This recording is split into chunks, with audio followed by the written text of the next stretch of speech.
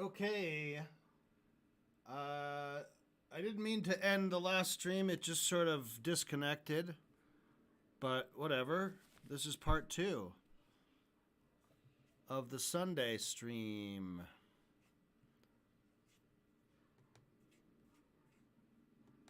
So, wait a second if anyone wants to find me again.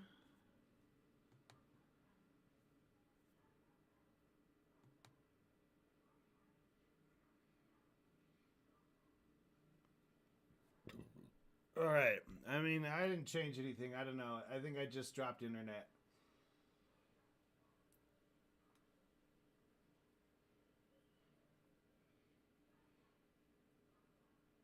So, let's see. Let's get back in the mix.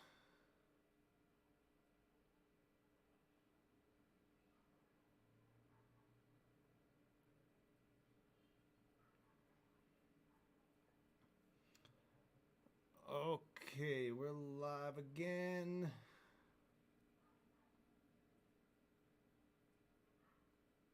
We are drawing. Looks like we got a new chat room. Okay.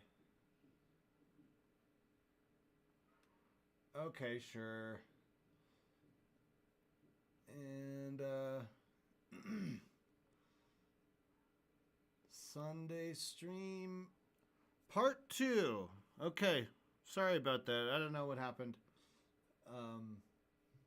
My stream just said stream ended. And I was all like, what? And it was all like, yep.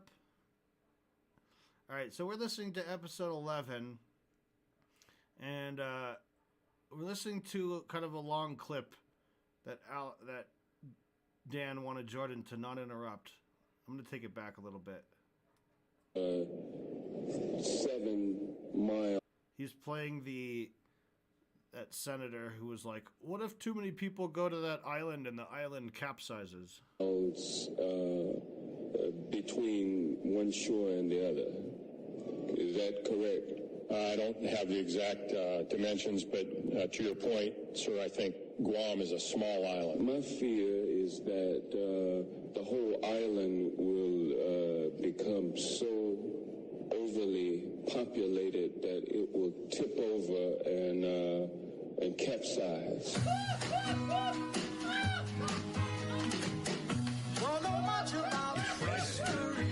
I stand here as a freed slave. That's how we open our show. That we can work, that I can work with President Bush on, and I'm disappointed because I thought that there might be some interest because of what he said in the campaign. What are we going to do?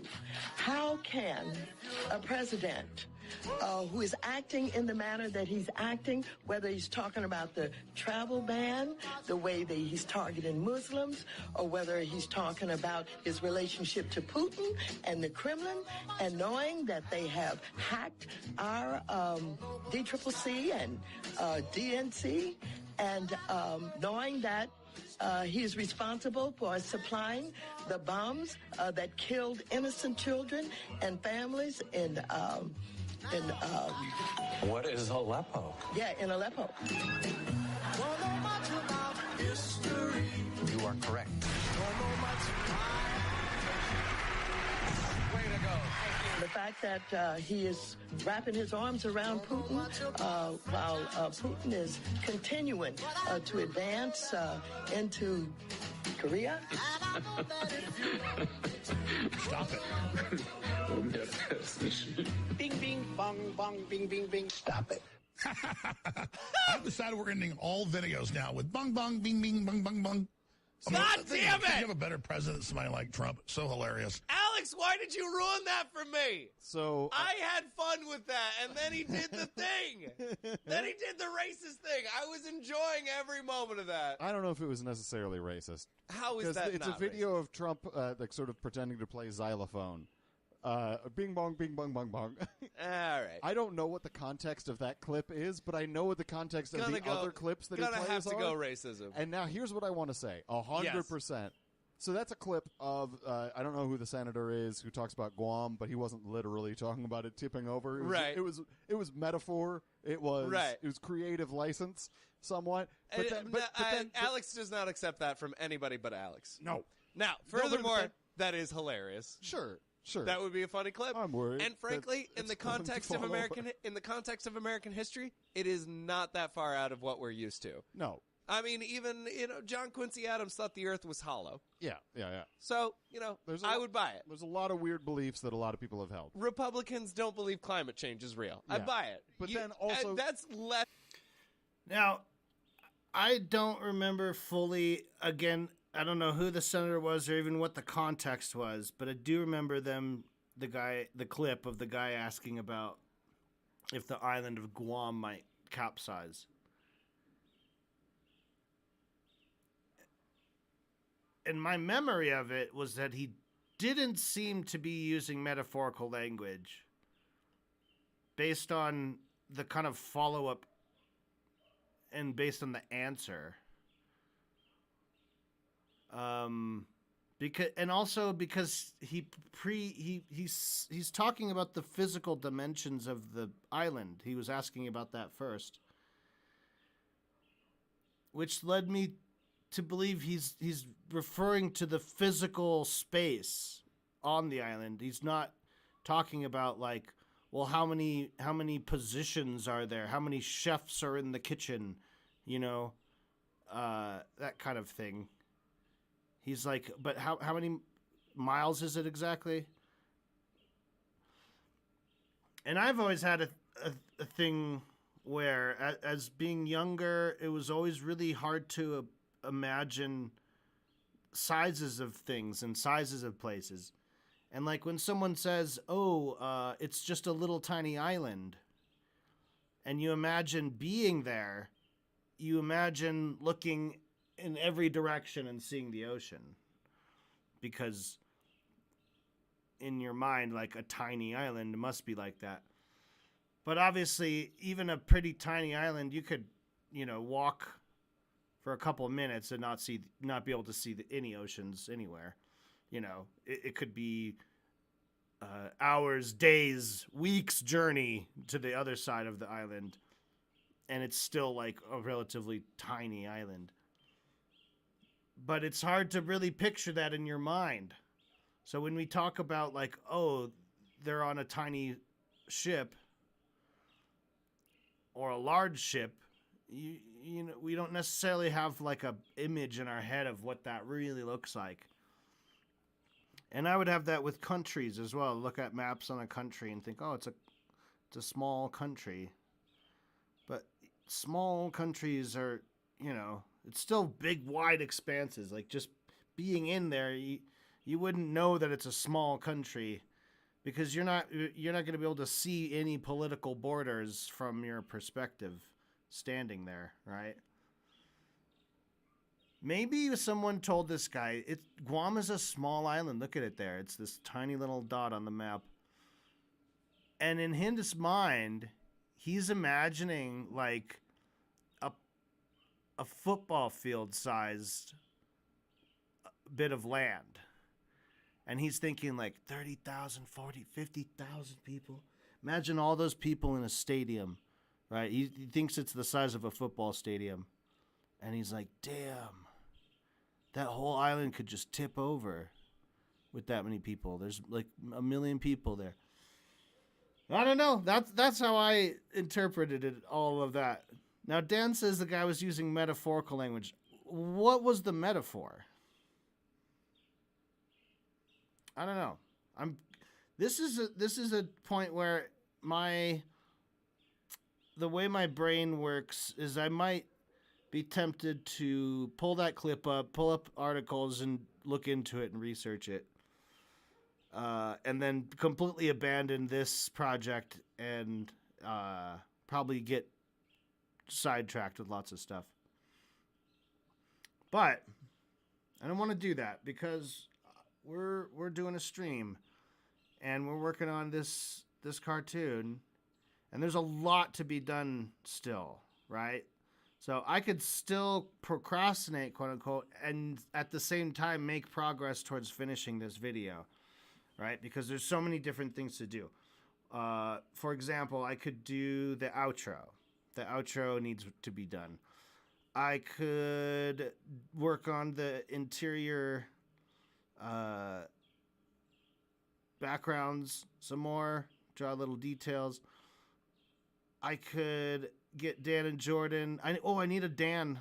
I need a Dan in the security outfit as well. So I could do that. I need the projector, right? Because they have this joke about how, like, oh, you're going to have to get the projector. In fact, let's listen to the clip again. It's been a while since I listened to it. And while we listen to the clip, we can also watch a little preview. Procrastinate. Ooh, that's a nice portmanteau I haven't heard.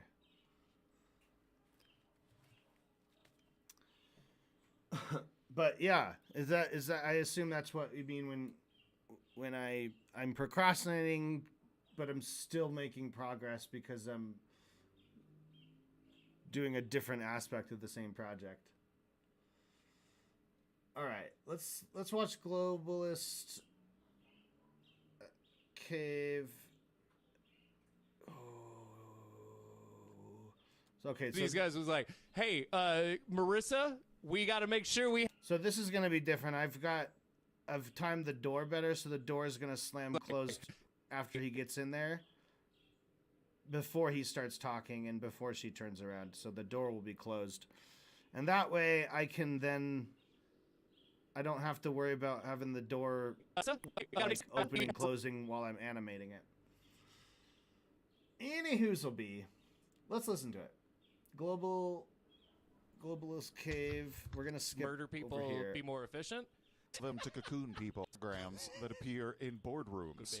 And the executives go into these hologram rooms in corporate America and the government, and it goes, and a avatar head pops up and says, "Here is the command recommended progress action to expand the overall directives." And then they sit there and. I need to line the mouth up better. That's just going to take some adjusting of clips in DaVinci.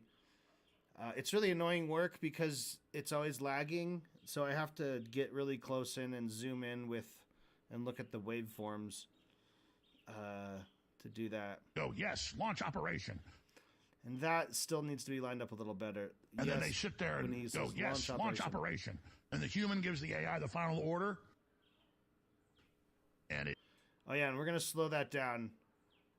It goes forth. Imagine they go in a room, it's going to launch...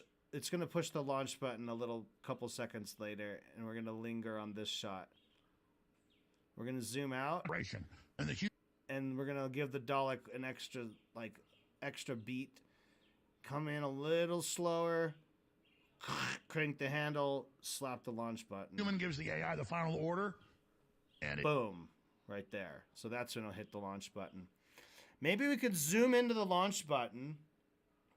And as he hits the launch button, it goes forth. Imagine they go in. It goes forth. So that could be a transition shot. A transition to... So zoom in even more, right? And as it pounds the launch button, then it transitions somehow to... you know what it does. The blue head going forth. The hologram going forth. That's another thing. I keep saying that's on the list. I haven't done it yet. I've said this for the last 2 streams. We need to animate / figure out how the hologram will go forth. Will it fly like a flying monkey? Will it run like a running monkey? Or will it simply float away like a floating monkey's floating head? These are the questions. Let's continue. Maybe I should keep a list. You know what you know what would be cool? Sticky note. Because a sticky note. I can make it a certain color, I think. Okay, green sticky note means we have to do it. Okay, what what did I just say? We have to do draw Dan in security suit. And it goes, and then and it goes forth.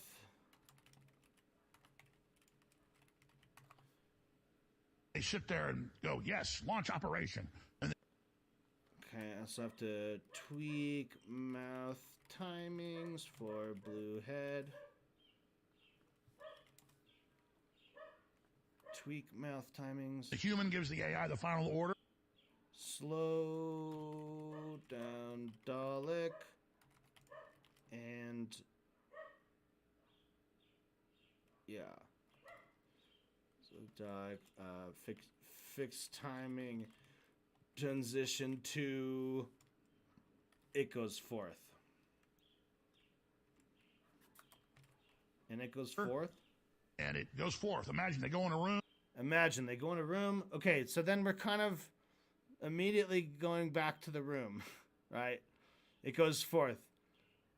And then we just cut back to the same boardroom. Hologram of a AI avatar. Looks like a person. Maybe somewhere in there we just cut to Alex's face at the desk. Rise of humanity and legit. Both do the main directive to do to us, and most of the systems and then they sit there and go, yes, launch operation. And the human gives the AI the final order. The human gives the AI the final order. We can hold on that shot of the human ordering. And it goes forth. Imagine they go in. And it goes forth. So it should be a very quick shot, right? It's gonna be like half a second of it goes forth. I know I'm kind of like obsessing over that little line.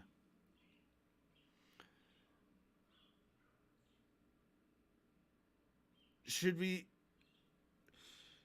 should be just like 3 frames of the hologram somehow leaving the frame. So whether it flies away or hovers, beaming up quickly. Yeah, kind of a Star Trek beaming up. And so however it exits from our close-up shot, then I can go to the exterior shot and make it continue that movement. And I think that's how they did it in Power Rangers, right? So that could be good, because we can sort of take, like, I'm already doing a lot of Power Ranger references. So I want to watch this thing. I'm going to pull something up on YouTube. Power Rangers go to what's they're called? Headquarters?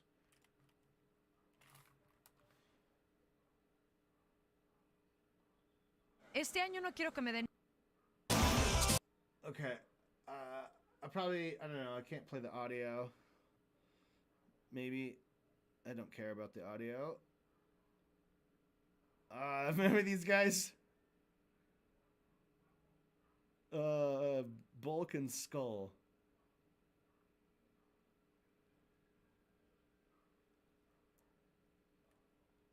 Power Rangers, teleport. What does it look like? I want to see the effect. It's morphin' time. Oh, okay. That looks like something I could definitely do. Yeah, the little electricity. Zoom. Okay. Yeah. Now we're cooking. Let's watch this in slow motion. Ay.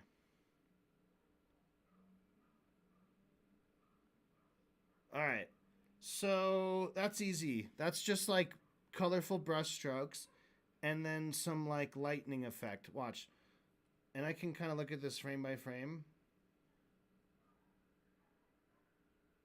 I use a plugin or whatever it's called, attachment to Chrome called Tweaks for YouTube, and it's really nice. If I hover my mouse towards the bottom of the screen, I can use my scroll wheel to go one frame at a time. If I want to skip 10 seconds or 5 seconds, I keep my cursor towards the middle of the screen, and it'll go 5 seconds at a time. And if I want to really skip through something, I put my cursor towards the top, and it skips at like a percentage of the video. Like, I think 5%. So if you have occasionally you get like an ad that's like 2 hours long, literally. And they're usually skippable, but if for some reason you had a huge long ad that was unskippable, you could skip through it by percentage very, very quickly. And it doesn't matter how long a video is, you can just scrub through it really, really fast. Or you can scrub by second increments, by 5-second increments, holding it here, or by frame increments by holding it here. So you might, when I'm navigating through a video, a lot of times I'm kind of like doing this,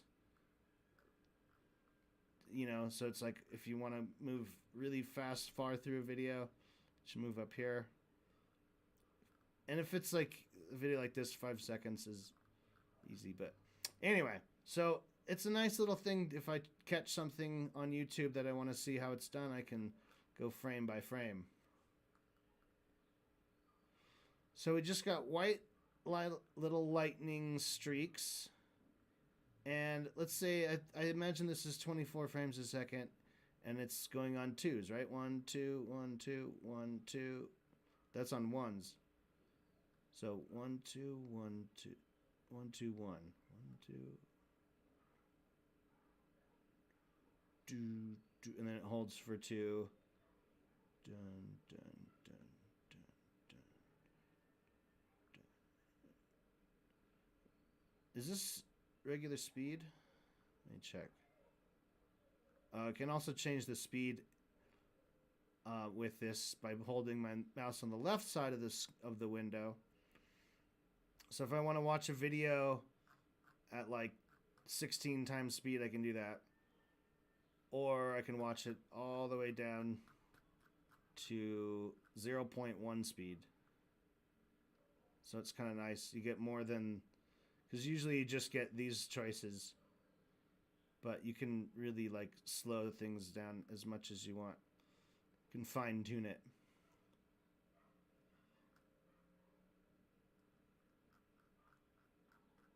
Oh, so these 4. So basically what I'll have him do is basically what's happening here without the watch. But he's going to get covered in white little lightning bolts that are going to wiggle around. Here we go. And also blue lightning bolts that will wiggle around. It's just random squiggles. Random squiggles. And then just some like nice brush. You can do that shit in Krita real easy. I got some brushes that look just like that. Pretty cool idea. Billy creates communicators.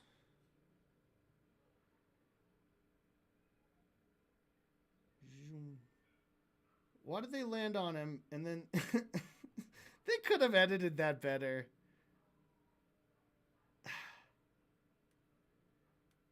They could have edited. That's all the editors, I think.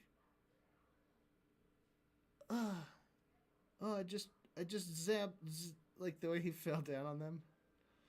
And this guy, that's basically a parody of the guy that I drew, although I didn't look at him at all. He just is a guy. He's not like a monster or anything. All right, it goes forth. So where's our? Oh yeah, notepad, or I mean sticky pad. Perfect. It goes forth. Power Rangers style teleport, and we'll do 2 shots, interior and exterior.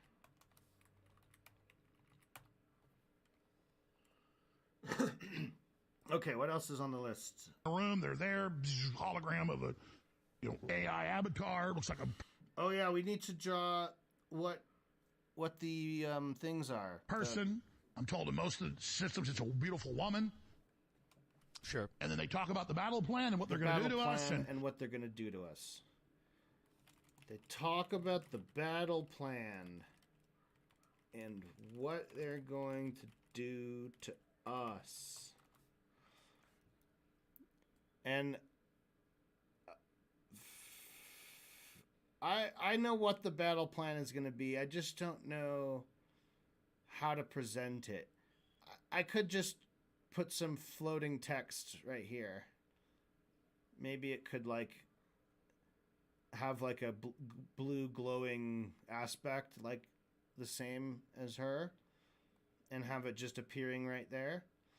Maybe we could move the camera a little bit so that she's kind of on 1/3, the left third of the screen, and then the right 2/3 can be this floating holographic computer screen that will diagram out the battle plan and what they're gonna do to us. The battle plan is: I want money, power, glory.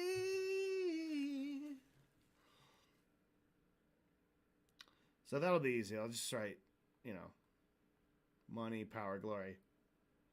Step 1, step 2, step 3. All right. That's the plan. Money, power, glory. I wish I could use their music. I probably can't. It's like real, universal whatever protected, probably. One of the super big giant record companies owns it, probably. So I would get struck dead if I tried to use that sweet song. But I feel like it's good. It's so dark. It could provide some nice mood. Maybe we can get a pastiche of that song. A pastiche is a way you can create the same vibe of a piece of music by recreating just not the song, but like the instrumentation, the tempo, the kind of key, just delivering all the same kind of emotions, but you just changed the chords and you changed the melodies and you changed the rhythms up a little bit. So that technically in no way are they the same song, but it's obvious when you listen, like, oh my God, it's just supposed to be Michael Jackson, or that's just Earth, Wind and Fire. It's just Earth, Wind and Fire celebration, but you can't use that, so you made a new song called Have a Party. Have a party. We're so happy. Have a party. So maybe we could get make a pastiche of that song. Anyway, let's keep going. We need to see what else is on the to-do list. Most of the systems, it's a beautiful woman. Sure. And then they talk about the battle plan and what they're going to do to us, and the AI estimates in different reports. AI estimates in different reports. I've already written this down. In different reports.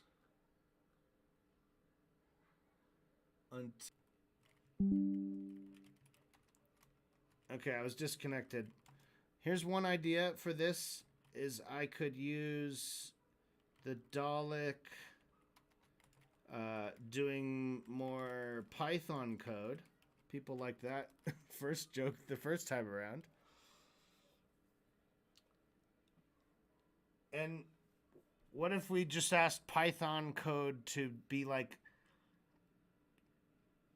calculate how long until something happens, but like, what if it's something that, like, just can't happen? Like, well, if, I don't know. I'm saying there's probably a joke somewhere in there that, like, that's someone, let's say basically what Alex thinks is happening is that, or what he's purporting is that the AI is estimating the ETA of the completion of this research that grants the globalists their immortality. So for me, the joke there is that these Fortune 100 company execs are basically just asking ChatGPT, how long until humans can live forever, right? And they're just like typing it up in a report and wasting everyone's time by telling them that. Does that make sense? The AI estimates, maybe I should put in like a ChatGPT joke, like the AI estimates, and maybe it's on the screen will have text of like, as a language model, and it'll say some bullshit. What else does ChatGPT always say? It's important to note. It's important to note that while these are speculative, I am just answering hypothetically. I'm thinking about how like Jordan Peterson like would get in fights with ChatGPT and like report that on Twitter. Put some ideas in the chat room if you have any about like what like the chat bot would be saying. We could just try it. Because ChatGPT is really stupid. I don't really want to necessarily use what ChatGPT, but maybe we could in this instance if it's like we're joking that they would use ChatGPT for it. How long until we will have achieved eternal life by innovations of medical science? That's what I'm going to ask ChatGPT. Let's see what it says. It's a complex and multifaceted goal which involves numerous scientific, ethical... It's difficult to predict an exact timeline for achieving eternal life, even if it's possible. Just give me a close as possible time when it will happen. Like a countdown clock, please.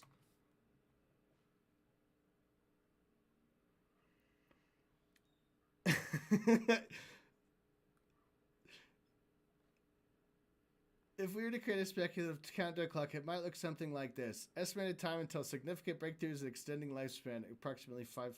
I'm going to use Alex's wording here. How long until they got total life extension?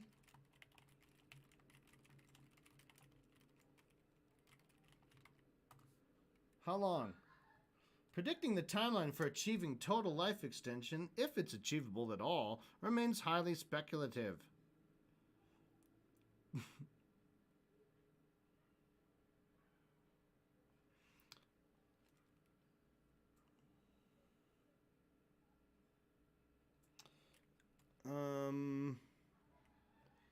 How about this? Right Python code for a robot that sets a timer,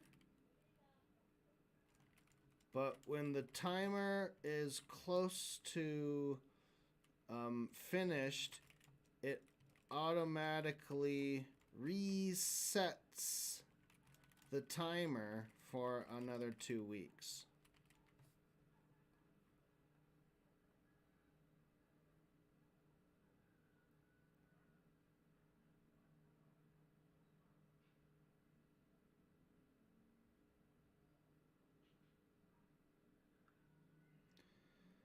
This code continuously checks if the timer is close to finishing. If it is, it resets the timer for another 2 weeks. If it's less than a minute remaining.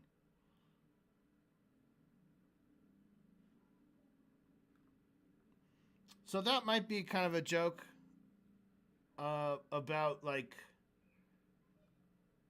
the AI estimates in different reports.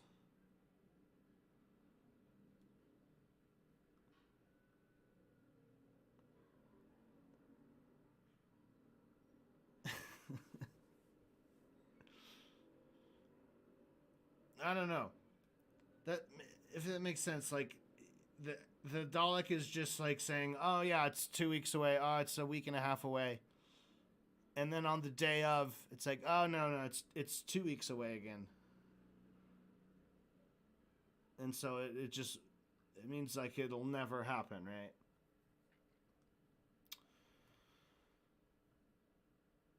ChatGPT. But by testing on a massive population, they'll both do the main directive, depopulate, while discovering how to live forever. That's their main goal by using us as a guinea pig. I have no idea what to do with all of that. It's not particularly vivid imagery. So that's another question. What do we do at 148? Basically immortality, they believe, but by testing on the massive population, they'll both do the main directive, depopulate, while discovering how to live forever. That's their main goal by using us as the guinea pig. This sounds legit. What? You don't think that super attractive lady holograms are plotting the demise of humanity in Fortune 100 boardrooms? I just seems legit. I have the mental image of like the Power Rangers going into the wrong cave. Yeah, and no just shit. There's a bunch of executives there getting a different set of orders, and oh, sorry guys, we thought we were talking to Zardon or whatever. Yeah. It's a rich scene in your mind. Yes. It Little seems robot. seems like a lot of pageantry for what the goal of what one of these meetings would be. because you know, if this meeting takes place as described, that means that weeks in advance, one of these guys was like, "Hey, Marissa, we got to make sure we have the 3D model up. We got to have the hologram all set up. If anybody fucks up, everybody's dead." Right? Because you would have to kill people. I assume we'd have to kill people anyway. Yeah, right. There's so many people who die for every goddamn meeting. I've been to like all hands meetings at companies and stuff, and I've been there when like something hasn't worked exactly, like a video didn't play right. I just imagine this AI hologram. So at 325, we need to make the hologram machine bugging out in some way. Maybe like sparks and smoke flying from it. And something like that. Maybe make it shake around. And Dan will be there kind of, like slapping it, trying to like make it work. So draw Dan there, hitting it, trying to get it to work. And the hologram flickering as well. Hologram flickering.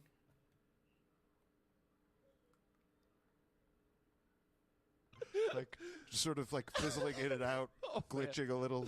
The moment you got to be like, listen, we're going to switch to the overhead projector.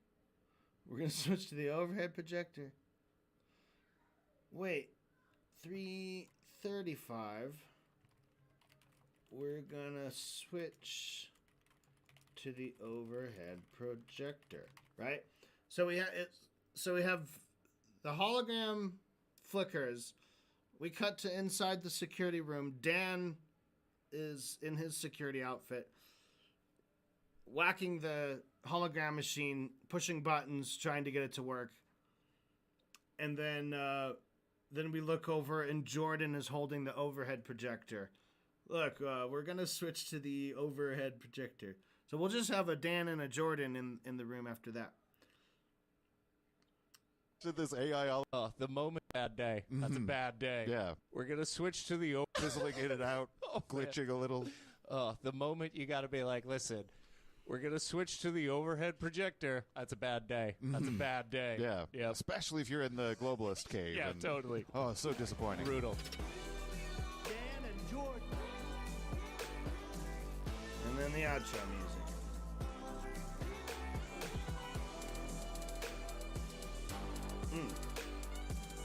So good. Dan and Jordan.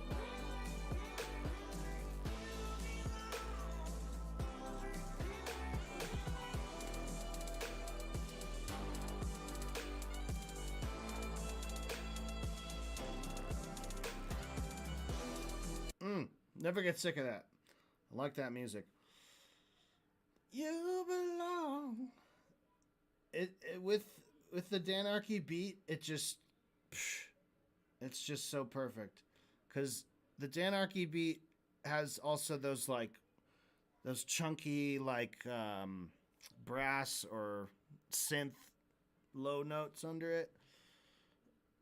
Oh, so good. So good. DJ Danarchy's a national treasure. That's what we say around here.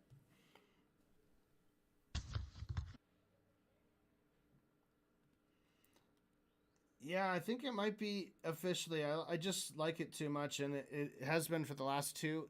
Basically, ever since I got official permission from Danarchy directly to use the music, I used it, and I like it. I like how it starts with the part where you hear Dan and Jordan. And then I looped it so I could do a little more stuff with the, the outro clips, the out of context clips. And I also really like Baby Blood, another track, as the intro.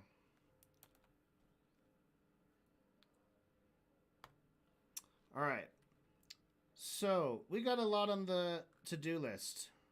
God damn, this is a lot. And this isn't even everything. This is just kind of what jumped out to me as stuff I can do. Draw Dan in security suit. Okay, so that's one thing I got to do before I can do this other later stuff. I don't even know what I'm going to do for 148. The mystery of 148. Start a Q&A. What to do about 148?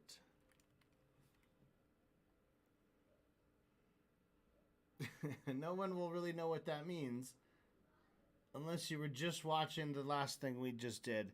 148 is when Alex goes, but by testing on the massive population, they'll both do the main directive, depopulate, while discovering how to live forever. Cough. That's their main goal.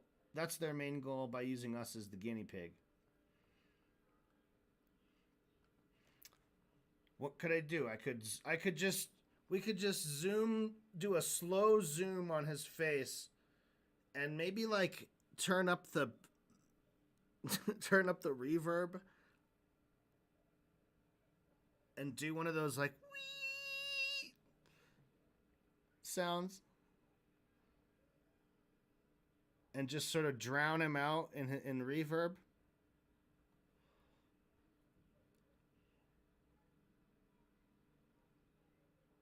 And then just kind of snap back to reality where it says using us as a guinea pig.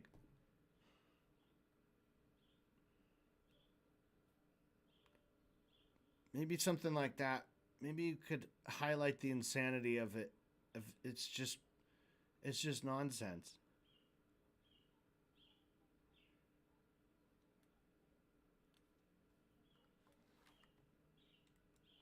Companies and stuff. And I've been there for what everybody's the goal of what and Fortune 100. This sounds legit. They've got, but by testing on the massive population, they'll both do the. What am I thinking? Let's just look at an example like with the EQ. The main directive, I believe, but by testing on the massive population, they'll both do the main directive, depopulate, while discovering how to live forever. That's their main goal by using us as the guinea pig. That's their main goal by using their main goal is the guinea pig. That's their main goal. Using us as. That's their main goal. Using us as the guinea pig. This sounds legit. Hold on. While discovering how to live forever. That's their main goal. Using us as the guinea pig.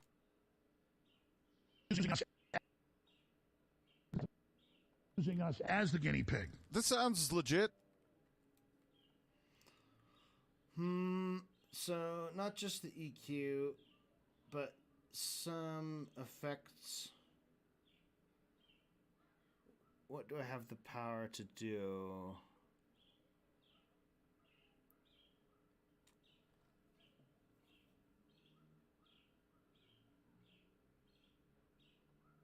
Let's try just a reverb. The population, they'll both do the main directive, depopulate, while discovering how to live forever. That's their main goal by using us as the guinea pig. This sounds legit.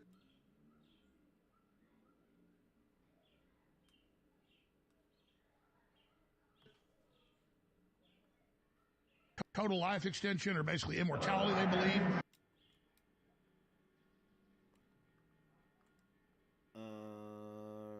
Fix some of this. Basically, population, both do the main directive, populate, while discovering how to live forever. That's their main goal by using us as the guinea pig. So whatever, I don't know. I don't really know what I'm doing. I have kind of an idea of that in mind. I'm not going to waste too much time. When he coughs, he turns into a guinea pig for one frame. Both do the main directive, depopulate, while discovering how to live forever. That's their main goal. That's their main goal by using us as the guinea pig. Guinea pig. This sounds as the guinea pig. This sounds. How to live forever. That's their main goal. How to live forever. That's their main goal. How to live forever. That's their main goal by using us as the guinea pig. This sounds.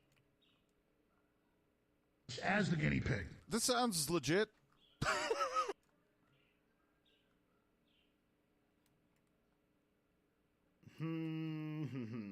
Okay, let's not get too sidetracked. This audio effects, well, that'll come later. Let's keep 148 a mystery for now, or we'll take. That's one good idea, is having him be the guinea pig. He says we are the guinea pigs, and maybe it comes out during that little cough.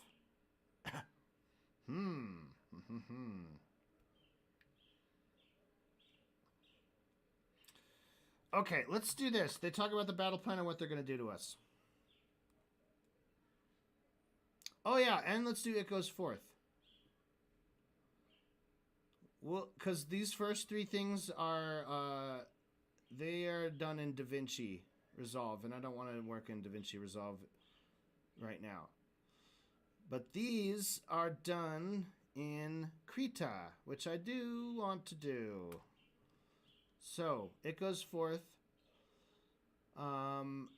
They talk about the battle plan. So this one, I want to do this one first. This one's going to involve Lana as the hologram. Holalana. Everyone holla at Holalana. Halalalana. All right. Where's Holalana? Blue head Lana. So, when she delivers the plan, we're going to reframe it. Instead of having her in the center of the frame, we're going to blow it up a little bit, and she's going to be... Let's think of the frame of the... in thirds. Right? Thirds. How do you make thirds? Here's a trick. You draw a thing. Wait. Make sure you draw it on a layer that's you're not going to use. You draw a thing. You copy it. You line it up. You copy it again. You line it up. Line it up there. And now you have a thing that's three of the same length, or three equal parts. And then we just shrink it down until it's the length here. So that is our frame in thirds, without having to do any math. So let's take everything, put it in a big group. Actually, we're going to trim a lot of these. So let's do this. We're going to save as. And what is it called? It's called the battle plan. Lana battle plan.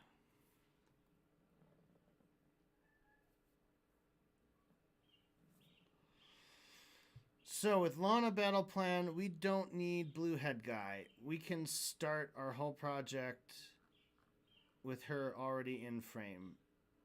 How about here? So at 50, 54, 55.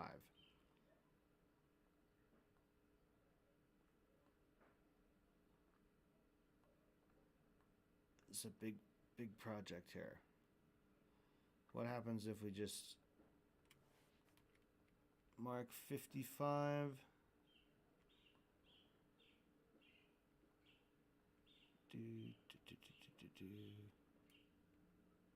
Anything?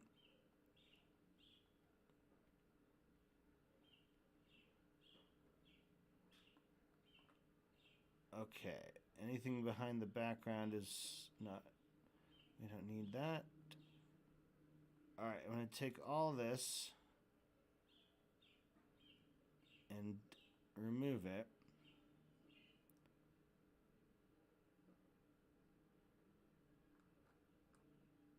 Okay.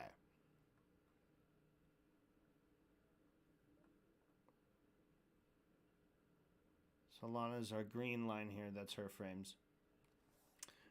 So now everything is on... We just... the only thing that has to animate is Lana. So she's not going to... She's going to get a what's called a transform mask.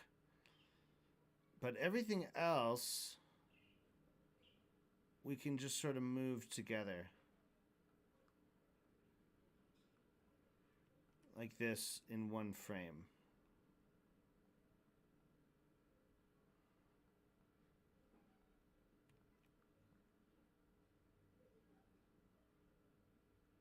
So we got these guys in the background. Okay.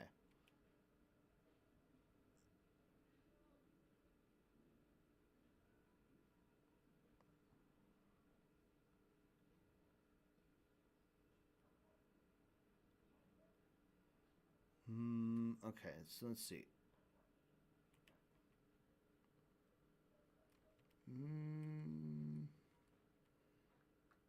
It's not what I wanted to do. Here we go.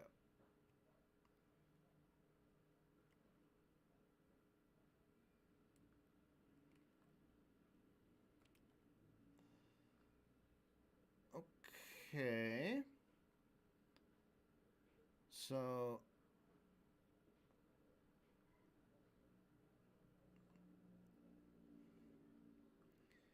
and then basically on this layer,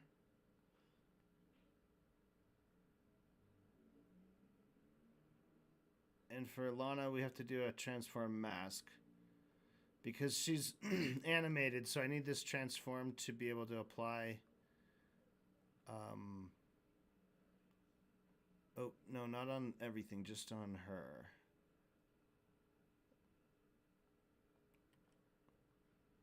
Yeah, so that way this all the transformation I'm doing will apply to all the frames.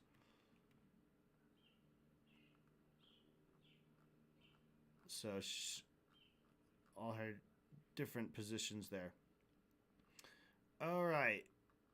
I moved my guidelines when I moved everything. So yeah, that's pretty good. She's pretty much in the first third of the frame. And then so over here, and it's going to be, is the trick, is it needs to be in front of these guys. But behind these guys, right? So we'll have a kind of a floaty monitor that will expose, but we'll have it sort of transparent, so you'll slightly be able to see these dudes behind it because it's holographic, right? Just have like a, maybe not too much, something like that. Something like that. And then the battle plan.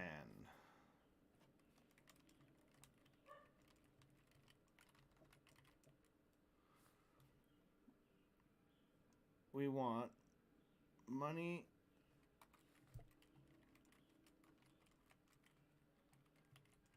power, glory. That's the first thing.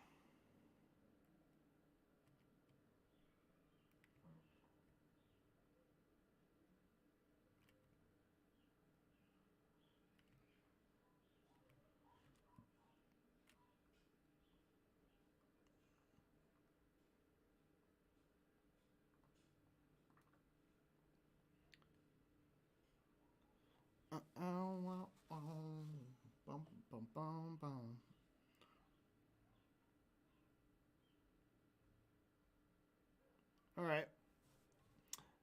So we'll throw the podcast back on. I want to animate the words onto this and maybe play around with the colors or something. I want to make it look maybe more computery. Maybe I'll try some different fonts. If anyone has opinions about that, please share them. Love to hear it. But yeah, that's a good little meeting time, talking a bit. But now I think I'm ready to jump back in the hole. So let's put the podcast on. I'm gonna refill my drink, and we'll get going. What's this podcast called again? Knowledge Fight. We are listening to episode. Are we still in 11? Andy, not. This doesn't hold my place. I don't remember how far we were into this. It's not a monstrous. let's see. My 80s style teen car wash comedy Okay. would be called Jihadi Car Wash. Their friends, their lovers. I would think all of those would be very rich targets for people that were brought up in the KGB system. Hit pause again. I wonder, does that guy drive like a white van? CNN. Anyway, Fake news. Fake news. We got to get to this clip. Yes. And thank God they've partly struggled free from it. Are there still big globalist combines in Russia still tentacling back, trying to take control of the U.S.? Absolutely. Just like there's globalist tentacles inside the State Department trying to defeat Le Pen. I mean, look at this guy. The French brace for possible election cyber attacks from Russia? How about the French brace under EU and Islamic invasion? And a bunch of fifth column collaborators selling out their country where it's so dangerous. I was reading their tourism's down by like 80% the last 3 years. It's a hellhole. With Islamic Jihad people running around who've like mutated and mixed into the whole gangster culture. It's a joke. Let's go back to the ridiculous piece. Personal account of many of these, of many of the leading politicians. Oh my God! And also that Rewind that. 2 seconds. Just stop. If you're a radio listener, There's this never thing get 2 trendies do seconds where into they a clip. basically wear costumes and they festoon themselves and they dress weird. This is what the trendies do. God, I love him. So the video he's playing is the CNN thing where there's this guy, and I got his title here. He is a cybersecurity expert from Columbia University. Yes. And he has a mustache and little, Oh, chin no, thing. he has like a little He has Johnny like a Depp musketeer in. going on. Okay. You know, he has insane facial hair, but doesn't look terrible. It looks, I mean, it's fine. He looks like a musketeer. It's not comical. But Alex has to fucking latch onto this. Right. And he's like, this is what the trendies do. Because so long as you have a weird appearance, none of your opinions matter. Yeah. Now, enjoy the rest of this, which is just a lambasting of his facial hair. Wonderful. And they want to look strange. I mean, this guy looks like, what cartoon character does he look like? Like the character that's in Monopoly? He's trying to come up with Snidely Whiplash. Yes. He never does, but the guy who's behind the scenes comes up with Snidely and puts him up on there. Okay, He good. puts up on the video, but Alex never... But Alex never remembers the name? Never gets there. He didn't go with Pepe Le Pew? Didn't do that either. All right. Or Mephistopheles, who's wearing a black top hat? Mephistopheles. He needs a monocle. Or is he in the German high command? But this is what trendies do. They go, how do we convince them? They don't trust us anymore. We've tried info babes. Roll out trendies. Info to babes. sound real pseudo-intellectual. Here. Don't interrupt him. Rewind it. I mean, I want to hear everything this guy Don't has to interrupt say. him. Yeah. So again, I folks, bet we don't the interrupt Russians him. are the reason the Patriots won, and white supremacy. Which, again, is not what this guy is saying. Nobody believes that. In any way. 0 people believe that. Just like homophobe, white supremacist, Russian agent. Right? And you can mix it. Russian agent, homophobe, KKK. You can interchange those, but always, though, the same things in different orders. This is the great intellectual gravitas we're dealing with. So let's go back to a guy in a costume. Okay, here he is. Personal accounts of many of these, many of the leading politicians, and also that of their spouses, their friends, their lovers. I would think all of those would be very rich targets for people that were brought up in the KGB. Okay, so hit pause. Let's rewind it again. Definitely didn't interrupt him. This is what the CIA is Good thing filled you with, is didn't all these interrupt him. foppish, effeminate, weak little nobodies that want to just get off on the secrecy and being able to break into your files and, be over you in the new Uber class. Again, this Ober is not a word. No. Uber, He might Ober. have been trying to say Oberlin. Over. 'Cause he's probably mad at Oberlin. Yeah.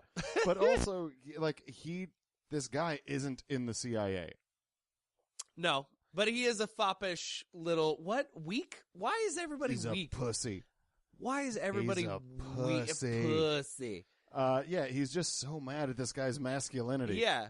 Always, For no always reason. mad at masculinity. Yeah, and it gets worse. The Uber mention. But then meanwhile, everyone hates him.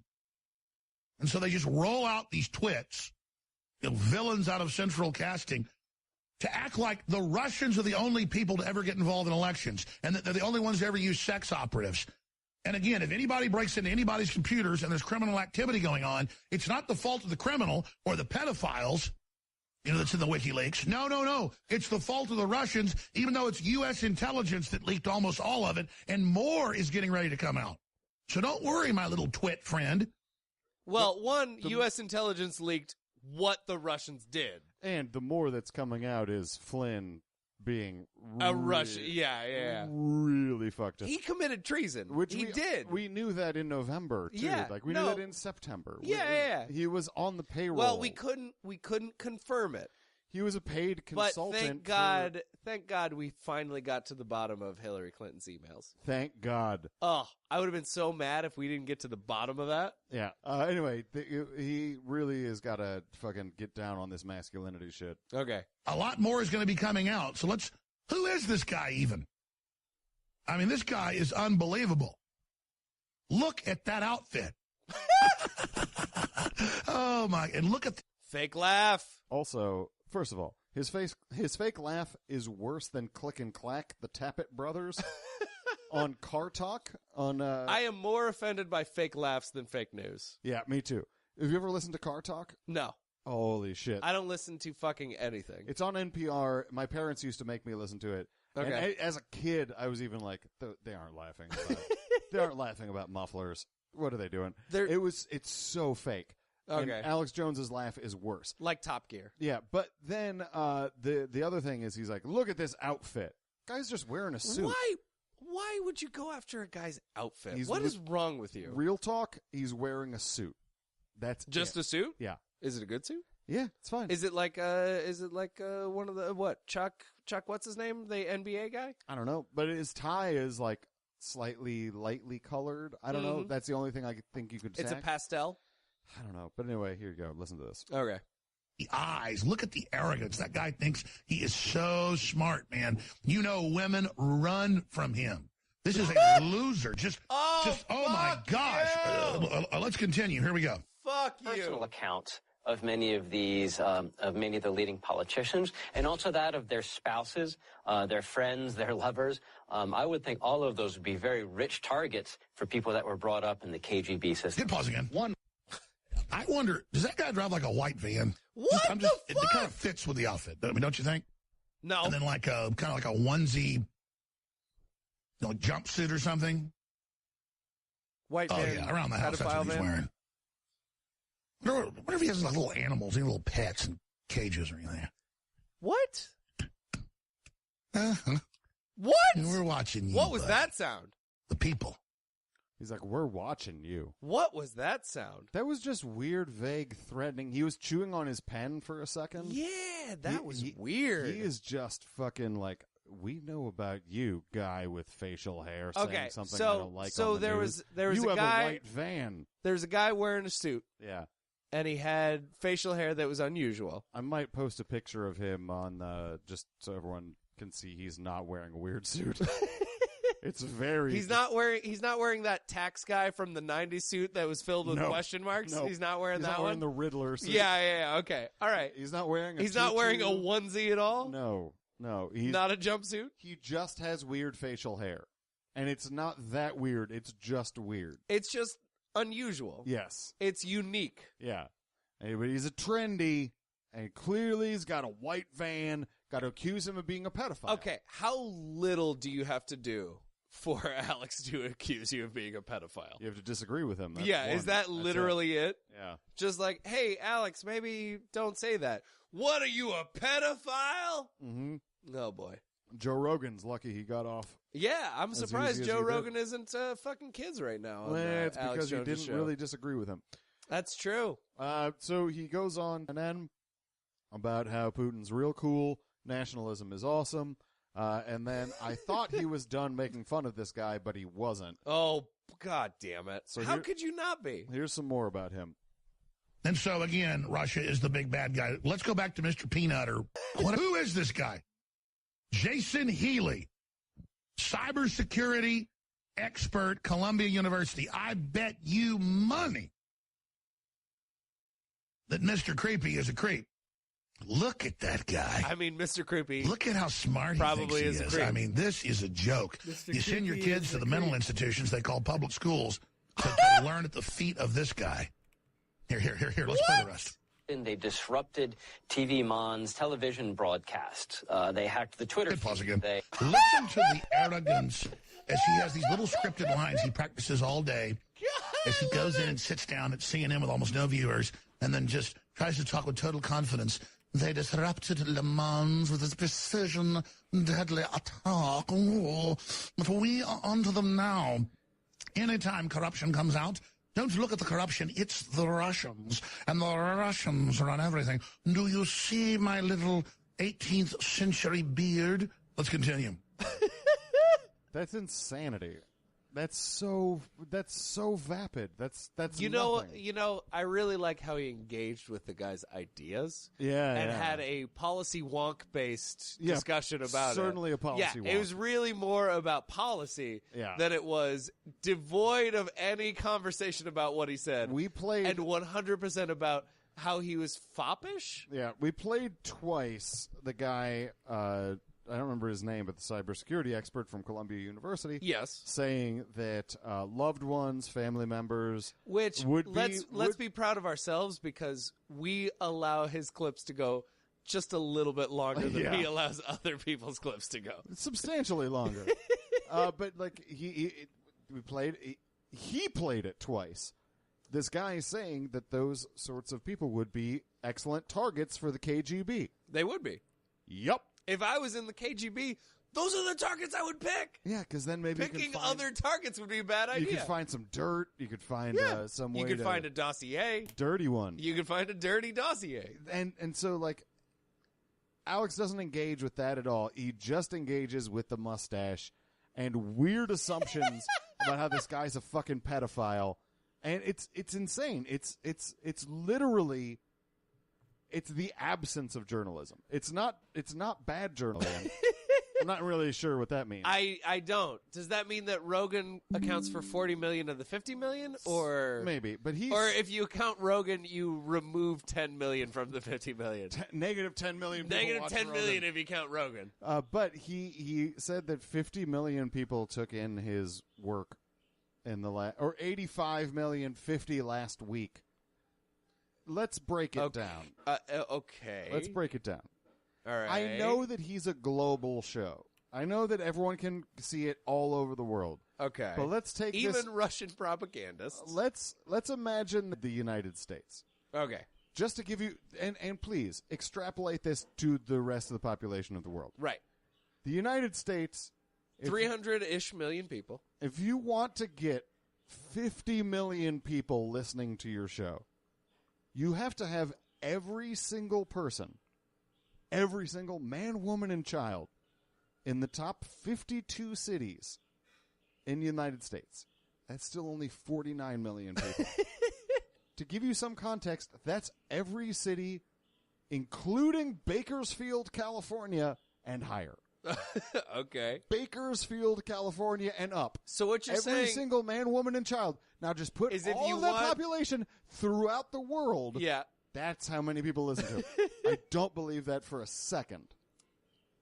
In order to get 50 million people or 85 million people listening to your show, you have to be Johnny Carson 50 years ago. And even then, I don't think that's the case. No. And that was back when they had 3 channels. Yeah. The idea of 50 million people is cool, but it's 50 million hits. There are artificial hits that happen. Of course. And he always talks about... Some of them Russian. He always talks about these, like, we have all these plays on Facebook. That's because someone scrolled past the video and it just started playing and they didn't watch it. Oh, does that count? Yeah, it does. God damn it. Yeah, all these things... What's the point? All these things factor into your statistics. Right. And again... Russian troll farms and shit like that. They have troll farms. Yeah, you have all of these fake numbers that end up happening. And so, yeah, I mean, your 50 million number, there's no way for me to prove what the content. No fucking way. Absolutely not possible. Because if that's the case, you're a fucking rock star, and you're not.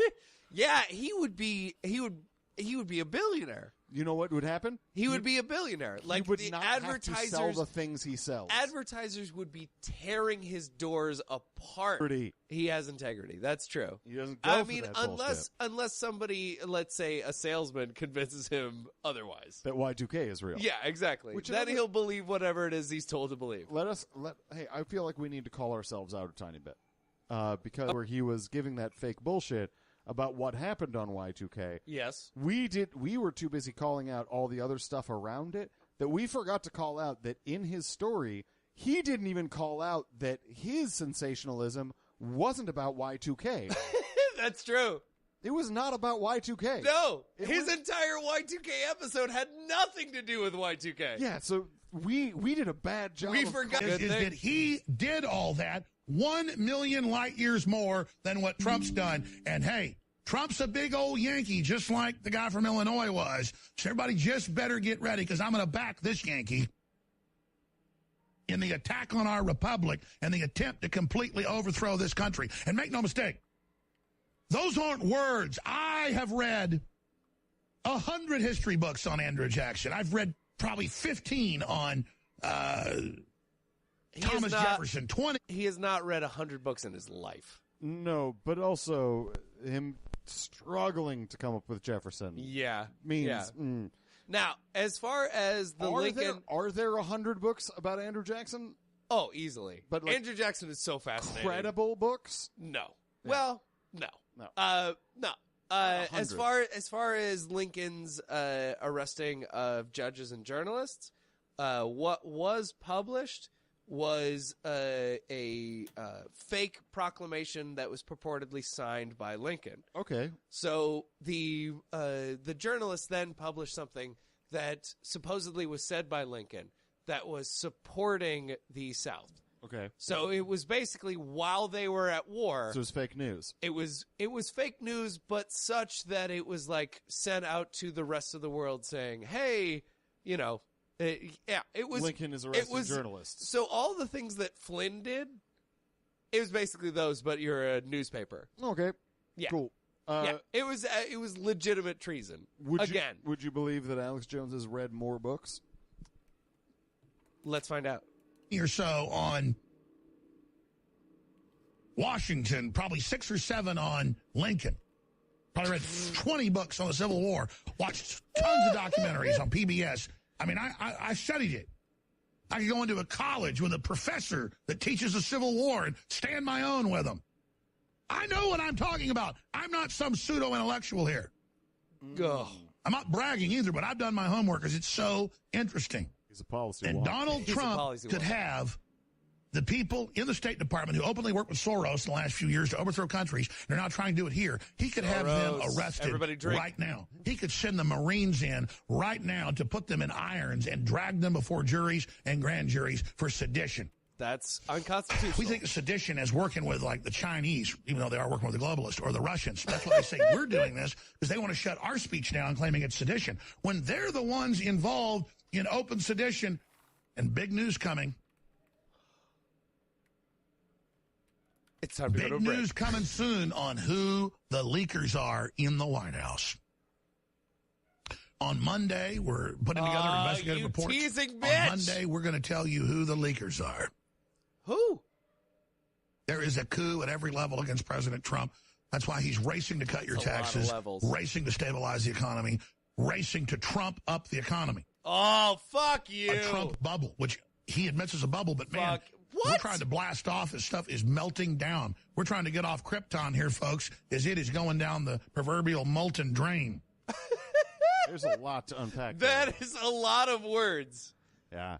I love his number of books read is very indicative of what's going on. It's probably about 200 total books. 100 on Jackson. Yeah. Right? 6 on Lincoln. Yeah. 20 on the Civil War. So only 6 of the books on the Civil War mentioned Lincoln. That could be a Venn diagram situation. That is a bad Venn diagram. No, but there might be some overlap. Like all 6 of those books might have been also the Civil War books. That's what I'm saying. Yeah, that's not good. No, it's not good.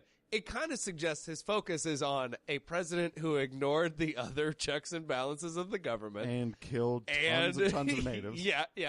The Civil War, which he thinks is a British which his relatives fought on the South. But it was a British psyop. And it's a British psyop. And then 6 on Lincoln. I'm guessing. Now. Yeah. Call me crazy. They're crazy. My thought. Maybe the 6 books that he read on Lincoln were not about how Lincoln was a great American hero. They might be the Holocaust denier version of Lincoln books. And there are so many of those. It's possible. I've had a lot of conversations with people who think it was unconstitutional for Lincoln to fight the Civil War. Sure. Now, that's a really interesting question. Not to me. Neither to me either. If you really wanted to be a dick about it, though, yeah, you get into it. Now, admittedly, if you're looking at the situation we're living in now, I would kind of think that we lost the Civil War because the South really took over, didn't they? It did rise again. They rose again. We laughed at them for so long. They rose again. Let's just get back to Alex. Here's Being a clip wackadoo crazy. that is a teaser for our next episode. This is a teaser where Alex is going to... on Monday, he's going to say some bombshell shit. No, on our next episode, we are going to deal in detail with what he's about to talk about here. Okay. But for now, just enjoy this and imagine what that next episode is going to be like.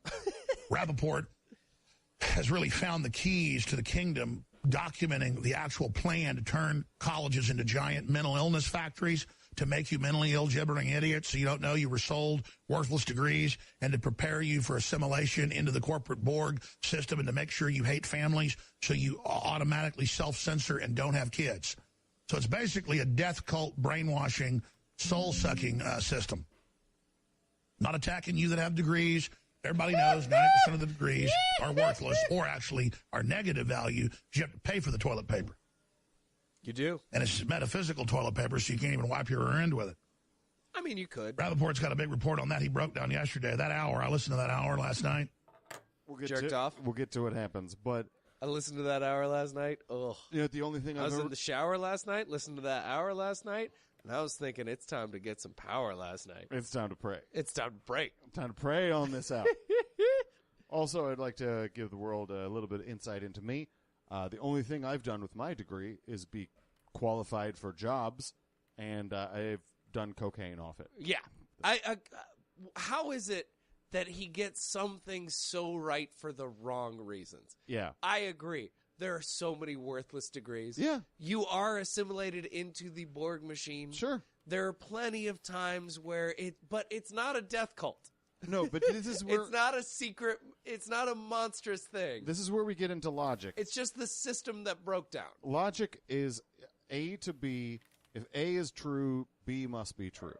Right. That's how logic works. I believe in that. It's truth preservation. Yes. So you're saying that degrees are worthless, therefore this is a death cult. And that's the problem for us. We get into trouble there. We agree with A, we don't agree with B. Because A doesn't lead to B. No. That's how logic is supposed to work. Your premises lead to the conclusion. You have to say degrees are worthless, and then another thing in order to maybe justify the conclusion it's a death cult. Right. And so far, you've done none of that work. Right. So our problem is that he starts from B, well, then A must be true. Mm-hmm. That's where we all get into trouble with him. He starts with B. I love B. Now, it's bullshit. But also, this one A thing, I bet people will just sign off on B if they hear A. It starts so good. Yeah. It starts so good. Well, it's that logical fallacy of starting from the conclusion. Right. It's what people do a lot. You already decide what you want to believe and figure out how to justify it. Yeah, it's backwards engineering. But this clip isn't done. Here's where Alex... man. Let's find out. It's so weird. Let's do this. It's so weird. What are we going to do? It was just his voice and just his focus and his understanding and his gravitas. It's just, John Rappaport deserves to be a superstar. I mean, he's popular. He's a great writer, great researcher, investigative journalist, but he just is a piece of work. I mean, just... I do agree he's a piece of work. But my tone is very different when I say it. John Rappaport I want to get more board ops, more people, more folks to run shows, and keep working with GCN. I'm not in competition with GCN. I love Ted and love GCN, but more people like Rappaport need daily shows. The problem is talk radio is geared to 3-hour shows. Somebody like Rappaport probably couldn't do that. Yeah, it's geared to that. Or doesn't want to do that, but it's just so good. That fucking denture-ass bitch could not handle 3 hours a day. From his weird fucking attic. Listen to our next show. You'll find out exactly why. I want to just have a camera on him for 3 hours a day. Oh, that'd be great. I do not want him to talk into it. No. I just want to find out what 3 hours of that dude's day John is like. Rappaport's life is like? Yeah, because it's got to be insane. 3 hours. I imagine he just walks back and forth in that room. Mm-hmm. His attic. Oh, yeah. For, 23 hours of every day, and then he talks into the 4th hour of the Alex Jones Show. Get excited for context for what we're talking about in our next episode. Also, I would say that 3 hours of his life, he's got a question like, I should hang that painting. Like, at least twice. Lana isn't actually a globalist. They're just using her likeness. On one level, yeah. Because they're using her as a 3D model to impress the Fortune 100 board members.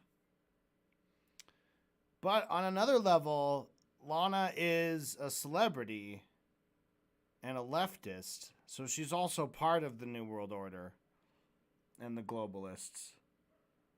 So in this mythology, Lana would be able to hang out at this place and use the baby juicing machine to get her baby blood. That's how she stays so beautiful.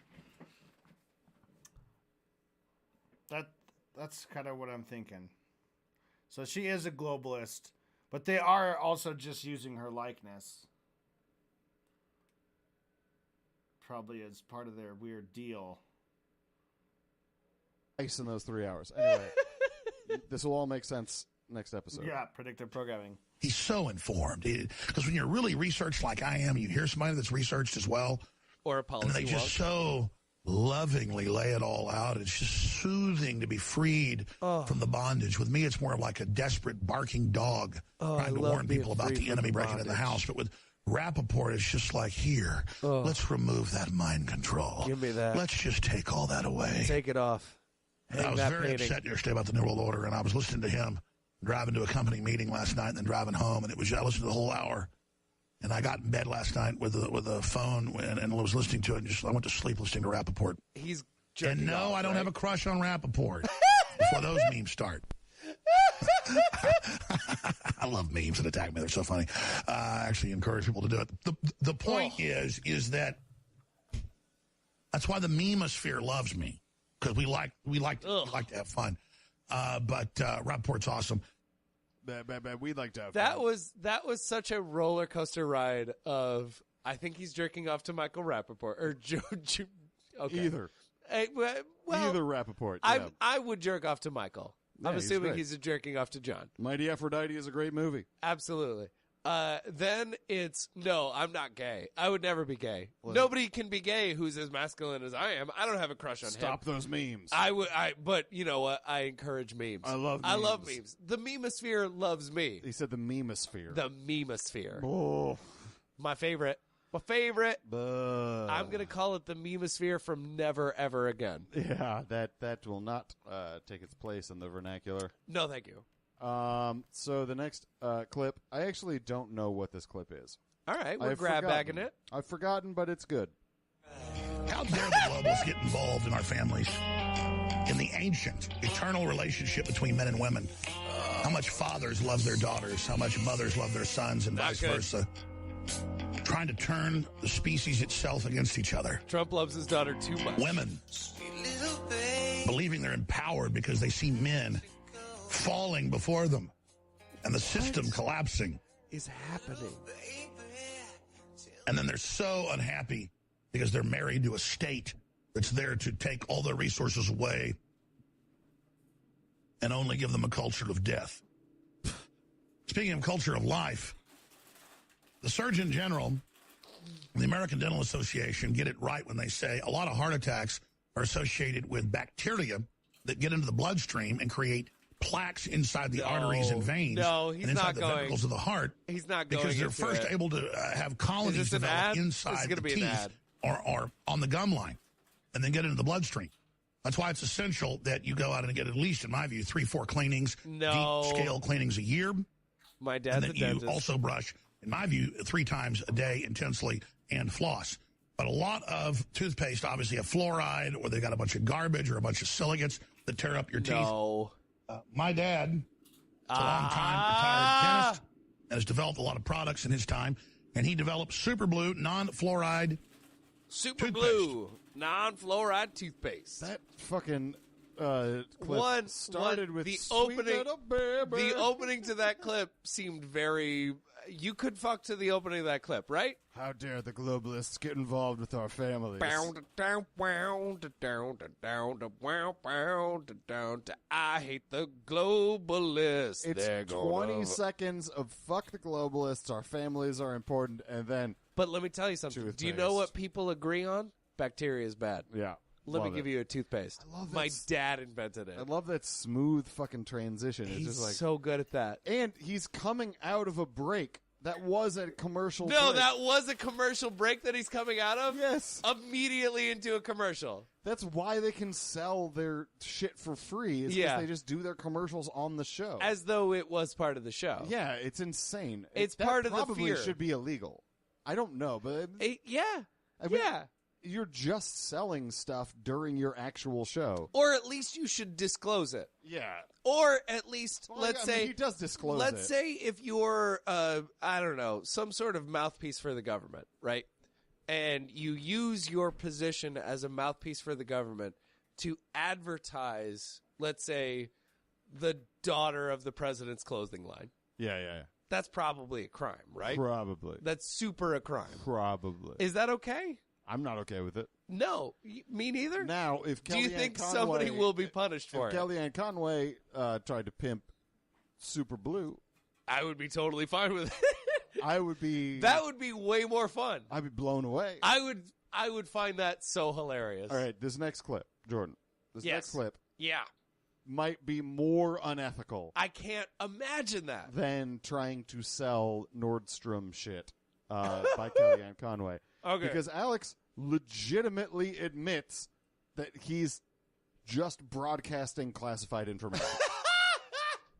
He Excellent. legitimately, I don't believe him, but he says that's what he's doing. So Now, let me tell you what the customs officials really want to do. And this information is classified, but they classify everything. And so I'm just going to tell you. No. And I've been aware of this for a decade. That's illegal. Google has software where you can take a picture of somebody and run it on your computer.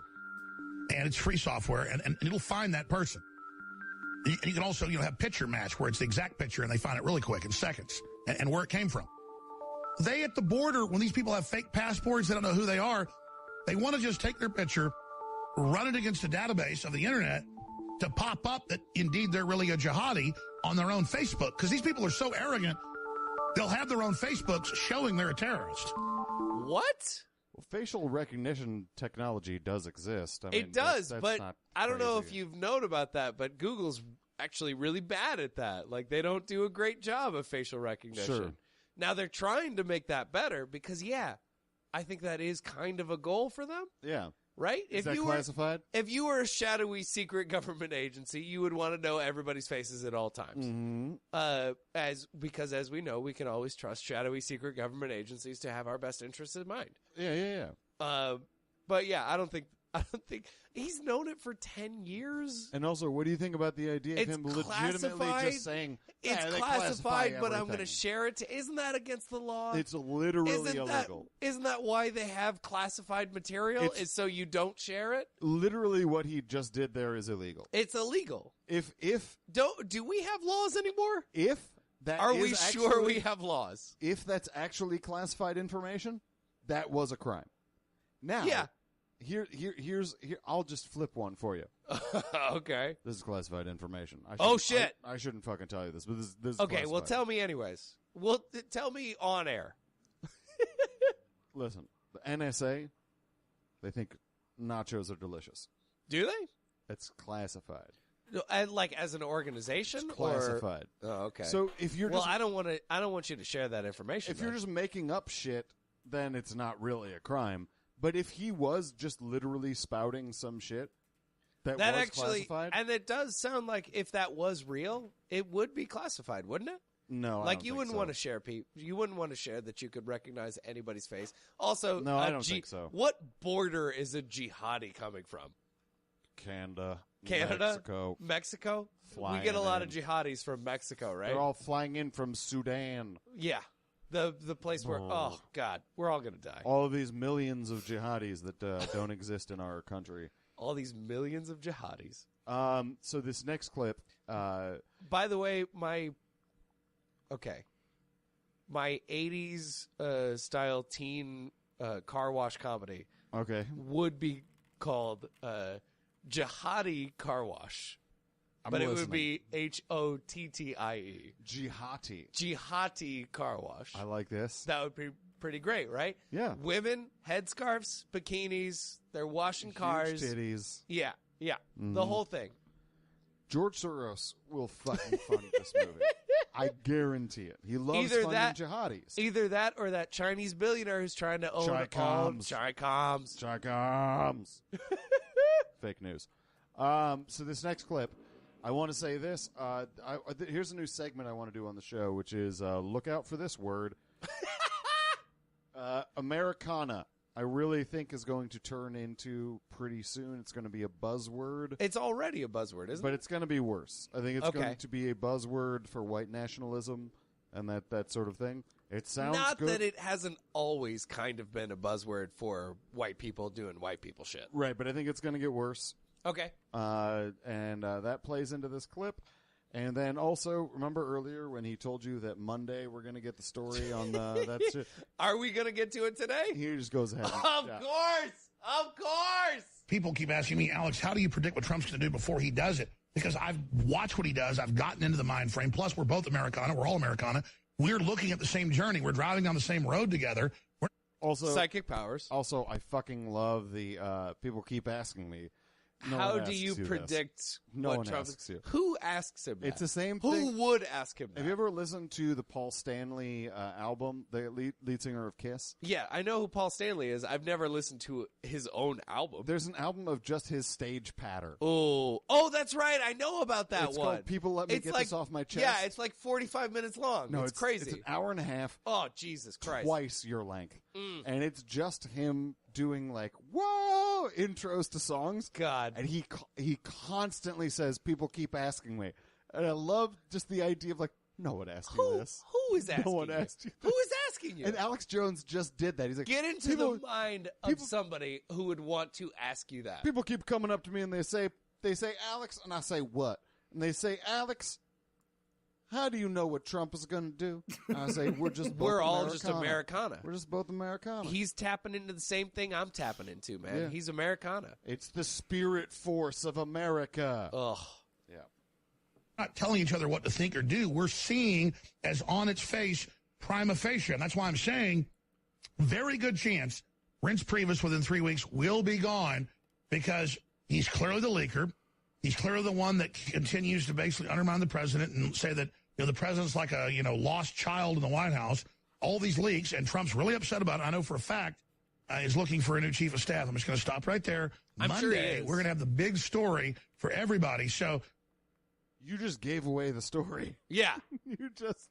So Monday, they're going to have a big story that is Reince Priebus is gone. He just legit... Well, I mean, like, we'll see when this is out. I mean, who knows? But, like, that kind of thing is so fucking awesome. But what... But it doesn't matter. Like, literally every day, it seems like there's a big story of some crazy shit happening at the White House. Yeah. So even if it's not Reince Priebus is gone, it could be anything, and that is a big story. Yeah. But not every day does Alex say, I'm not going to tell this story. I'll just tell this story. Actually, I feel like every day he does do that. But then as he's being like, all right, here's a story. Reince Priebus is not long for this earth. We'll tell you the whole story on Monday. Right. You just did. Yeah. That's pretty much the whole story. There is nothing left to tease. Unless the story is Reince Priebus dies of polonium poisoning. But that would be MI6. That would be pretty funny, It's though. not Russia.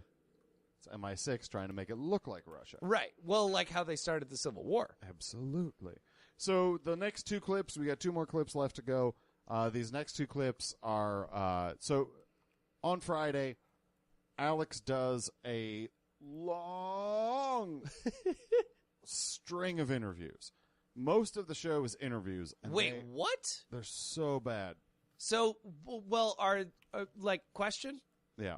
Are the interviewees allowed to talk? Not much. Okay, good. A bit. I was worried. A bit, but not much. I was worried that he would allow other people to speak. So there's this guy named Matt Bracken on, and he is just a weirdo old military guy. Matt Bracken? He's Again, great name. So great name. So great. Everybody has Superhero great names. God damn. He's terrible. He's a bigot, and I say that based on his words, not based on anything else. And then also he has another interview with John Rappaport, which again, our next episode will deal with John Rappaport. But then his other interview is with Nigel McGuinness, who's the guy who started Vice. Has there ever been a good Nigel? Gavin McGinnis. Farage. Nope. You got the name right. End of Nigels. Yeah, I can't come up with another Nigel. There are no good Nigels. Well, if you get named Nigel, shit is going to go down. What about that guy who was the librarian on Buffy the Vampire Slayer? I'm pretty sure he was a vampire. Was at the his end. name Nigel, though? I don't know. I never watched Buffy the Vampire It Slayer. feels like it was. Probably. This is digging Somebody's got to be named memory. Nigel. Anyway, Nigel McGuinness is on, and he says some really fucked up things. The first is not as fucked up. I don't like to include in our episodes interview stuff because Right. it's just Because then we'll take it out of, yeah. It's too unwieldy. Yeah. But I felt like this was a special circumstance because of the second clip. But the first one, real shitty. Okay. God, there's still so much winning, and isn't it fun? I mean, I was pretty young when Reagan was Sounds president, like a but I don't Nigel. remember a presidency ever being so fun. Wow. I've never remembered a presidency being so fun. What a fun presidency. You know what? Okay. All right. If you were an alien, this would be the most fun presidency ever. If you didn't have any skin in the game. If there was no skin in the game, this would be a hilarious presidency. Also, if you're an uncaring white person. Yeah. It's pretty fun. Yeah. Well, I assume they're aliens It's pretty tough because they have no recognition of the real world. It's pretty tough to hear the stories of ICE checkpoints. Do you know what's crazy about that? I go through all of these conservative websites because I am obsessed with making sure that I get every possible viewpoint. Me too. And all of the like not even liberal, just like reputable news sources interview the people affected by this. And there are all these stories that are just fucking tragic. Mm-hmm. Every time I go one step to the right, to any right wing anything, zero interviews with people. It is all just ideologically, this makes sense. On principle, Never. fuck them because they are Exactly. here illegally. They're and they not can here. Fuck themselves. They're not ours. Yeah. They're not people to you. Yeah. So They course, don't have rights. Of course, if you never got any information outside of those places, you would think this is the right thing to do because you never have to deal with people. Yeah. But all of these supposedly Christian conservatives, Yeah, they're if great. you really get into a narrative with them, if you really get them to meet any of these people, they would almost immediately change their minds. Hopefully. Because they're people. Yeah. If you just finally fucking recognize that other people are the same as you instead of some weird monster, instead of some weird other thing, the moment you just fucking meet people, man. Jordan, just do it. Jordan. I'm so angry. Jordan, I'm so angry about this man. You're a dumb cuck because you don't That's realize, a good point. You don't realize this fucking presidency is fun. It is fun. So fun. Oh, man. It is God. How fun is it to see people so mad? I wish I weren't affected by this because this chaos is what I would like if I was watching. It's so funny to see people scared. If I was watching a basketball game, that was basically the corollary to this, where it's all chaos. People are punching each other for no reason. It's so outside of what a basketball like when you're watching. It's like a Globetrotters game mixed with pro wrestling. Yes, exactly. Yeah. Like when you're watching stand-up. If you've been a stand-up for long enough, suddenly the only thing that becomes really fun is when stand-up goes beyond into off something the rails. Insane. Yeah, absolutely. Yeah. I don't want to see bad stand-up.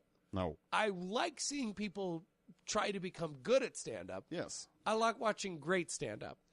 But my favorite thing is a fucking lunatic walking on stage and just letting shit fly. Or the flip side of that is watching someone be in a bad situation. Mm-hmm. So it's either chaos from the stage or towards the stage. Yeah, One absolutely. Of the two. Yeah.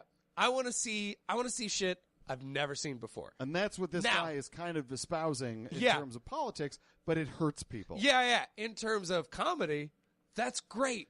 You want to see shit you've never seen before. There's no stakes. In terms of the world government, not good. Not good. Legitimately, families are being broken up and as we speak. Frankly, even the shit we've seen before is usually bad. Pretty bad. Yeah. Yeah. So Nigel McGuinness is an asshole. Nigel McGuinness is anybody named Nigel is an asshole. So we have one more clip left, Jordan. Yes, sir. For this show. And it is in response to that show, Dear White People. Why? Why do we need a response? Did you watch that trailer? Yeah. I watched it as well. I watched the thing. I haven't watched the show. It's good. Cool. Dear White People. I watched the trailer, which is all they're responding to. Well, if they actually responded to reality, that would be a bummer. They watched the trailer, and the trailer is all just essentially don't do whiteface or blackface. Don't do blackface. Don't do blackface. That's basically it's a bad idea to do blackface. That's generally the whole thing. Hey, don't do blackface. That's not cool. I am not a costume, basically, is the line of the trailer. That's actually a really good line. Yeah. Unless you're a clown. If you're a clown, then you are a costume. Yeah. And you know it, and you... Yeah. You goddamn clown. Clown rights? No clown rights. That's where I draw the line. Clown rights? Clown rights? Fake no news. Thank you. Fake news. So here is him discussing this. Nigel McGuinness ends up saying one of the worst things I've heard said on Alex Jones' show. He keeps calling him Nigel. At the end of this clip. Oh, God. I don't know. I mean, my theory is that a lot of these TV execs are divorced women with an axe to grind. They're divorced liberal Democrats, and they don't like men. They hate white men because it reminds them of their ex-husband, and they're just out for revenge. It's not the free market doesn't want that show. I mean, look at the number of dislikes that trailer has on YouTube. It's something like 30,000 to 2,000 likes. It's probably the most rejected video in the history of YouTube trailers, and it's because it doesn't make sense. I mean, you're going to come to a party because you found the costumes offensive and you're going to destroy all our PA system? What's that, $1,500 you just destroyed? Because you've decided... As if white people are really having blackface parties. I mean, they are. I grew up in the South, never heard of such a thing. Yes, you have. It's probably happened 6 times in the past 10 years. But every time you... So many times. Now, I've done a little bit of research on this. It's never happened to the South. The South, it's never happened to the South. Well, I just Googled... It happens in the North often enough for me to be angry about it. I just Googled blackface... Parties? College. Blackface college? Albright College. That would be a fun college to go to. Or a reality show. Albright College in Snapchat. When people stop being polite and start wearing blackface. There was a whole blackface narrative on the Real World Road Rules Challenge 3 seasons back. It was really bizarre. I can't explain it now. Yeah, there's no way to explain it ever. It worked out really well, though. Great. I'll tell you off air. Okay. It had to do with CT, my dear friend CT. Okay. All right. Albright College in Snapchat blackface scandal from September 29th, 2016. Okay. Pennsylvania college student suspended over blackface video, October 3rd, 2016. So we've only got 2. White college student dresses as Bill Cosby in blackface, October 31st, 2016. All right, so that's just 3. And that was Halloween.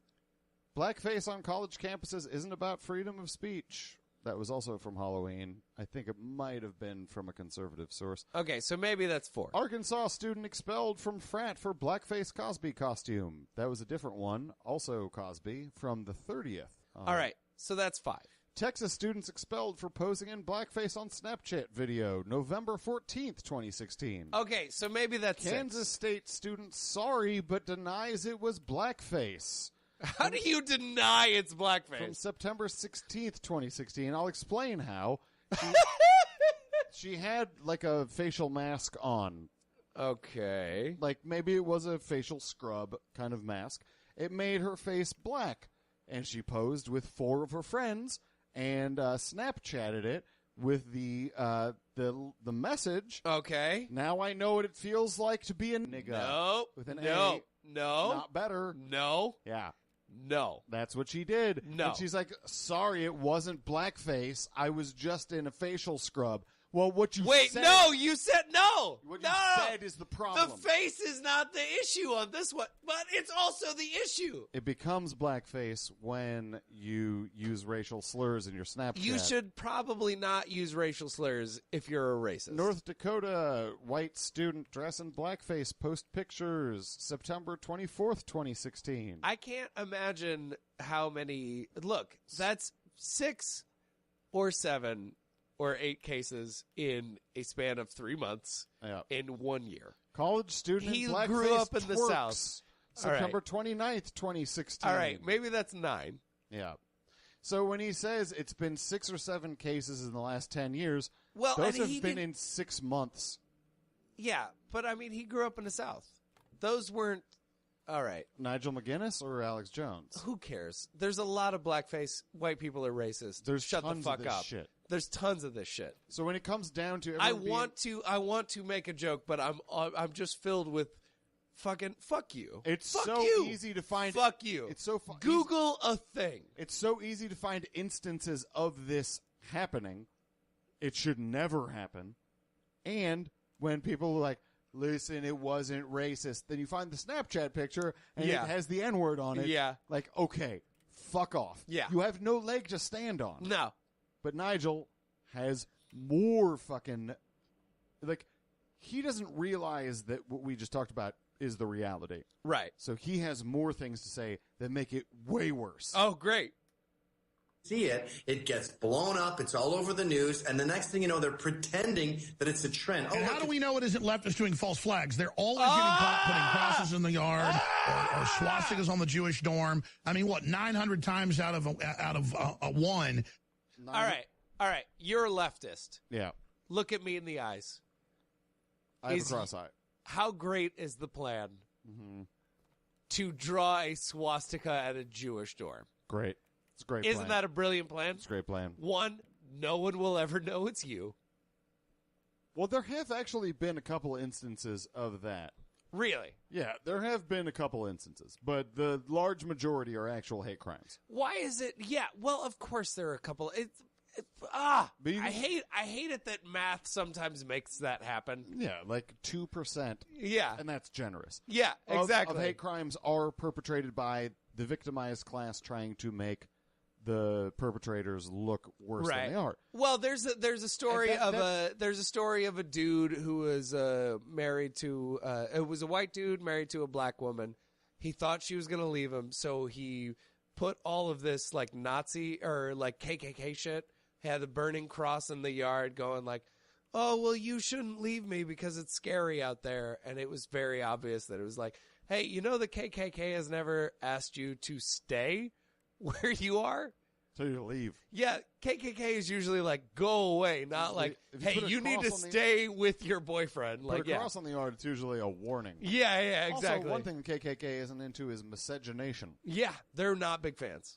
But like, yeah, it is that really unfortunate thing that reality does exist. Yeah, but statistically, anything that can happen will happen. The bigger issue is that does not preclude us from really dealing with the actual hate crimes that do exist. Do you mean all the hate crimes? 98% of them. So many of those hate crimes. And I chose that 2% arbitrarily. I'm sure it's way lower. Way fewer. But anyway, the fact that you have an anecdote about it suggests how rare it is. I have a couple. That's the whole thing. If you Google the opposite, you can pull up 300 instances. But you're going to remember the unique one. I just did. Exactly. Yeah. Exactly. You just started reading off of a list. Yeah. But you remember the one that 7 is... or 8 from the 6 months just passed. You remember the one that is the false flag because that's so unique. Mm-hmm. You would report on it. Like, if you're a news agency, why would you report on the same fucking racist shit that goes on every goddamn day? More swastikas painted on New York subways. Yeah. Which, by the way, that video of people cleaning the shit up. Gorgeous. All getting together, Delightful. being like, fuck you. God, that's beautiful. There was restores your faith. PSYOP. Yeah. PSYOP. Anyway, Fake news. Nigel is about to say some horrible shit. Nigel, bring us home. I mean, it's staged. And here's the other crazy thing no one would ever bring up. Blackface isn't offensive. No! It's just a given that it's offensive because it's related to Jim Crow. But if you go back and you look the way they did it in the 1800s, 20% of the time they were insulting, but the other 80%, it was somewhat reverent. It was just like a man dressing up as a woman in a play. And then in Europe, we've got Black Pete, and we've had the black and white minstrel show in Britain right up until the 80s. These people, all they know is the taboos. Fuck off. Jordan was right to be screaming like that. That was crazy. What a fucking Blackface is not offensive. 80% of the time, it was reverent. But all of it, all of it, like all of it, pretty much all of it, all of it, mm-hmm. all of it. There's no there. Okay, give me like you have at least a very base understanding of race relations in this country. I'll accept that as a premise. Give me one situation where blackface was okay. Ever? Ever.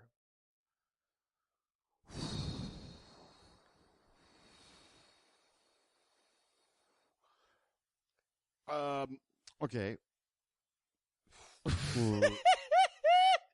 Here we go. All right. Now, because 80% of the time it was reverent, so that means that you should, out of any 10 instances, 8 of them should be okay. Bye-bye, Cabela. Here was what I was gonna say. Let's go for one. Let's just start with one. Week. Name one. I was on my way to the set, and an oil barrel blew up in front of me. And I just show up on set. All of a sudden, I'm black, and we have to adjust. Everybody laughs. Yeah. It's a great time. I mean, you could always go back to Al Jolson, right? It's Al Jolson is a giant pile of shit. Mm-hmm. But in context of the world he lived in, he's not the one who made it possible for him to be that. You are so about to lose your voice. I'm so about to lose my voice. I sound exactly like Alex Jones right now. Would you like to pitch some products? Let me tell you something about super male vitality. If only I took more of it before today. Yeah. Also, like, all of it comes down to, like, let's not relitigate the history. Right. Who cares? What we're talking about is... Well, I mean, it is super important that you know the history in order to make sure that you don't fucking do blackface. Certainly. But let's take that away and just address today. Okay. Those people. Bad. All the people that I just listed. Not good. And college campuses. Bad. Are not doing blackface to somehow celebrate black people. Are you sure it wasn't reverent when she said the N-word in a bunch of different ways? Probably 80% Probably 80% reverent. Yeah, probably. 20% not reverent. Probably. God. What a bunch of dicks. So anyway, this has been February 10th. February 10th. On the Alex Jones Show. Jordan, this has been fun. This is always a delight. I hate Nigel McGuinness more than I did earlier. Most Nigels should die. Yeah, I think they're probably assholes. Yep. Sorry to any good Nigels out there. They go off on Nigel. That's not even his name. He's like misremembering his first name, and then they're like sticking on Nigel. I'd love to know you. That's why I said most. Yeah. Now, if the rest of the Nigels are wearing blackface right now, you know what? I take it back. Shout out to any solid Nigels out there.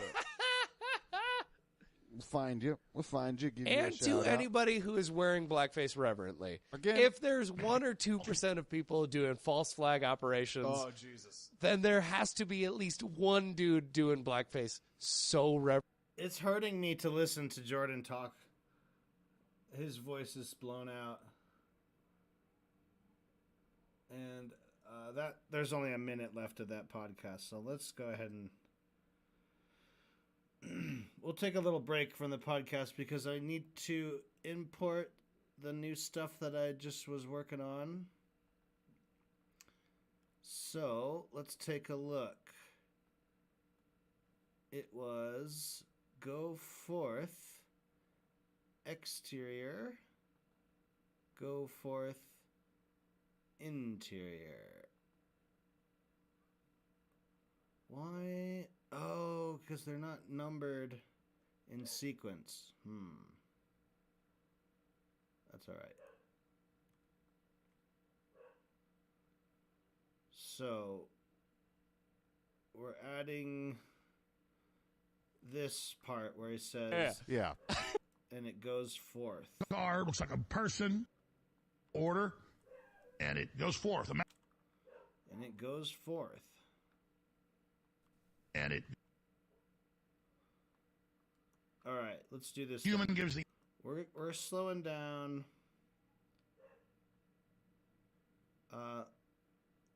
Let's just say let's adjust and the human for a second.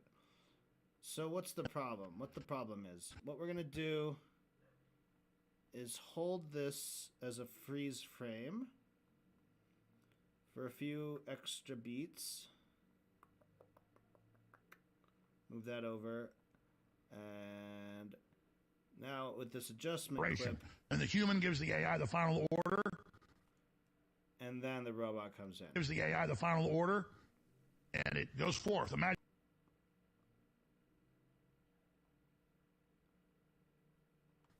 And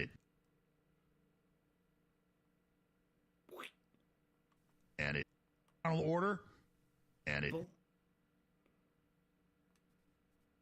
So the button presses right here.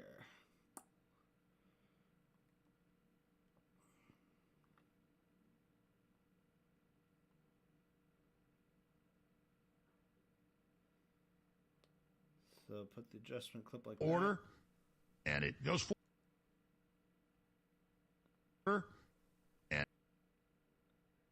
And I think one idea we had was to zoom in farther and use that as the transition to... And it goes forth. And it goes forth. And the human gives the AI the final order, and it goes forth. And it goes order.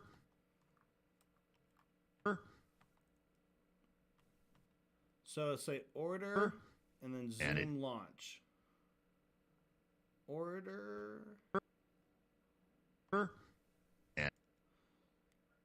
I'm going to see what happens if we just stretch this zoom out a little bit longer.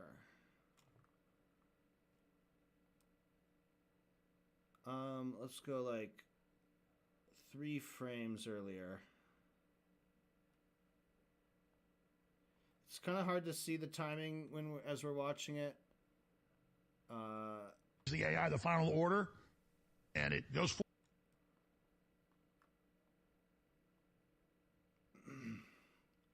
The reason I did that is because we're gonna bring this in a bit more, and it's not gonna look this bad. We're just using a low quality proxy.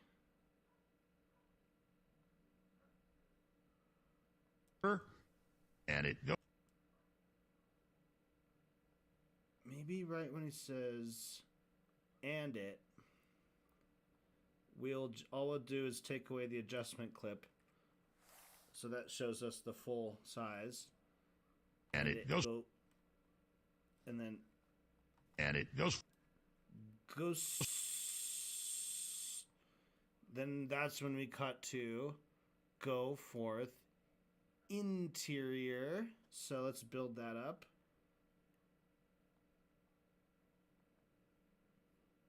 So that'll hold for 6 frames. Let's hold for 4. Let's hold it for 3.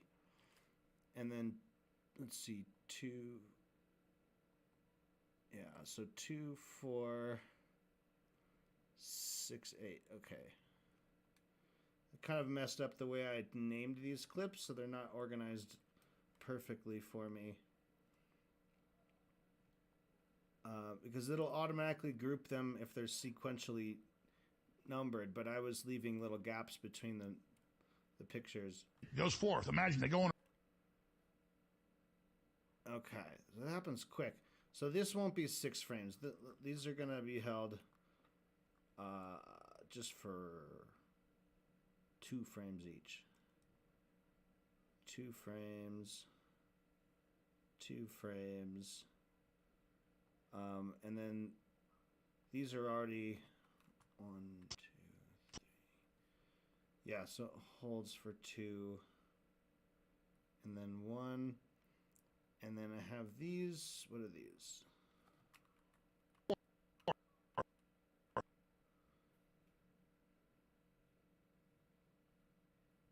It goes forth. Imagine they go.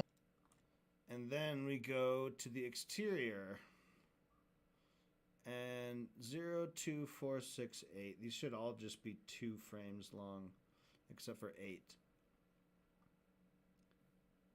4, 6, and 8. Okay, so these, let's make these 2 frames. 2 frames, because basically my project is 24 frames a minute, or maybe 25, but I don't care if it's that much different. But I'm thinking of them as 24. So on 2, imagine they go in a room. A second. Forth. Imagine they go in. If I cut back to these guys. Imagine they go.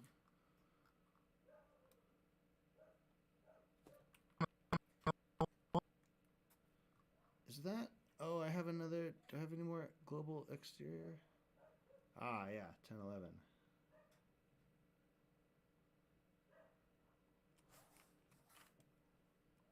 They go in a room. So this. I can hold on that for just an extra second. Imagine they go in a room. They're there. It goes forth. Imagine they go in a room. They're there. All right, let's check it all out. Order. And it goes forth. Imagine they go in a room. And it. Launch. And maybe in there a little sooner. And it goes forth. Imagine.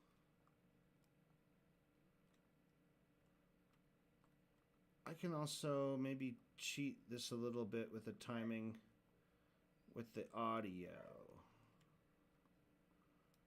and everything, right? Oh, there's some shortcut to do this, to select everything to the right of the playhead, but I can't remember what it is. So just scooch this, say 4 frames. And it goes forth.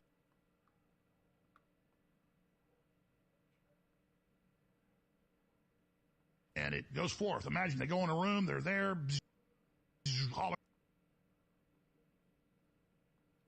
And it goes forth. Imagine they go. And it goes forth. Imagine. I don't know if I like that fast cut there.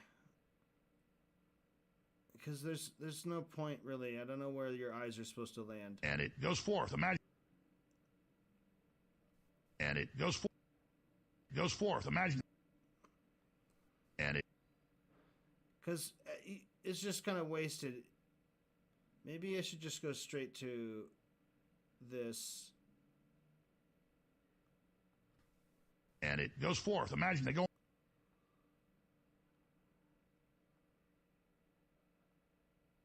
Something like this. And it goes forth. Imagine they go in a room. They're there. They go in a. It goes forth. Imagine they go in. Because that ends right on. They go in a room. They go in a room. And it goes. And it goes forth.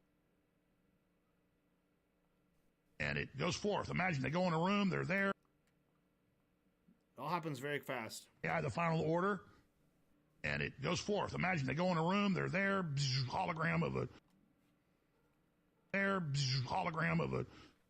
AI avatar. Looks like a person.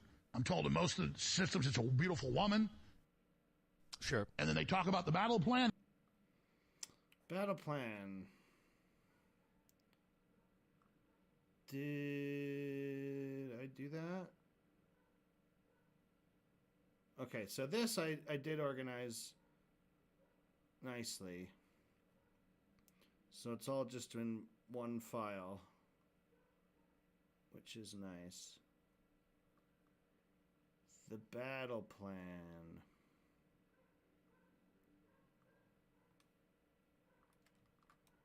Talk about the battle plan. About the battle plan and what they're going to do to us, and battle plan about the battle.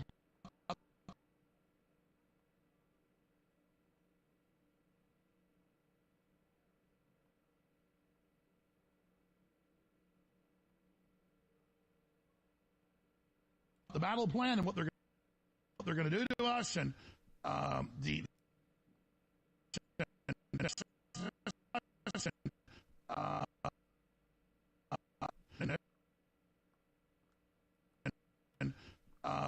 the AI estimates and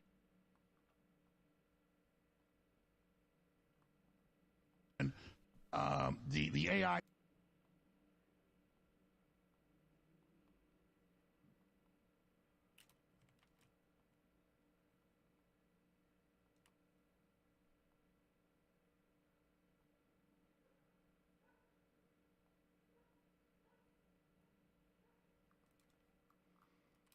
And they talk about the battle plan and what they're going to do to us, and the AI estimates in different.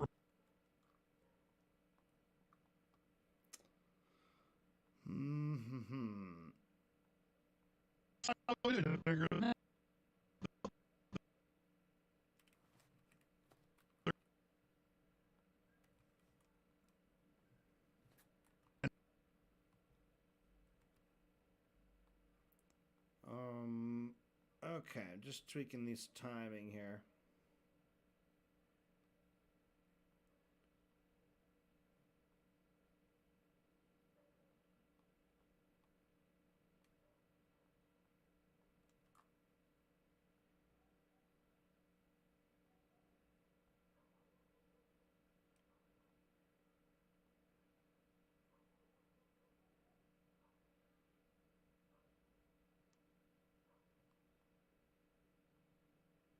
Plan and what they're going to do to us, and the AI estimate. The AI estimates.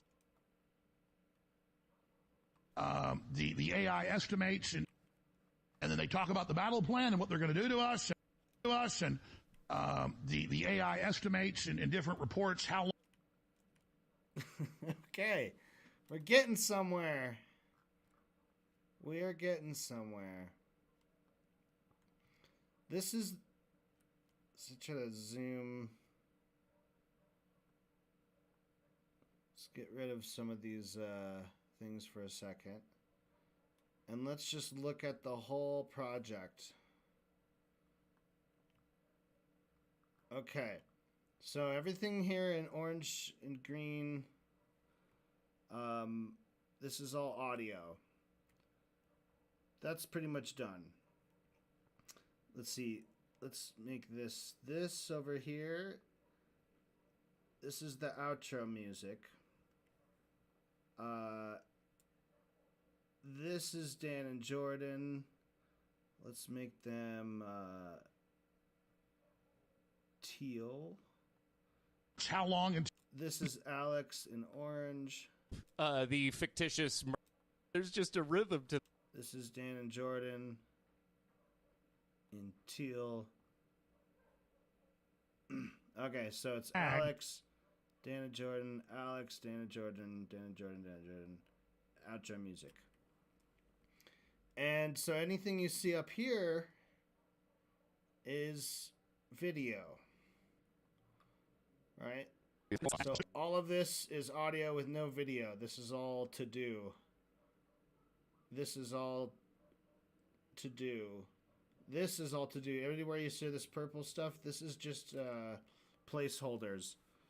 I was just going through and putting little placeholders in for the timing. One of these guys was like, "Hey, Marissa, Hey, Marissa, that's right. I've redid this part. I'm gonna take those out because I have new files for Hey Marissa.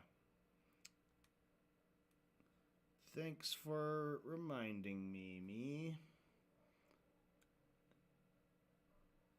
Hey, Marissa?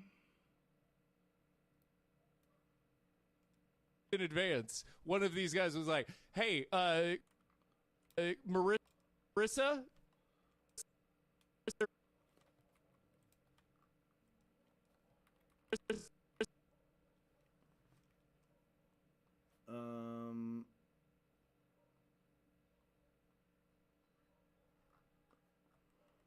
Uh-oh, I'm gonna sneeze.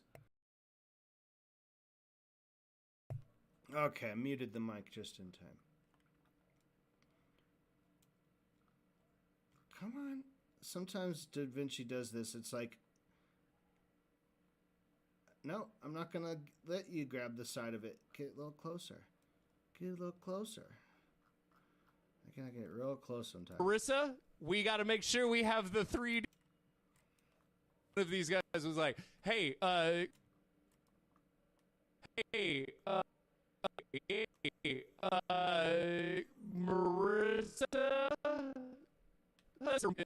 Yeah, I was like, "Hey, Marissa."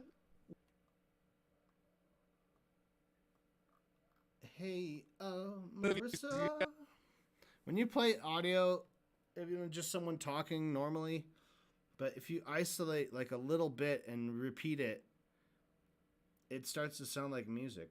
Guys was like, "Hey, Marissa." Hey, Marissa. Hey, Marissa. These guys was like, "Hey, Marissa. Marissa. Hey, Marissa." I don't know. This little things little things you notice when you work with audio. These guys was like, "Hey,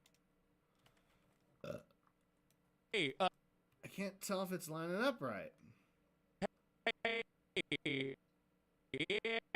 Could go like a little bit faster, or a little sooner. Let's try 1 frame sooner. Hey.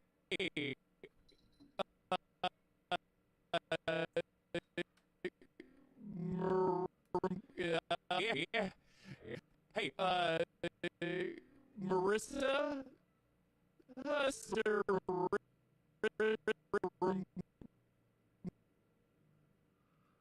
All right, we're gonna break these up into individual frames because I kind of want him to say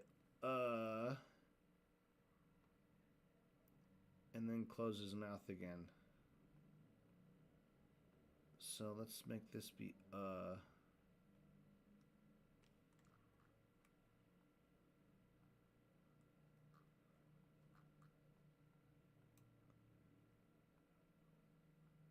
like that. And then Marissa.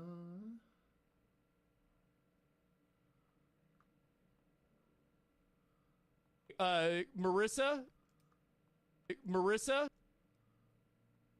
Hey, hey,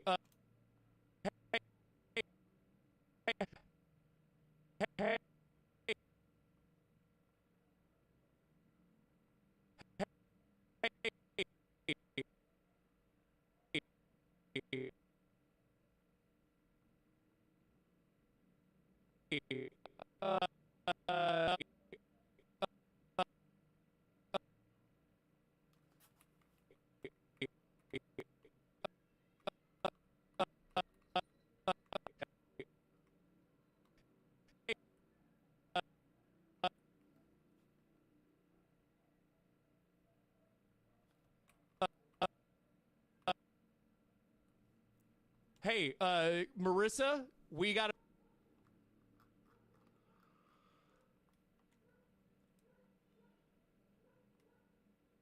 Marissa? And then maybe you're out on we gotta. We'll put an adjustment clip and we'll zoom in on Jordan. I might redo this if it's blurry. It might be blurry.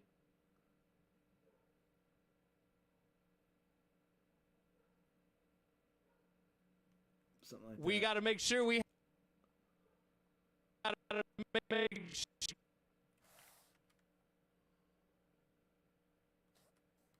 we got to make sure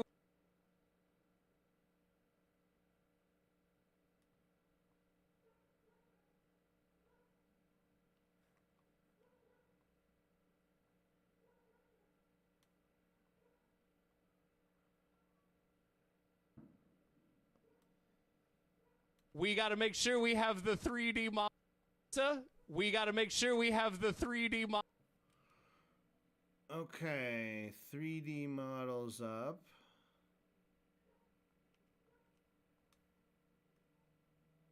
$3D model up.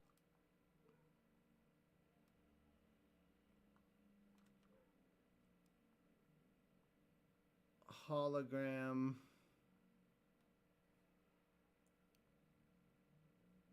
Hologram all set up.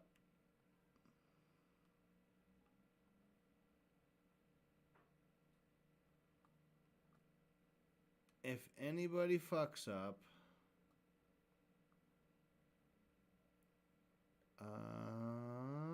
where's that? If anybody fucks up, where did I put that? Did I?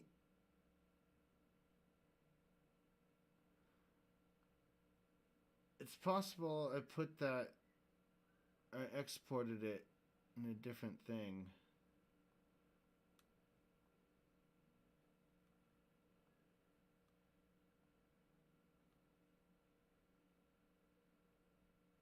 Go forth. Battle plan. Hey, Marissa.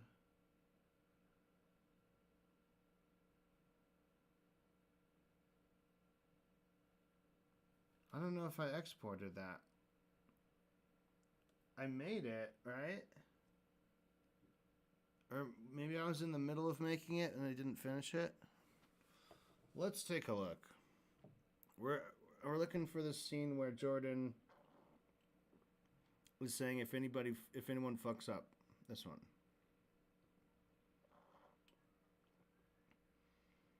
Okay, yeah, I didn't finish this. If anyone fucks up, okay, this will be on the next to-do list.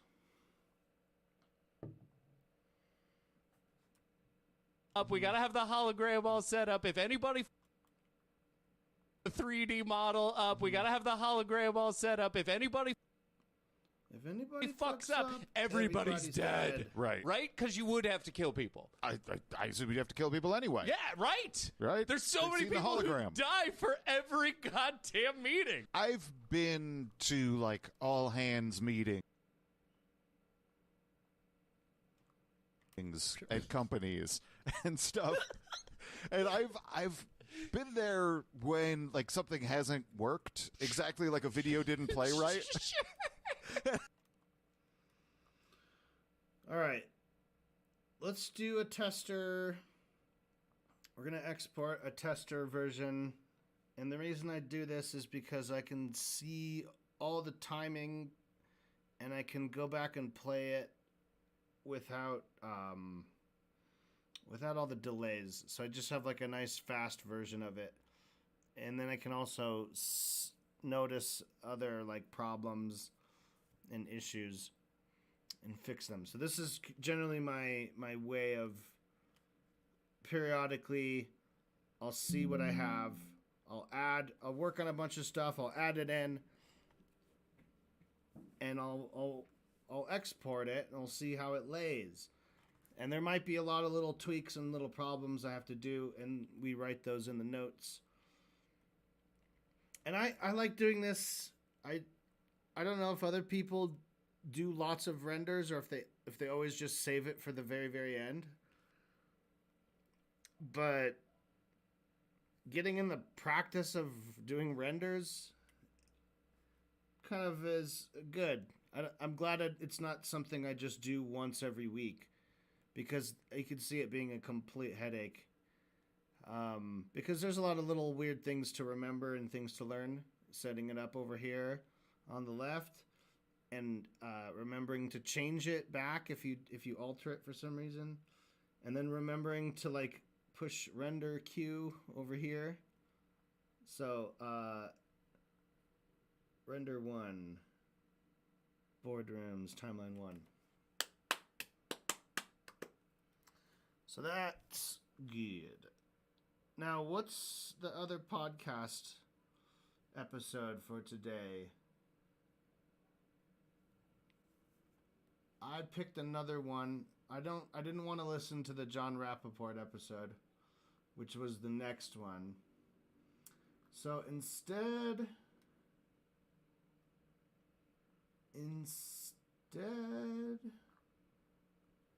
let's see. I put it over here. Let's find it.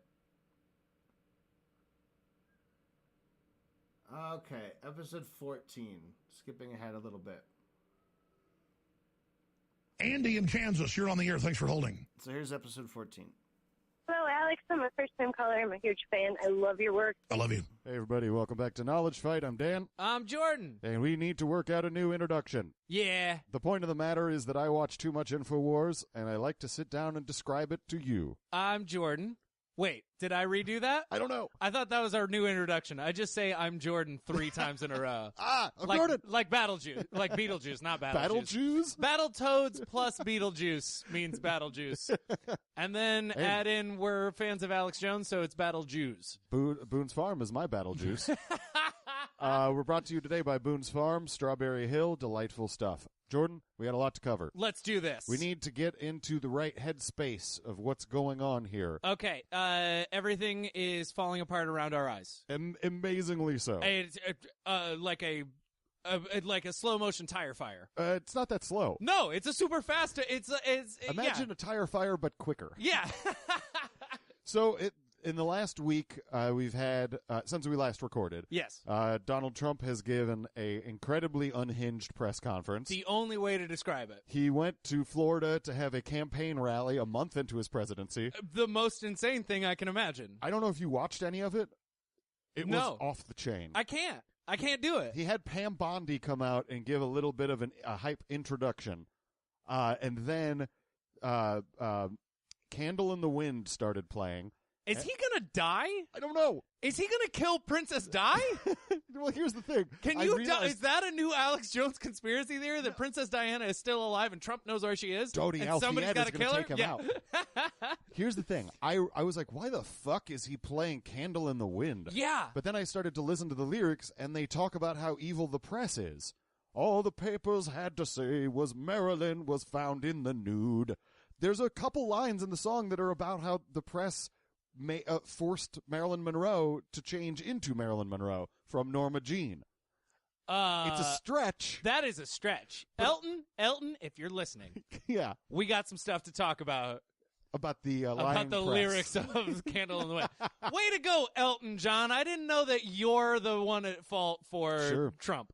So then he's the camera pans over, and it's to the open end of the hangar because there's a bunch of people in the hangar. And I'm sitting there, I'm like, there's no fucking way he's going to taxi in on a plane. He taxied in on a plane, didn't he? Well, because what made me suspicious... suspicious... There is no garish, just pathetic thing he won't do. There was like the stair car was there. So I'm like, he's got to come in on a plane. Yeah. And then fucking Air Force One pulls in. Jesus fucking Christ. It takes for fucking ever. And then he gets off the plane, comes down, gives a absurd speech, lets a fan come out of the crowd and speak to the audience. Just some guy that he had seen on Fox News being interviewed. He's like, "Oh, I recognize you. Come on up here." Secret Service isn't going to like this, but we know our people. We know our people. Yeah. Why do we even do this? I don't know. Why are we even American anymore? I don't know. Let's just leave. It's so crazy. Everyone leave. Go now. So there are other places to be. This place needs to be abandoned. There won't be places for long. We need to build biodomes in the rainforest. There is no other solution to this. You're getting dangerously close to Alex's breakaway civilization. Put them under goddamn ground. So whenever Trump nuclear weapons, the whole fucking world. So now you're advocating dumbs. I am advocating deep dumbs. Underground military That bases. is right. Yes. So he lets this guy get up there, and he just is like, "We all know Trump's the greatest, blah blah blah," and it's wild. Yeah. And then of course it is. Trump hugs the guy. This is the funniest fucking thing. Why don't we get to enjoy it? I don't know. Why isn't this is the funniest? Yeah, it's kind of funny when you look back on it. That was before Trump got normalized. We really tried hard not to normalize him or let him be normalized. But unfortunately, over time, things get normal. And of course, in all those key blue cities where they murdered so many people Let's before watch they what we rolled have out the so far. COVID This is shot the to get tester. some numbers up, they would cocoon you in a bag, put a catheter in you, and then murder your ass. Talk about a captive audience. There it is. Right out of a horror movie. What's up? You're losing it a little. Sorry, there's just a rhythm to that. Like, hey, they'll put you in a bag and they'll murder your ass. Talk about a captive audience. Yeah, right. I just feel like you don't need to cocoon people. No. You know what I'm saying? Like, that's an extra step that I'm not saying that I want to help the fictitious murder people be more efficient, but if I was going to. Right. No cocooning? No cocooning. Well, it's just a waste of... But it's part of it. The demons tell them to cocoon people, and so they must. I mean, it's like metaphorical. But honestly, maybe it's not demons. Maybe it's large holograms that appear in boardrooms. And the executives go into these hologram rooms in corporate America and the government, and it goes... And a avatar head pops up and says, "Here is the command recommended progress action to expand the overall directives." And then they sit there and go, "Yes, launch operation." And the human gives the AI the final order, and it goes forth. Imagine they go in a room, they're there, hologram of a AI avatar, looks like a person. And the human gives the AI the final order. And the human gives the AI the final order, and it goes forth. Imagine they go in a room, they're there, hologram of a AI avatar, looks like a person. I'm told in most of the systems it's a beautiful woman.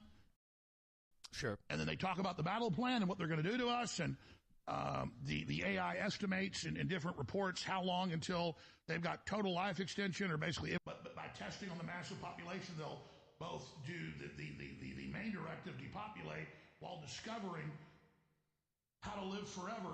That's their main goal, by using us as the guinea pig. This sounds legit. What? You don't think that super attractive lady holograms are plotting the demise of humanity in Fortune 100 boardrooms? I just seems legit. I have the mental image of like the Power Rangers going into the wrong cave. Yeah, and no just shit. There's a bunch of executives there getting a different set of orders, and oh, sorry guys, we thought we were talking to Zardon or whatever. Yeah.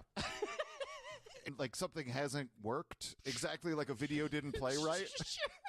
And I just imagine this AI hologram, like sort of like fizzling in and out, glitching a little. Oh, the moment you got to be like, listen, we're going to switch to the overhead projector. That's a bad day. That's a bad day. Yeah. Yep. Especially if you're in the globalist cave. Yeah, and, totally. Oh, so disappointing. Brutal. Dan and Jordan.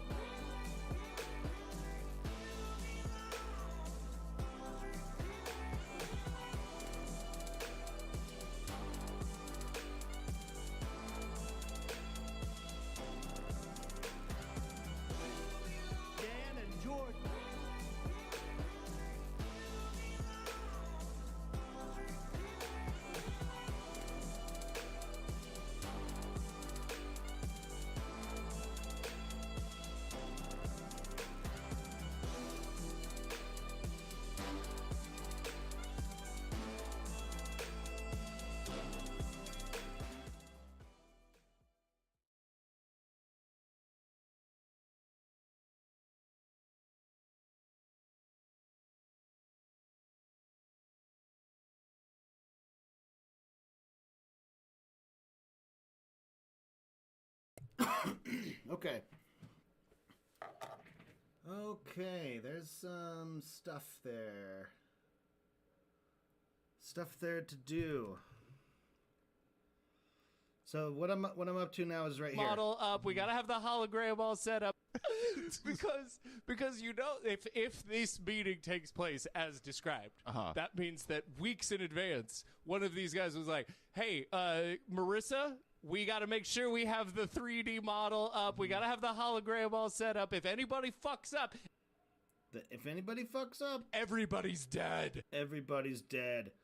So I think I want to do a special face for that part, for everybody's dead. I think Jordan should have his his hands up to his face, kind of in horror, maybe like everybody's dead, and big scared eyes. Right, because you would have to kill people. And this part, I'm not sure what to do. I assume you'd have to kill people anyway. When Dan says, "I assume you have to kill people anyway," what if Dan walks in the room right then? He comes to the door. We got to make sure.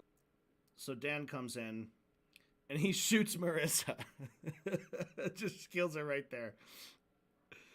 And then right before he says, I assumed you have to kill people anyway. We have the 3D model up. We got to have the hologram all set up. If anybody fucks up, everybody's dead. Right. Right? Because you would have to kill people. I assume you'd have to kill people anyway. Yeah, right? I don't know if there's enough time for that. Or maybe he'll but when Dan pops in and says, I'd assume, I think he should be in uniform in this room with him as the other globalist employee. We got to make sure we have the 3D model up. We got to have the hologram all set up. If anybody fucks up, everybody's dead. Right. Right? Because you would have to kill people. I assume you'd have to kill people anyway. Yeah, right. Right? There's so many people who die for every goddamn meeting. So you have to kill people anyway. I don't know. Maybe he'll just walk in. Maybe they'll just talk like casually while standing in this room. It'll be a chance to show off the background a little more. Tree for what the goal of what one of these meetings would be. because you know if this meeting takes place as described, that means that weeks in advance, one of these guys was like, "Hey, Marissa, we got to make sure we have the 3D model up. We got to have the hologram all set up. If anybody fucks up, everybody's dead." Right. Right? Because you would have to kill people. I assume you'd have to kill people anyway. Yeah, right. Right? There's so many people who die for every goddamn meeting. I've been to like all hands meetings at companies. At this part,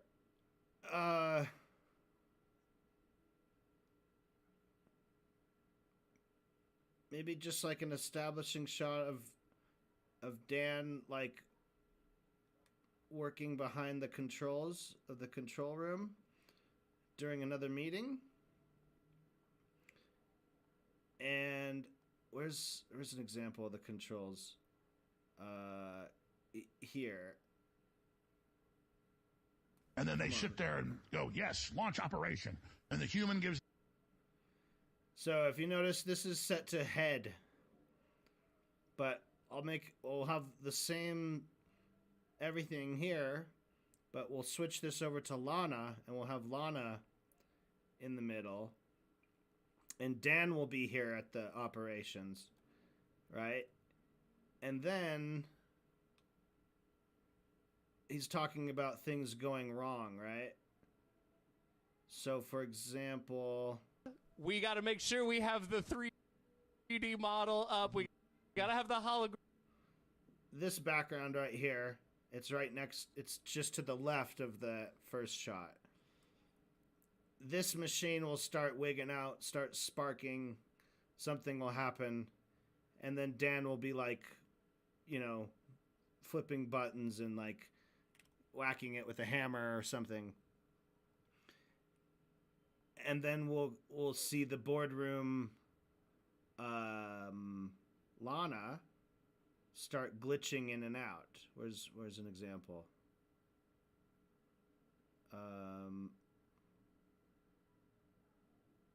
This one. So she'll just start glitching in and out. And maybe we can also make her do the going into the wrong cave. Yeah, no shit. This face here, like what? Bunch of what's going on? Executives there getting a different set of orders.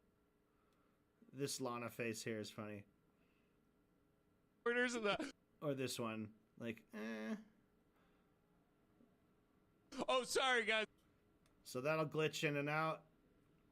And then we'll cut back to Dan inside the control room, and it'll be smoking and sparking even more. Because I think we have enough time as he's talking to sort of build a little scene out of that. All hands meetings at companies and stuff. And I've been there when like something hasn't worked exactly, like a video didn't play right. And I just imagine this AI hologram, like sort of like. In some of these backgrounds, we have some screens, like here. We can write stuff here and display things as well.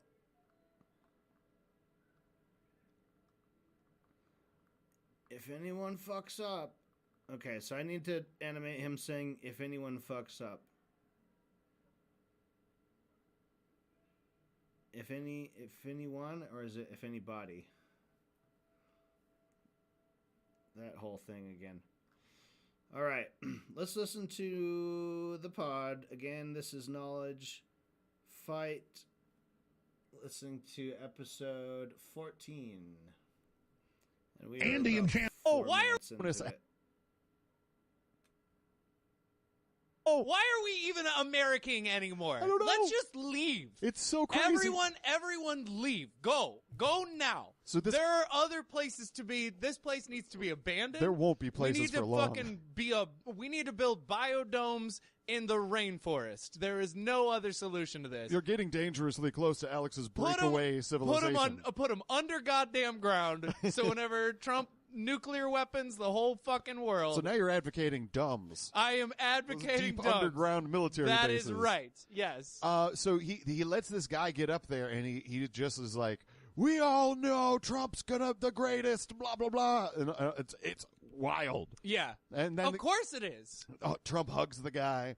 This is the funniest fucking thing. Why don't we get to enjoy it? I don't know. Why isn't this is the funniest fucking thing I've ever lived through, and It's absurd. I hate every moment of it. If it wasn't real, it would be so hilarious. It's the funniest shit. So I can't even imagine. There's no way any writer would be allowed to get away with writing this story because they'd be like, this is too far-fetched. This is outside of what anybody would believe. Hey, buddy, take another lap on this one. Yeah, come on. We need a script doctor in here to punch up. We need a full re-edit. Oh. So he gives his speech, and he gets the applause all comes at very predictable times. Of course. Thankfully, I don't think I heard any lock her ups or anything like that, so maybe we're moving on from that. A couple people with Hillary for prison signs still. Two things that I found really horrifying, and I don't like that we're taking this much time to talk about non-Alex stuff. Right. But there was a bunch of people with Blacks for Trump 2020 signs behind him. There were like 7 people. 2020? Yeah. It's a campaign event. It's a campaign event. Yeah, the rally in Florida was a campaign event. It's 2017. Right. He's campaigning 3 years in advance for his re-election. This is the funniest thing that makes me want to kill myself. Yeah. So these people are all there. They're clearly plants. They all wear all identical signs, identical shirts. Yeah. And they all, along with everyone else. Spontaneous Blacks for Trump? No.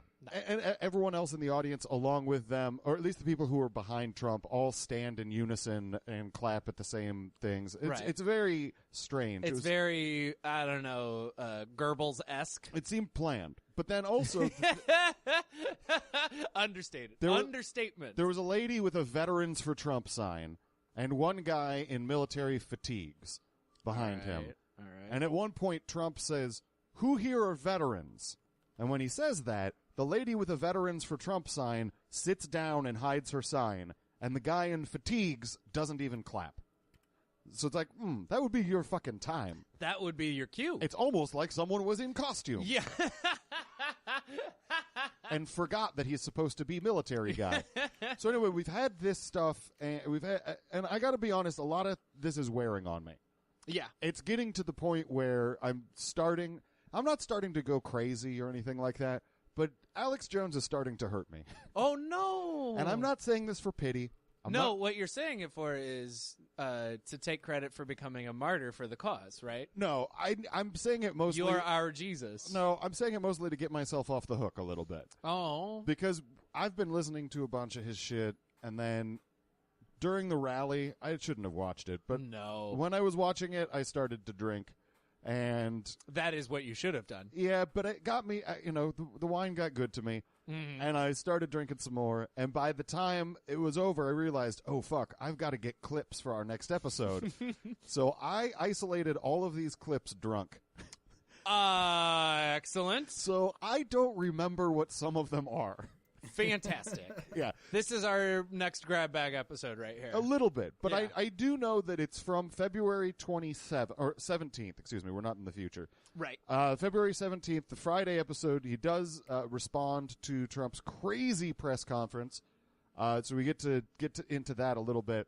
And then I have a little bit of a couple bonus clips from an episode that he put out only on the internet. Ooh, we know he goes unfiltered on the internet. He put out an hour clip that might be the most boring and stupid thing I've ever seen in my life. No! Maybe we should just start with that. That's the weirdest. Let's start with the bonus. That's not the Alex we know. It is. It is, actually. Oh, that's a good point. That is exactly the Alex we know. It's fairly close.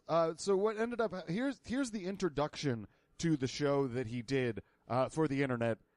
This is interesting. This is like dessert for dinner. We're doing the bonus ahead of the actual episode. All right. So here's his introduction.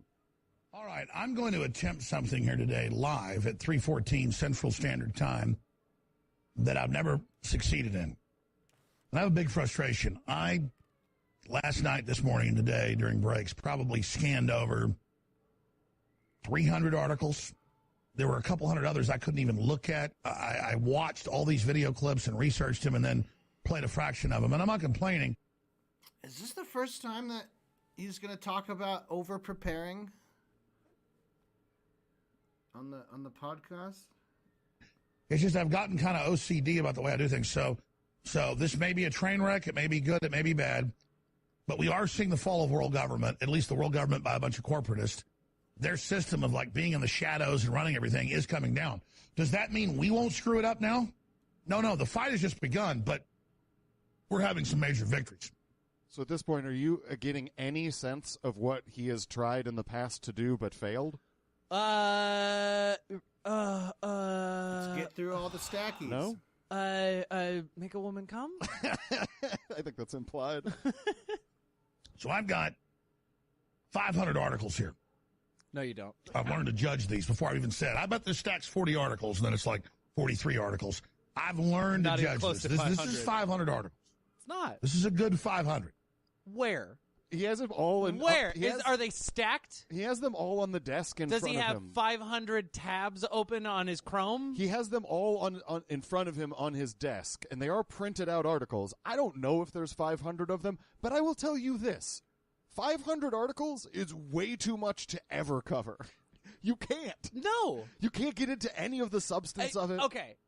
Do you know how much a ream of paper weighs? I do, actually, because I used to work at Office Depot. Right. And Very heavy. That's 200 sheets, right? Yeah. Yeah. Okay. Now, put two of those on top of each other, and then cut Alex Jones in half.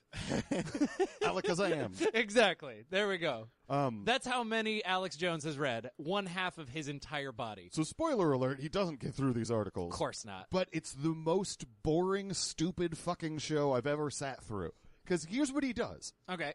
He has all these articles and... Does he ever reveal what he's not done successfully in the past? Just getting into the weeds. Getting through all the articles, I think is what he was saying. Oh. Because he always interrupts himself or goes Yeah. on tangents. So he tries to just read off the headlines of all of these articles to try and prove his point. Does he get to 500? I didn't count, but Okay, well, let's listen to all of it. here is what he is not telling you. All of them are Infowars.com articles.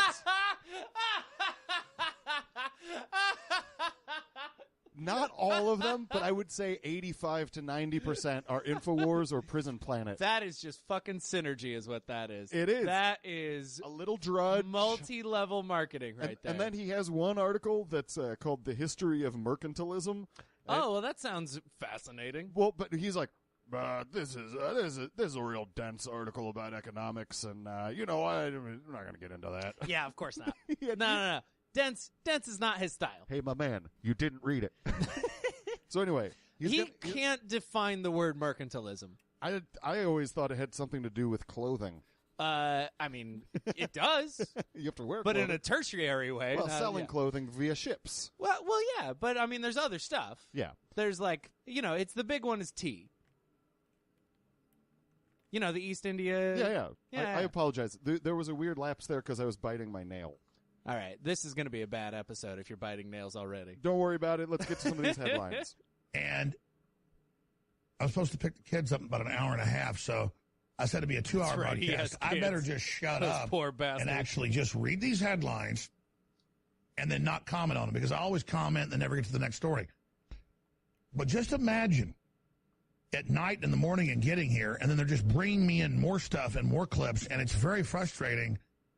What does reading the headlines of articles accomplish? It gives you what news he wants you to hear without knowing what the actual story is. Does he think it's an accomplishment to read the headlines of 500 articles? Apparently, yeah. Because that's not how articles work. No, and especially not on Infowars.com where they sensationalize everything and lie in headlines. Isn't it supposed to be that's literally like reading a library, but only reading the names of all the books. It's judging a book by its cover. It's literally judging a book by its cover. Or like back in the day when BuzzFeed just had lists. Yeah. It's like, oh, I read that list. Well, they've improved. We all have lists. That's all we do now. Yeah. We're lists. Because it's like, no wonder we're under such tyranny. How do you keep track of all this? But just imagine the palette politically this creates when you're actually not just the headline, but reading 5 or 6 paragraphs on these and then knowing the backstory, comparing that to other people. I mean, well, let's just say it. I don't think anybody reads more news than I do. I mean, I'm sure there's people out there that do, but people on air, they just pick a few points to sound smart about. They have a teleprompter and it's loaded, and they sit there and try to sound smart. I'm not saying I'm that great. I'm just simply saying the only person I know who reads this much news is maybe Ron Paul or Donald Trump, and then see how successful they are. So it's not just that we're buying into their propaganda. Okay, I gotta stop. I'm sorry. You gotta be careful. I'm barking. You gotta be careful. Very angry. My window is open. The neighbors are gonna be so scared. So no one reads more news than Alex. Nobody reads. Episode 14 at 14:15. Jordan starts to screams and starts going, ah, ah.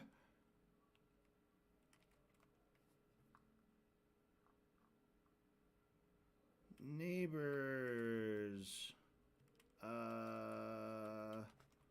Rough. Episode 14 at 14 minutes 17.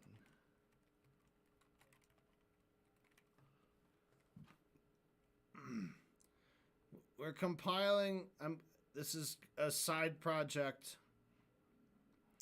Just keeping an eye out, keeping an ear out for any time Jordan is screaming something and Dan has to say, "Shh, the neighbors." Reads more news than Alex Jones. The first article he puts No up, one on this planet, yeah, aside from maybe Ron Paul or Donald Trump, and you see how successful they Donald are. Trump can't read. He can't read. Everybody shut up. He cannot read. That's why he just watches cable news and he is and here's what I was actually thinking on the way here. I don't think so I don't use this word. I think it's often offensive. Guys, this is a really big lead up here. If used incorrectly, this is an offensive word. but I do believe that Donald Trump is retarded. Like in the delayed sense. I think he was trapped in the soul or in the brain space of a 12-year-old child. But here's what we do. Or Southern here's what we White House do. now. Okay, we build a fake White House. We build a fake press corps. We put all of his people in there. You're talking and Truman we just Show have now. him Truman Show. Let's turn it into a reality show, but actually give the government to people who aren't a bunch of nerds. Bunch of nerds. Let's go with nerds. Yeah. Give it to nerds, and then we'll just watch him because he's hilarious. If he didn't have an impact on our lives, God, he's the funniest man alive. So Alex also is pretty funny, but we also know that he's a policy wonk.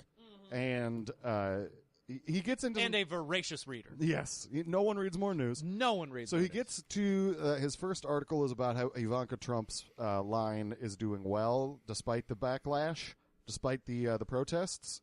Great. Who cares? Great. Wonderful. But his argument... Fucking wonderful. His argument is that everyone hates the globalists so much that they try and boycott her products, and it only helps her. So that's his first bit of news, and then he gets to this a little bit later. Let's continue. Ted Nugent discusses possible U.S. Senate vote in 2018 in Michigan. We got him set up for the show on Monday. Great. We're going to definitely be back in that for the Motor City Madman between his time in Texas and Michigan to return to that great state. He reads the headline wrong. He says a Senate vote. He meant Senate run. But Nugent wants to run. Nugent wants to run. Yeah. The guy who is notorious for saying the N-word all the time. Yeah. The guy who often goes on stage with guns and is like, Nancy Pelosi, suck my gun. You know what? Fuck it. Give him the seat. I don't even care anymore. Look, we're already burning it down. Throw Nugent on there. I don't give a shit. Let's put all of Chicago in the and I mean the band. Let's put all of Chicago, the Eagles. Our House of Representatives should just be faded 80s. Well, Kid Rock stars. wants to run too. In. Those guys are both Detroit guys. Fred Durst in. Who else you got? Fred Durst would have to run in Florida, I think. Scott Stapp in. Yeah, we welcome you into the Senate with arms wide open.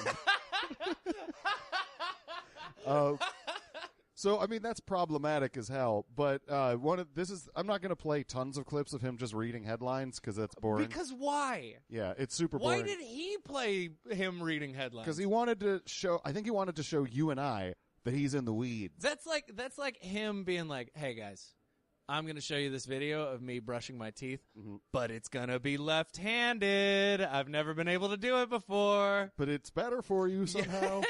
So he has this clip where he actually literally... Blue toothpaste. This has to do with the Russian ships off the coast. Which is, yeah. And what's fun about this clip is within the span of about a minute, he literally contradicts himself.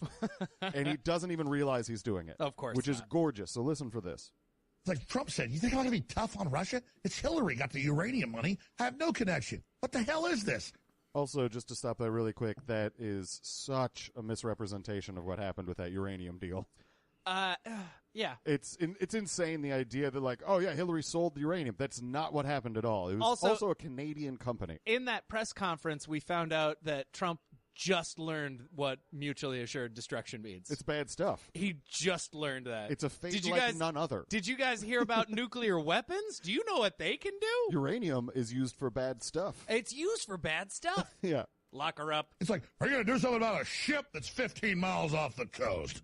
And Trump's like, okay, they got like 50 submarines off our coast. What do you do about that? We got like 100 off theirs and 100 ships. I mean, what does that mean? Yeah, and they got nuclear cruise missiles in them too, dumbass. Sir, they're off our coast with nuclear weapons. Yeah, that's how this works. We should de-escalate it. Yeah, they're off the coast with a signal ship to pick up incoming so submarines can pop up and fire hundreds of cruise missiles at us and turn the East Coast into a molten slag heap. Stop trying to start a fight. McCain, who doesn't know what day it is, and has prank callers call him up, and he thinks it's the Prime Minister of Ukraine. Let me tell you, learn what's going on before you try to run the world. So, from this first part of the clip, right, he's talking about how Russia has signal ships that can relay, messages, and then they can nuclear weapon us. They can turn the East Coast into a heap. Yes. Now listen, and we know that's bad. I didn't edit this at all. This is the next headline he reads. Okay. Russian spy ship not a direct threat, Pentagon says. Yeah, no kidding. Russia has one ship on our East Coast, and we've got like hundreds on theirs. This is horrible. Give me a break. That's a literal contradiction of the words that just came out of his mouth. He's talking about how these ships are there and they can signal also existing submarines that will destroy the East Coast. Yes. The next story is... There's only one ship. And it's not a threat. Of course it's not a threat. How?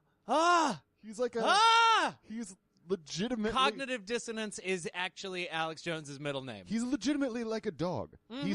He just sees what's up here. He's like, oh, I got to respond to that.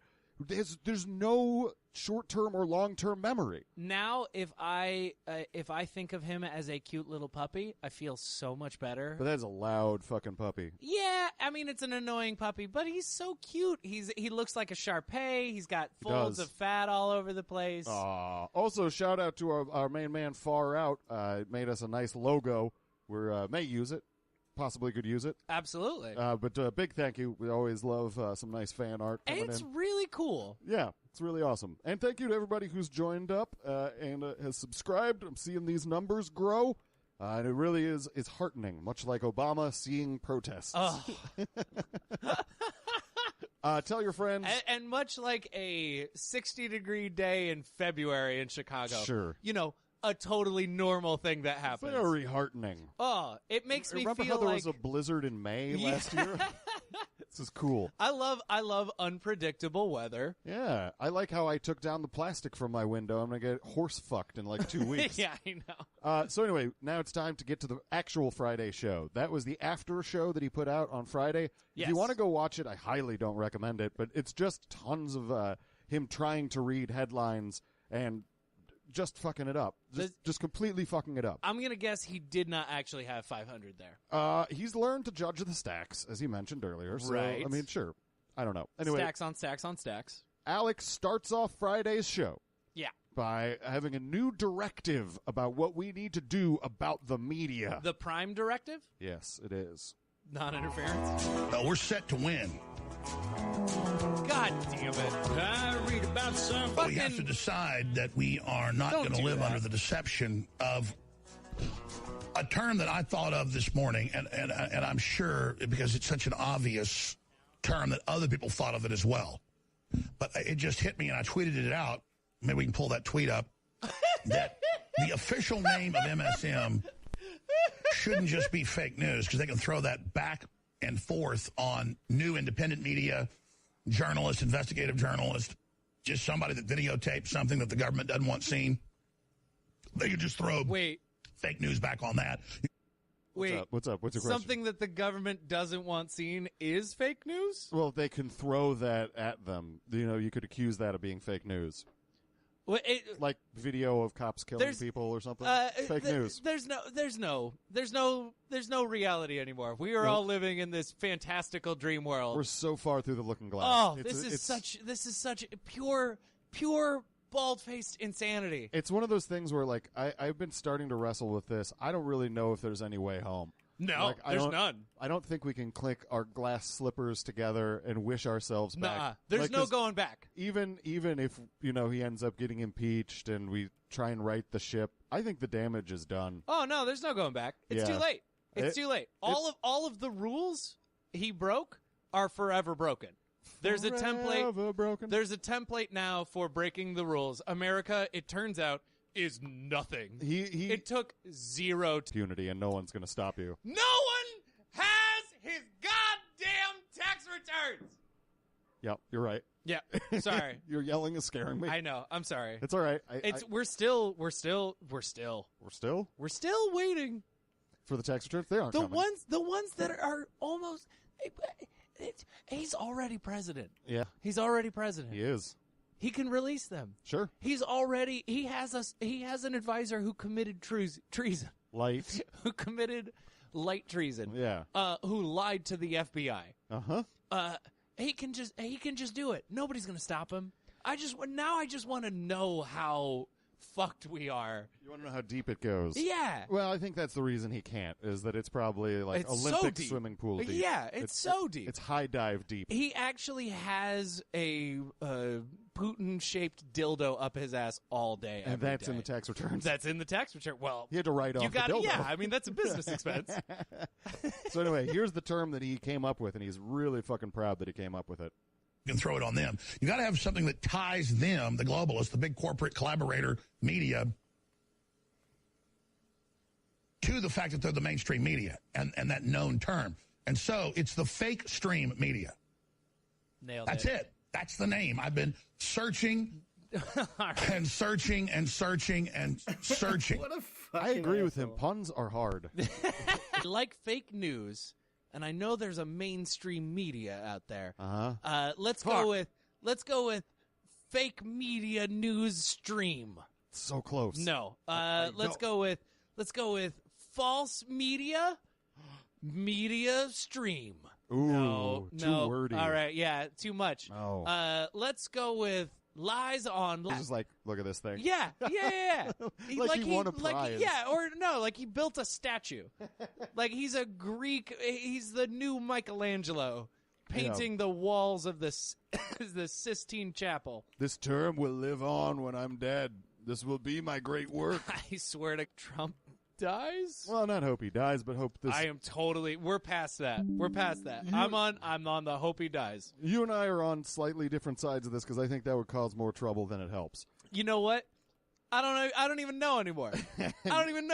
You're on burn it down and run away. I'm on burn it down. That's I don't even know anymore. So there's one possibility, and that is that Twitter is juking their algorithm like this. Or the other possibility, which is equally likely in my eyes, maybe more likely, is that there is an upswing in people negatively responding to the bullshit that flies out of his mouth. It seems Possibly. odd. It seems odd. So anyway. Turns out that when you make up terrorist attacks in Sweden, yeah.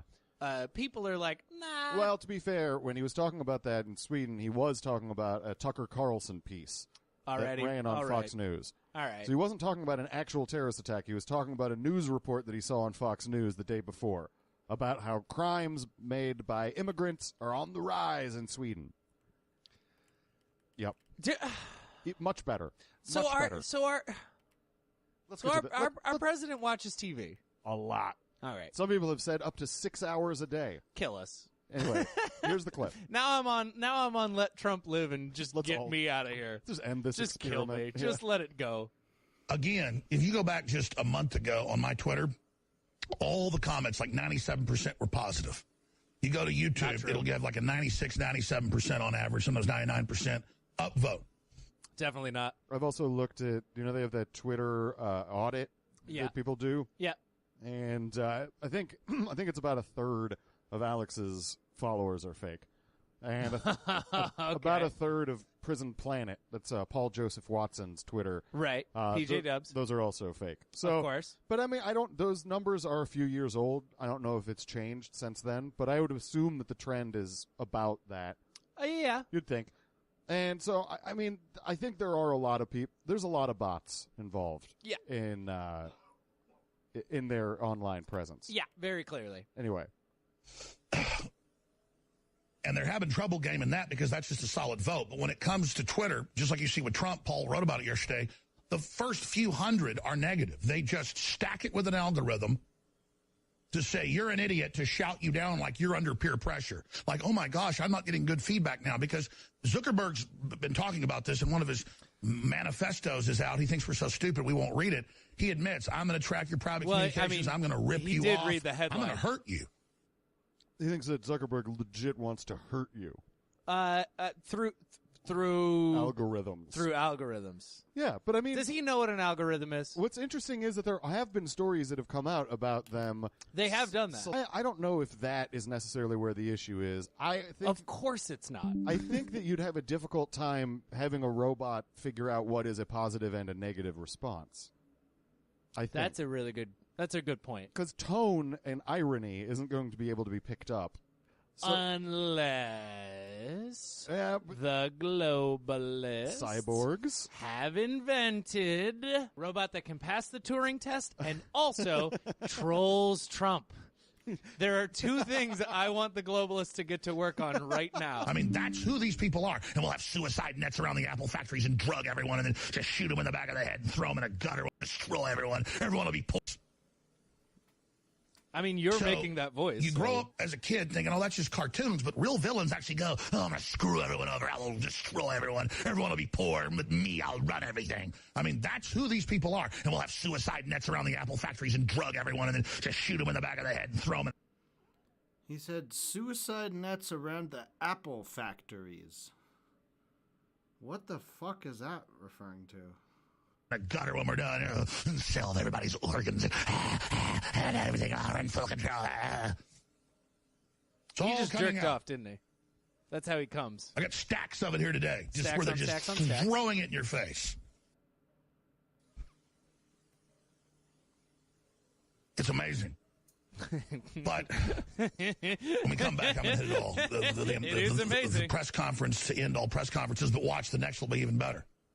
He just smoothly walked down and absolutely butchered them and just made a big joke out of the MSM, or the fake stream media. But just look at that. How now everywhere it's to make us feel bad because they don't want us to be verified and realize that we're the majority and the world's waking up and nationalism is taking place. So they admit that they're, quote, rolling out massive censorship against nationalists, against populists, and against patriots. I mean, this is a true information war.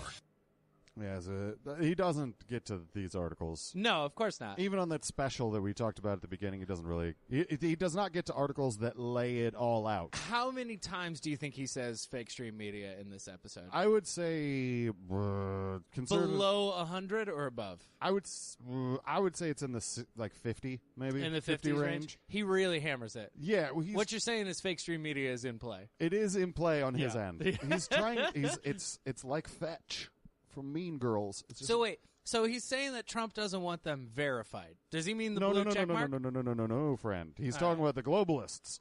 Okay, sorry. The globalists don't want nationalists to feel verified in their own opinions. I think what he meant is validated. Okay. Because I was going to say, I thought he meant the blue check mark. On Twitter, it has a very specific connotation. He wants every Pepe the Frogs have a blue check mark right next to it. Why not? That would be... At this point, like 5 of my friends it's have so check hard marks. not to be nihilist right now. Yeah. It's like, who gives a shit? It's Twitter. I don't know. Exactly. It's and they're losing stock, so maybe we'll be free of them once and for all. Maybe we can get a check mark. We've got like 40 Follow followers. us at knowledge_fight.com. The number of listeners we have compared to how many Twitter followers we have is crazy. I am 100% fine with it. I'm all right with it too, but we got it's really easy for someone who doesn't like us to attack us. Yeah. Like, oh, you dumbasses with 40 followers. Like, yeah, but you should see our downloads. They're pretty decent. Dude, that's not your defense. Your No, defense, it's not. Your defense should be, yeah, and then done. That's fair. It's that easy. Yeah, you're 100% correct. Goodbye. You know what? I think I'm projecting that other people are bullying me maybe a little bit, and that's not healthy. That's your victimhood. But you know what? Who feels it more in What his do you life? want, a safe space? Oh, I got a man lurking on a college campus waiting for you. Oh, man. I hope he has pills. No, Trigger he culture. doesn't. No, he doesn't. None of the good ones. But you know who feels more bullied than me? Who? Fucking Alex Jones. How? He has a lot of thoughts about how the globalists are a bully cult. Oh. You know what? It's a bullying cult. I agreed to let the New York Times come here for a piece because some of my sources say that this business writer is somewhat fair. So I said, okay, I'll do an occasional piece.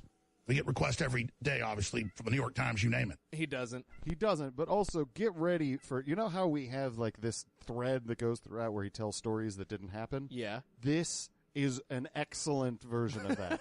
This story didn't happen. Okay. And when he's done telling it, I would really like to explain what I imagine happened. Can we verify that this even happened? The business? No, we can't I can't.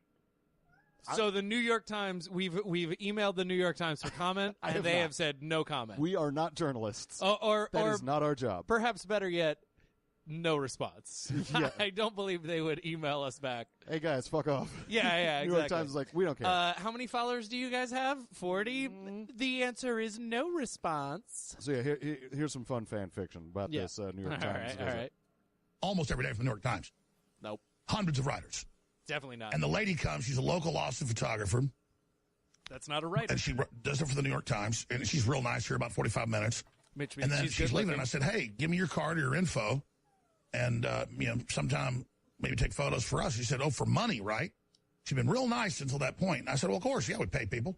And I was like, oh, because we're Trump supporters, you probably could. She goes, yeah, I can't be politically involved in something like that. And I said, even if we don't put your name on it? And I said, I'm not begging you to come take photos for us, but, is that you're being bullied? You might lose your liberal contracts. And she was just basically, without saying yes, kind of nodded her head. I just looked at her, and it just was a bad feeling that we're in a cult. I mean, I think it's possible that the New York Times came. It's possible that there was a reporter there. That's not a reporter, it was a photographer. It's possible that all that is true. But I think a more realistic version of what happened was this photographer probably was like, oh, fuck, I got to go take pictures of Alex Jones. And then she shows up, and she's like, I don't want to engage. Right. And he's like, hey, you should come take some pictures for us. And not because the liberal establishment will bully her. She was like, I don't want to get involved here. Yeah. You guys are nuts. You guys are... This can't end well. Knowing what we know about him, it was not a, hey, you could take pictures for us. It was more like a, hey, mm-hmm. you could come take your pictures for us. Yeah, I'd like to give you some super female vitality on the house. Yeah, we can turn your pussy into a log flume. It'll be so wet. God. So wet. Don't. It'll be like Jesus Christ. Be like Magic Mountain. Oh my God. The visual that you just gave me. Well, I'm just trying to imagine how Alex Jones might sexually harass somebody. And it has to involve super female vitality. Which you can get now at InfoWarsStore.com. Hey, this toothpaste also functions as lubricant. You guys... It actually... My dad makes it, and he fucked my mom. I shouldn't be telling you this. Listen, it's in the papers. I got a report on it. It's in the white papers. I should say that actually that toothpaste, Super Blue, would not work as lube. He does make a...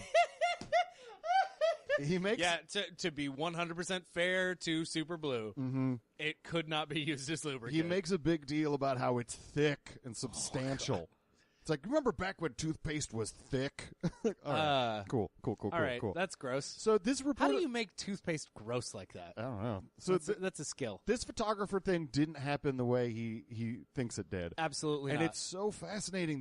The paranoia is everywhere. I assume I asked her if she was being bullied, and Yeah. she didn't say yes, but kind she of nodded. She gave me the liberal media, the fake stream media is bullying me wink. Slightly nod if the answer's yes. Okay. Blink your left eye once if yes, blink your right eye twice if no. Yeah. I mean, it's absurd. It's absurd fan fiction about his own life. So based on that, I would assume that an actual photographer came. Right? Yeah, probably. That seems the weirder thing to make up. If it was a photographer, because he spent all this time talking about writers, how he gets 100 requests a day, and New York Times, and hundreds, that whole thing. Yeah. The fact that it was one photographer lady that showed up, and when she got the assignment, that day must have been such a bummer for her. Yeah, but I also think that if he is lying and making it up out of whole cloth, the narrative that I had a writer come and I tried to get him to write stuff for us, that's a harder sell than a photographer. Like, hey, you just want to freelance with us?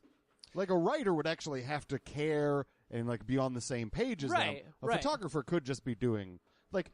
But in our history of Alex Jones making up things whole cloth, he does not go halfway. No. That is too believable for him. Yeah, that's true. If it were him making it up whole cloth, it would literally be Woodward and Bernstein knocking down his door going, we can't wait to write for InfoWars, but we're a little bit afraid because of the globalists. He keeps talking about how much Seymour Hersh loves him. So, I mean...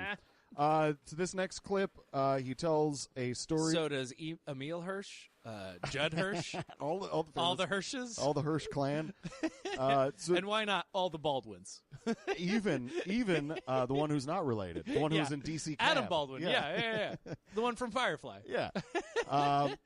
So this next clip, he tells he tries to make a point using a law that never existed, and then he conflates reality with a movie and does another fucking wild impression. I love his impression. And Trump goes out in his press conference, the second one, and just goes, look, got the coal miners here, and we're going to do this. And the media all spins it. Trump signs bill undoing Obama coal mining rule. And then the media spins it to allow them to dump toxic waste in rivers. That's completely illegal. They have big contained slurry pools that they put it into. Oh, well, that makes me feel And then every once in a while, one of them breaks. That's what happens with industry and life on this planet. But they're trying to say any water runoff, period, is illegal, making it impossible. Remember, like 6 years ago, Obama wanted to ban dust in farming? Any dust was like, what, $3,000 fines, and the next one was $20,000, and it just went up. So I looked into that. The idea that Obama wanted to ban dust. And here's you would have to define dust really well if you wanted to successfully ban it. This is an article from 2011. Earlier this year, Republicans found what they saw as an ideal talking point to illustrate a federal bureaucracy gone batty. The Environmental Protection Agency, they warned, was trying to regulate something only God could control: the dust in the wind. Now, here comes my favorite part of the crazy regulatory acts. The EPA is now proposing rules to regulate dust. Representative John Carter of Texas said on the House floor. He said Texas is full of dusty roads. The EPA is now saying you can be fined for driving home every night in your gravel road. If you are a representative from Texas, you're automatically an idiot. Well, I have yet to hear a single... Wasn't Kinky Friedman in the House for a little while? He kept running for mayor, I think. Anyway, there was just one flaw in this argument. It was not true. That is a big flaw, though. The EPA's new dust rule did not exist, and it never did. Oh my God! Yep. Why are? Do you remember? Do you remember when this thing that didn't happen happened? I hated it. Still, the specter of this rule has spurred 3 bills to prevent it. One of which was approved Thursday by a House subcommittee. It sparked a late-night battle on the Senate floor. GOP presidential candidate Herman Cain cited it in a debate as a reason to eliminate the EPA. The hubbub over this phantom rule, surely one of the most controversial regulations that never was, involved a slow-moving federal agency and a Republican Party with the EPA in its crosshairs. It never existed. If that weren't so completely and utterly evil, the fact that they still get away with shit like that is truly amazing. Yeah. Like, I mean, you read like the old like the first thing that came up to mind was like reading The Art of War, and at no point in The Art of War was he just like, hey, man, make shit up. I don't know. Fucking, you'll probably win. No, there's probably an army. Who fucking gives a shit? Like, there's no way Sun Tzu could have figured out that you could just pretend and win. Yeah, and especially if you repeat the pretend thing over and over again, people just start to accept it as they just start to believe it. Much like how Alex constantly says that the Chinese are trying to buy Hollywood. Yeah. It's based on a lie, but he keeps repeating it to the point where people get used to hearing it, and they're like, oh, I remember him talking about and that. It's a talking but point. he never proved it. What's my source? My source was that I heard it a bunch. But that's even what he sources is himself saying repeatedly. It. Yeah. So actually, one of the things I think I'm going to do is take his talking points, and on our Tumblr, every now and again, I'm just going to thoroughly break down why it's bullshit. So then, in the future, when it comes up on episodes, I can be like, you can go to our Tumblr and read an exhaustive breakdown about why the Chinese aren't trying to buy Hollywood. So what you're saying is we are going to reference ourselves for the truth? Yep. We're fire with fire, baby. We're going to cite our own sources, and our sources are us telling him he's full of shit. But the issue is, and the difference will be that I will link to an incredible amount of primary resources. Yeah. Well, here's my advice to you. Link to headlines. That's not a bad idea. Just like you have those Twitter where they take a screenshot of their notes. Just put a bunch of links to us just transcripting saying like, not true. Yeah. Jordan Holmes was quoted as saying this is not true. Jordan Holmes was quoted as saying as and that's our response. So back to the EPA thing, just to make this even worse. Why? To actually change the rules for dust on farms, the EPA would have to formally propose a new rule. And as of March, EPA Administrator Lisa P. Jackson said she was not likely to do that. Quote, we have no plans to do so, Jackson said. That's just what the globalists want you to think. Yep. But they started... Think for 2 seconds. Yeah. Just 2 seconds. What is dust? Dirt. It's all kinds of shit. Yeah. How? Dead skin. How could you possibly outlaw dust without turning it into like everything is just a purely clean zone. Yeah. Everybody's covered in latex with fucking chemical baths all the time. We'd all have to live in bubbles. You can't Yeah. outlaw dust. Even No. if you wanted to. Nope. Even if your dream was this OCD, and that's not to be... Sure. Actually, no, fuck it. It's this OCD meth-addled dream of it's finally time to outlaw dust. Gotta have the hologram all set up. If anybody would ever consider doing that. Or trying to regulate it super harshly. I mean, even take away the outlaw part. Everyone understands that dirt and dust exist. And maybe they're not the best. Maybe it is an indication of lack of cleanliness. But there's not really anything you can do about it. It's in the outside. It is. In the desert. Yeah. You're gonna get dust. Buddy fucks up.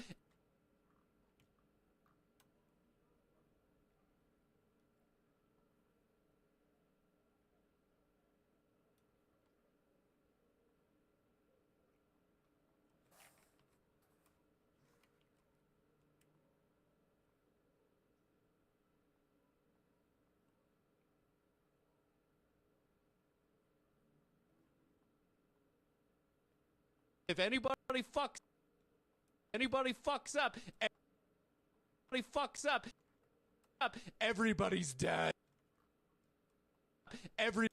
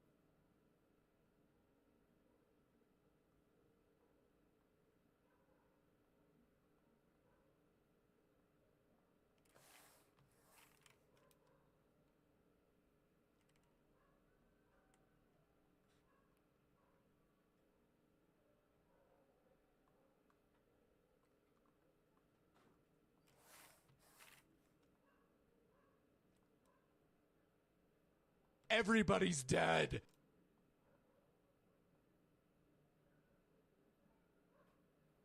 Everybody's dead.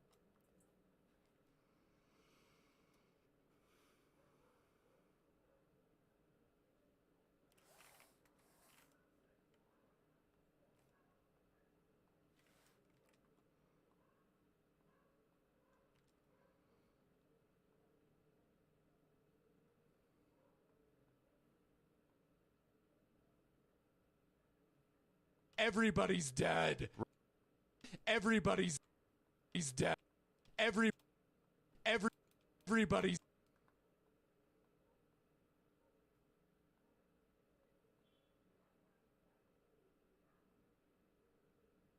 everybody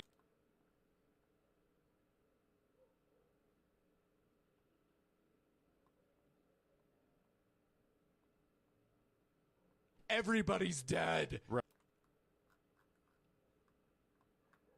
Up. Everybody's every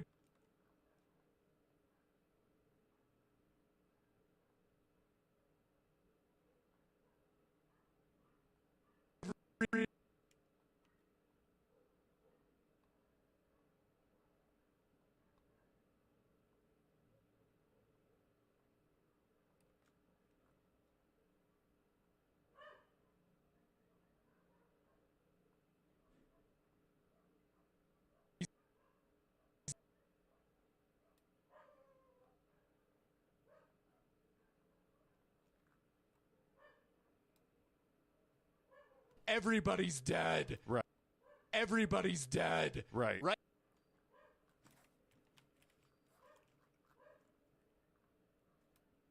What of these meetings would be weeks in advance? One of these guys was like, "Hey, Marissa."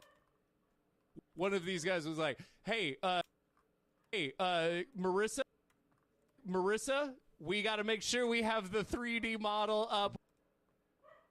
We got to make sure we have the 3D model up. We got to have the hologram all set up. If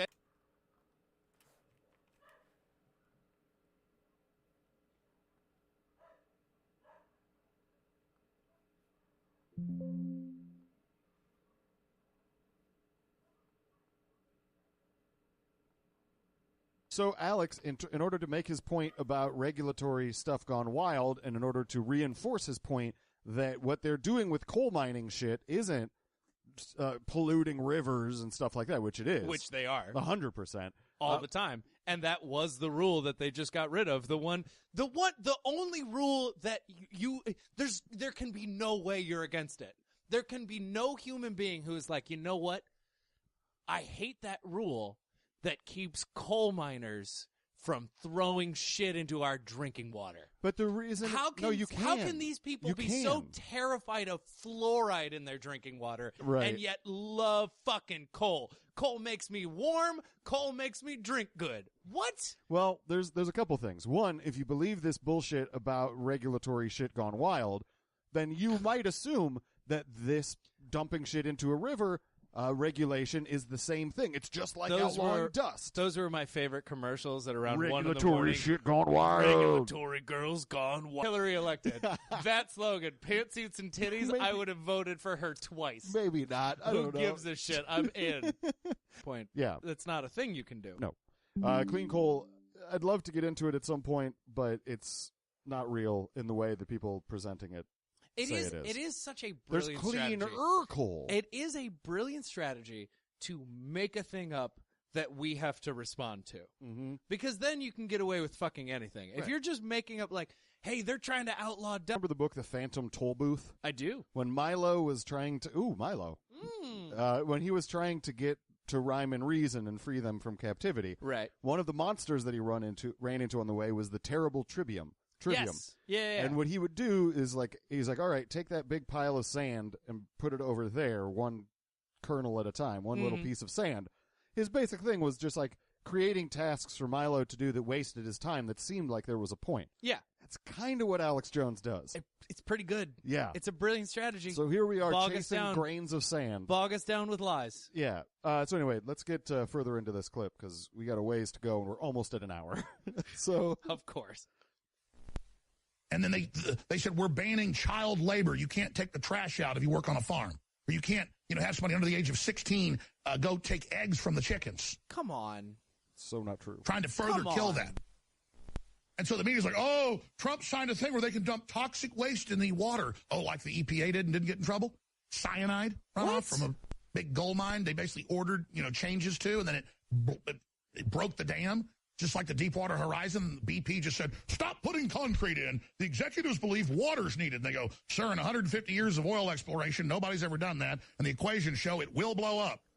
They said, shut up, you Texans and Louisianans. You don't know nothing. You go see that movie. It's absolutely word for word what was in the federal transcripts in the federal trial.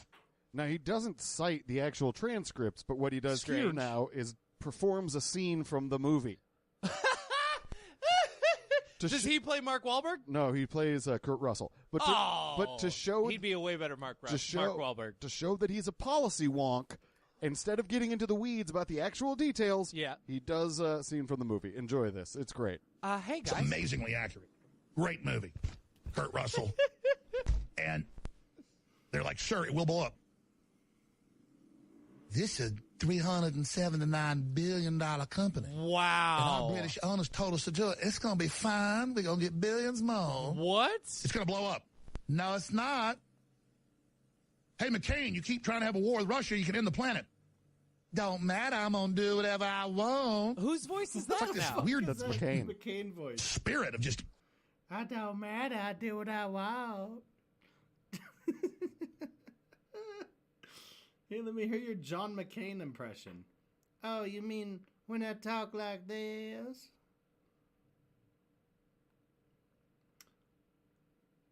Let's see what we got. Let's make a mental note. Pod is at 53 minutes. Okay. Let's see what we've added. Sure. And then they talk about the battle plan and what they're going to do to us, and the AI estimates in different reports. Sure. And then they talk about nobody. I've playwright like fizzling Day. That's a bad day. like Right. If the tree for what the goal of what one of these meetings would be. because you know if this meeting takes place as described, that means that weeks in advance one of these guys was like, hey, Marissa, we got to make sure we have the 3D model up. We got to have the hologram all set up. If anybody fucks up, everybody's dead. Right. Right? Because you would have to kill people. Okay, that's it. It goes by so fast. It was like 5 hours of work. We got to make sure we have the 3D model up. We got to have the hologram all set up. If anybody fucks up, everybody's dead. Right. Right? Because you would have to kill people. All right, and many more to go because all of this blank spot, we have to draw some stuff. So the next big thing to draw is going to be this section in the end. Right? I just imagine this AI hologram, like, sort of like fizzling in and out. Glitch.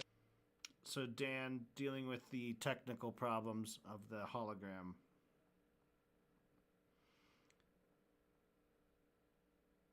I have the love mental this image Lana of like hologram. It's so great. Look at her. Power Rangers going into the wrong cave. Yeah, and no just shit. There's a bunch of executives there getting to do. Hey, how come they gave the Pink Ranger a skirt, but they didn't give the Yellow Ranger a skirt? Different set of orders in the. Oh, sorry guys, we thought we were talking to Zardon or whatever. Yeah. Yeah. It's a rich scene in your mind. Yes. Remember how the Power Rangers had weapons, but it was like a sword, but it was also a gun? It was like, yeah, I could hit you with the sword thing, but I'll just stand back and point it at you, and it's like a energy plasma gun. Action to expand the overall directives. Got to deal with the mouth there. Oh. Let's draw Dan in a security outfit and add him to the scene. That's the next big thing. So we'll get a Friesen on the name tag, and it'll basically just be the same as Jordan's outfit other than that. So that should be pretty easy. Let's go like this. Save as, and we'll go Dan in uniform.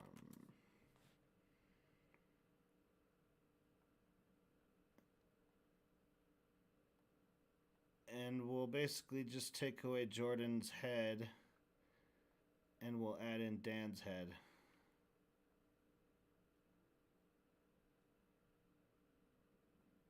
That'll work. Maybe I'll change the hands as well.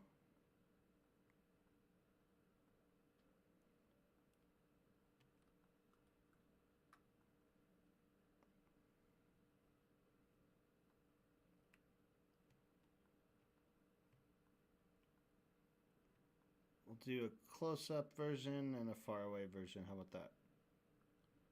Boom, boom, boom, boom, boom. Get rid of that transform mask. Get rid of this background. Just do a blank.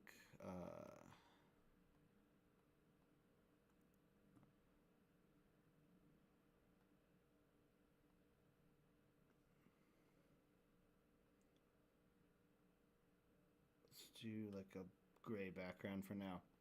Alright, I have to restart the program because it has done that thing where I can't zoom in and out. So let's save, quit, and let's restart that podcast at 53 minutes.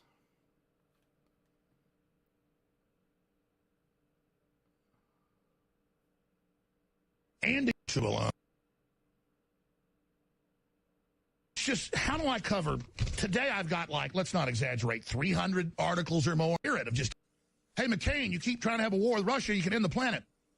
Don't matter, I'm going to do whatever I want. Hey, McCain, you're going to start a war. Don't matter, I can do what I want. Whose voice is that? Blow up. No, it's not. Hey, McCain, you keep trying to have a war with Russia, you can end the planet. Don't matter. This is like Alex, like, sitting down, and he's got little dolls. He's got a John McCain doll, and he's, like, waving it around while he's talking. I'm going to do whatever I want. Whose voice is that? This is $379 billion. Great movie. Kurt Russell. And they're like, sure, it will blow up.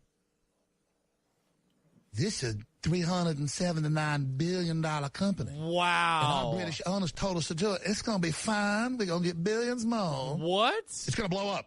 No, it's not. Hey, McCain, you keep trying to have a war with Russia, you can end the planet.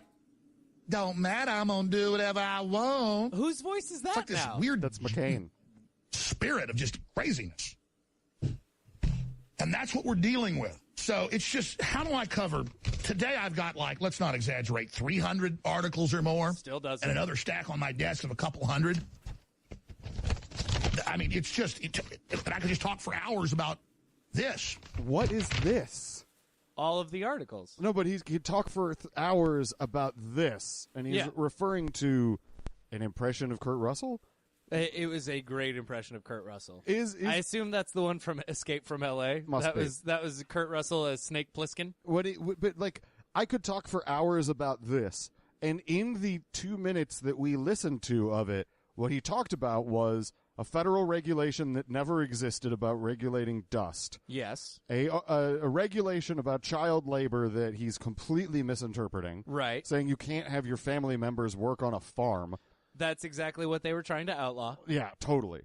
That, you know, it's definitely not a straw man argument. Not at all. It is a 100% real thing. So could you imagine him talking for hours if in the time he allotted he just lied twice in order to justify the idea that regulations are crazy and that it's cool to pollute rivers? Yeah, because he can lie so many more times. Me too. He can lie all the time. If you just make up regulations, you can just do that forever. In that Kurt Russell voice?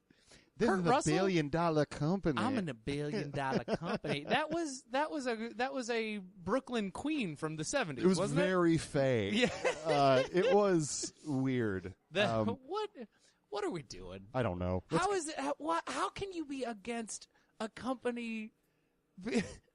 They're putting shit in your drinking water. You can't be for that. No, you can't. Even he's against it when he was like, hey, I think it's bad that they put arsenic in the water. And it's like, hey, it's probably bad that they put fucking poisons in our water from the it's toxic waste. It's toxic all bad. waste. It's toxic waste. It's all bad. It's toxic waste. Yeah. But you know what? Most of the time when you complain about things that business wants to do or the nationalists want to do or what the conservatives want to do, when you complain about that stuff, all you're doing is virtue signaling.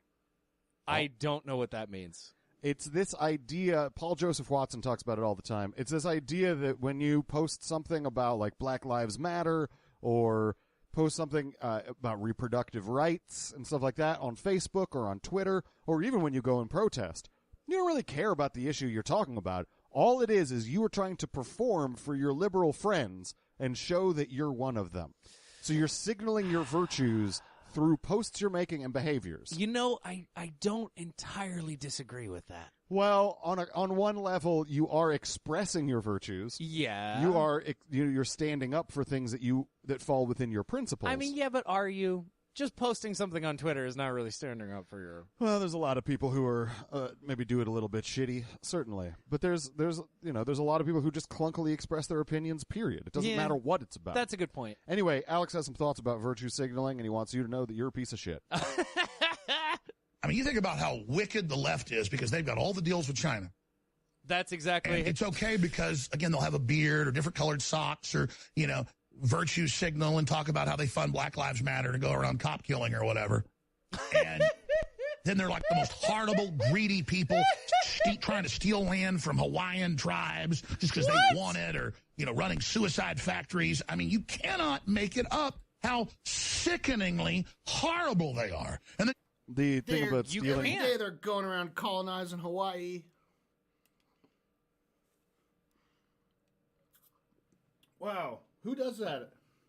Who goes around and colonizes Hawaii? Weird thing to say, Alex. Really weird thing to say. Black Lives Matter to go around cop killing or whatever. And then they're like the most horrible, greedy people trying to steal land from Hawaiian tribes just because they want it, or, running suicide factories. I mean, you cannot make it up how sickeningly horrible they are. And the thing about stealing... You can't. Actually, wait, you can. He just did. He just did. The thing about stealing... It's super easy to make it up. The thing about stealing land from Hawaiians... where did that come from? That's about Mark Zuckerberg trying to build a house in Hawaii. But... I mean, yeah, I'm probably against that. As someone... But again, I'm against any billionaire allowed to go out and do anything. Sure. But as someone who grew up in Hawaii... Hawaii... They should be locked in small little boxes under the ground. I hate to keep trying to get back to this point, but... I grew up for a bit in Hawaii. Yes. And as someone who celebrated King Kamehameha Day with the native population. Right. Also known as Dragon Ball Z Day. If you want to make the argument about stealing land from Hawaiians, there's a lot more you're going to have to do. I can't imagine any American history that would involve that. There's a whole lot you got to unpack. Pretty sure that it's always been American. Yeah. Pretty sure that Native Americans, but not the native ones, the American Americans, grew up there. Sure. Landed on Plymouth Rock and then Oahu. I didn't land on Oahu. Oahu landed on me. Did Oahu land on you? Yeah, I guess. Mark Zuckerberg coming in and making a house, great. Bad. I'll listen to that. Bad. But if you don't care about the other parts of it, then you're just capitalizing on someone you don't like, and you're a total hypocrite. I can't imagine anybody that we talk about being a complete and utter giant hypocrite. No, certainly not everyone we talk about. I can't think of any, perhaps, a House Justice Committee leader named Chaffetz being a complete and utter fucking hypocrite. Or a dentured Batman. Yeah. Anyway. Lurking in the shadows. Let's get through this. But Trump just absolutely devastated yesterday, and they just don't know. He makes it about coal miners' jobs and a way of life. Sure, it's about making the people that work hard being the superheroes, not just somebody that dribbles a basketball or, sings music. Definitely not racist. It's about there. people and an economy based on people and a world based for people, not the post-industrial technocracy where I have a inch-thick stack, probably 30 articles today or more, where they're all saying the end of humans is here, you will submit, you will merge with machines, it's all over, we're already spying on everything you do, we totally control you, it's all over, we're going to censor you. Remember just a few years ago, I was crazy saying all this is going to happen, and now everything's happening exactly like I said, because, drum roll, I was reading their white papers. Which white papers was he reading? I don't know. He has a huge stack, though, of like 30 articles. How did He's obsessed his stack, with numbers of articles. He has no idea. I'm good at judging stacks now. Bro. There's 500 total, and then there's 30 that are about transhumanism, I guess. Okay. I'm guessing that's what he's trying to say. All right. Whatever the case is, both numbers are off. Of course. Who cares? He's So that also is about the extent to which he covers the press conference at this point. Okay. He does end up getting to a little bit of it later, but at this point he's like, we had that press conference and it was on Thursday, and I was really, really waiting for him to go off on it. Like really waiting for him to be like, specific instances of like, you told them. Yeah, you got him. He stuck it to the Congressional Black Caucus. Like all this stuff. Like I was expecting that to happen. And it really wasn't. He didn't respond to much. He was really boring on the subject. It really disappointed me that he didn't get into a ton of that. Okay, let's get into. Okay, do you think it's because there is, even for him, nothing really defensible about that. Well, I think he realized that talking about so many of the things that came up in that press conference and so many of Trump's behaviors, it would kind of put him behind the 8 ball. I think that he realized that, like, a lot of this is going to be too difficult for me to defend. Right. So at the end, our last clip that we're going to play today is when he finally gets to actually talking about the press conference. And you'll see how little he engages with the source material. But what is there? You'll see. You know what's fascinating about that is that I was really looking forward to this because I wanted to see, because there's so many people who would definitely defend whatever nonsense that he said at that press conference. They're already all in, so they're gonna believe whatever it is they want to believe. If you have any sense of critical thought about you watch that. Even if you voted for Trump and went, what the fuck is happening right now? I can't imagine. That dude's crazy. I can't imagine any of my people in the red state of Missouri, all my old peoples who might have voted for Trump, any of them watching that and not saying, boy, howdy.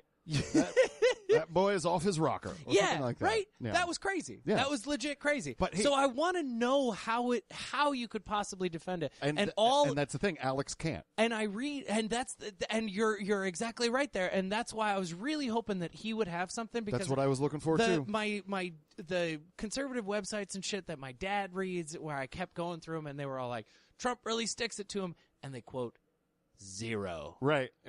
Zero. Yep. From what he said. They just give you a rundown of, like, he said the press was bad. Yep. They didn't go through anything that he actually said. Here is a possible argument that Alex might want to make. Please. And that is that, let's speculate wildly. Look, Trump may appear to be crazy. But it only appears crazy because he may or may not have superpowers. Oh. And that brings us... That brings us to our next clip. Hey, God damn it, your transition skills are incredible. The President of the United States is being filtered and blocked on Twitter with the comments and the feedback. They don't want the American people being able to send a tweet and it pops up where he's in live time. Donald Trump sits there. Let me get by the big secret. You know what? I'm not going to give the secret. I'm not, because, well, the media already knows this. So I might as well tell people. Just to tell you how wild this guy is and how real he is. Okay. He likes to talk to average people so much, he sits at the switchboard until 2 in the morning while he's reading things and randomly sits there and picks up the phone and talks to people. What? He's like an idiot savant workhorse magic toad. Is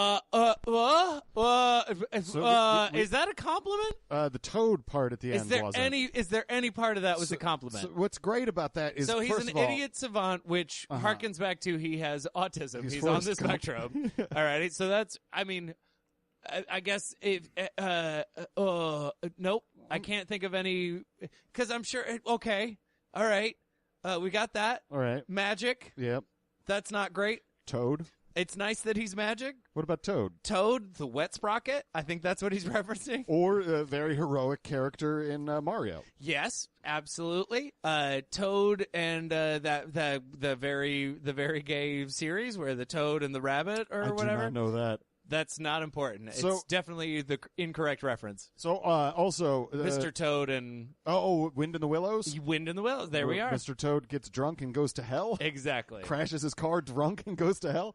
That is Trump. That is Trump. You're totally wrong if you think that book didn't traumatize me as a child. Wait, why is Mr. Toad in hell? What is going on here? This isn't for kids?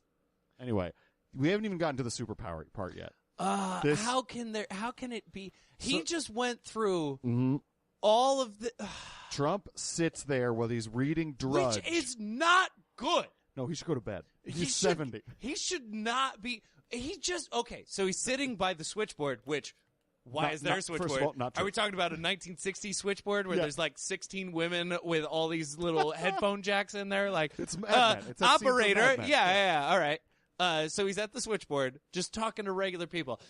So are people calling the White House? And he's like, 2 in the morning. This one sounds good. You up? Hey, Donald, you up?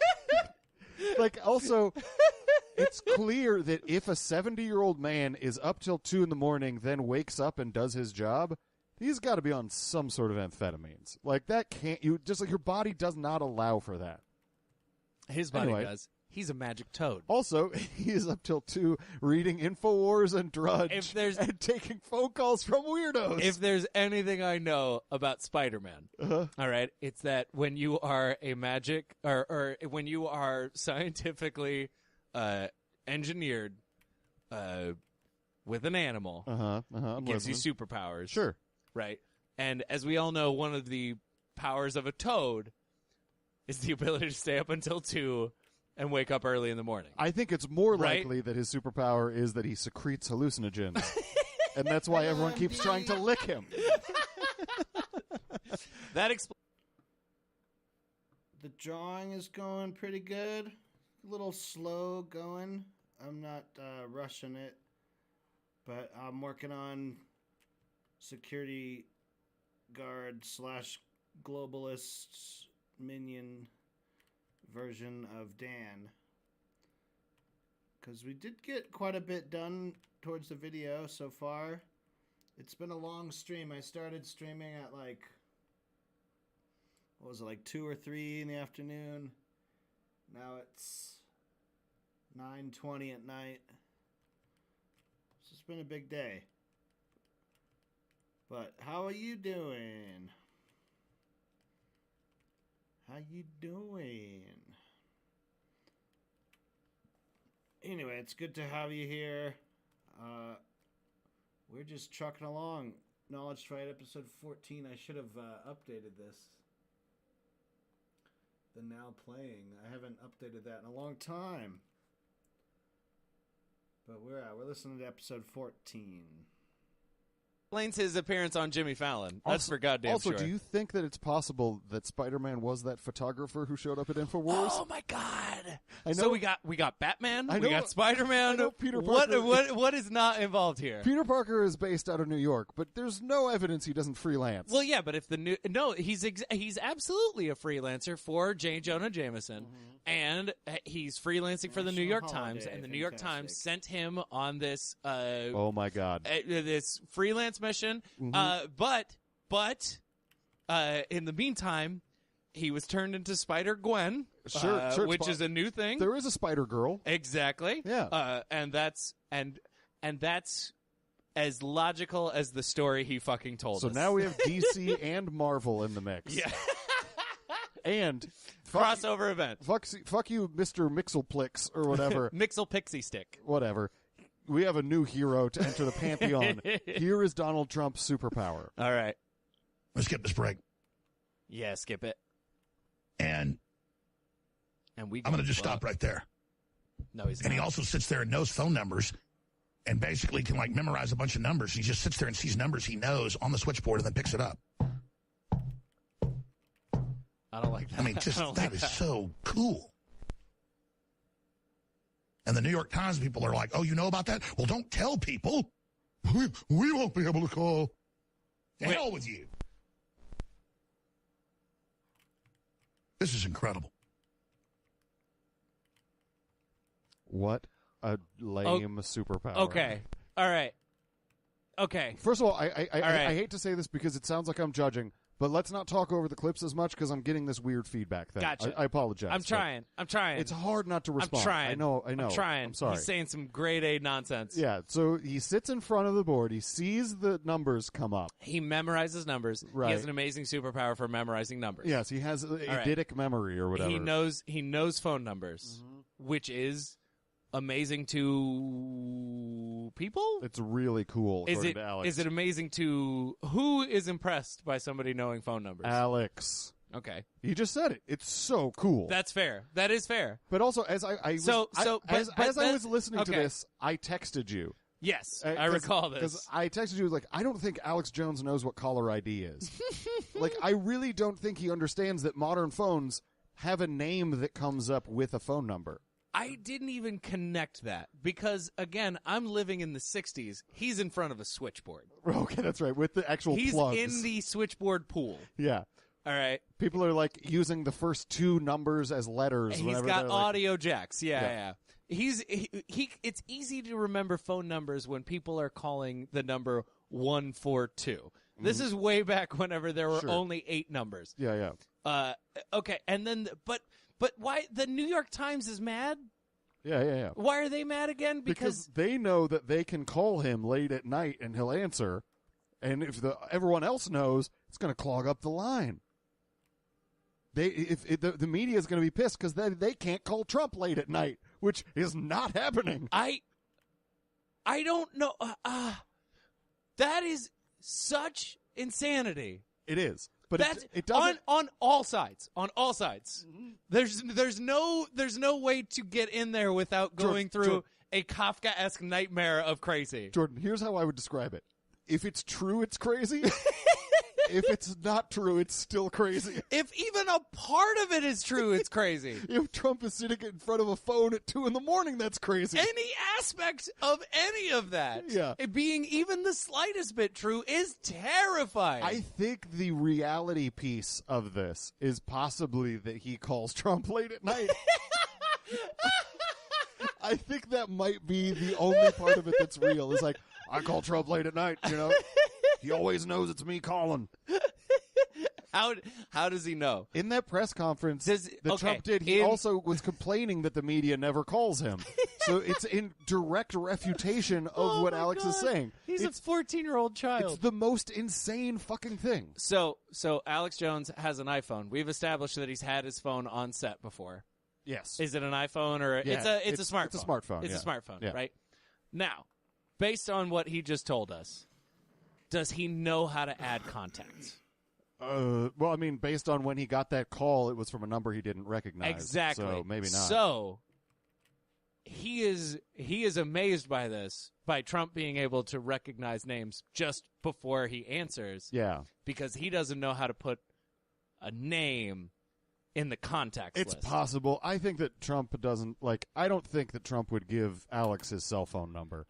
I bet oh God! I bet that would be a wacky neighbor sitcom I would watch all the time.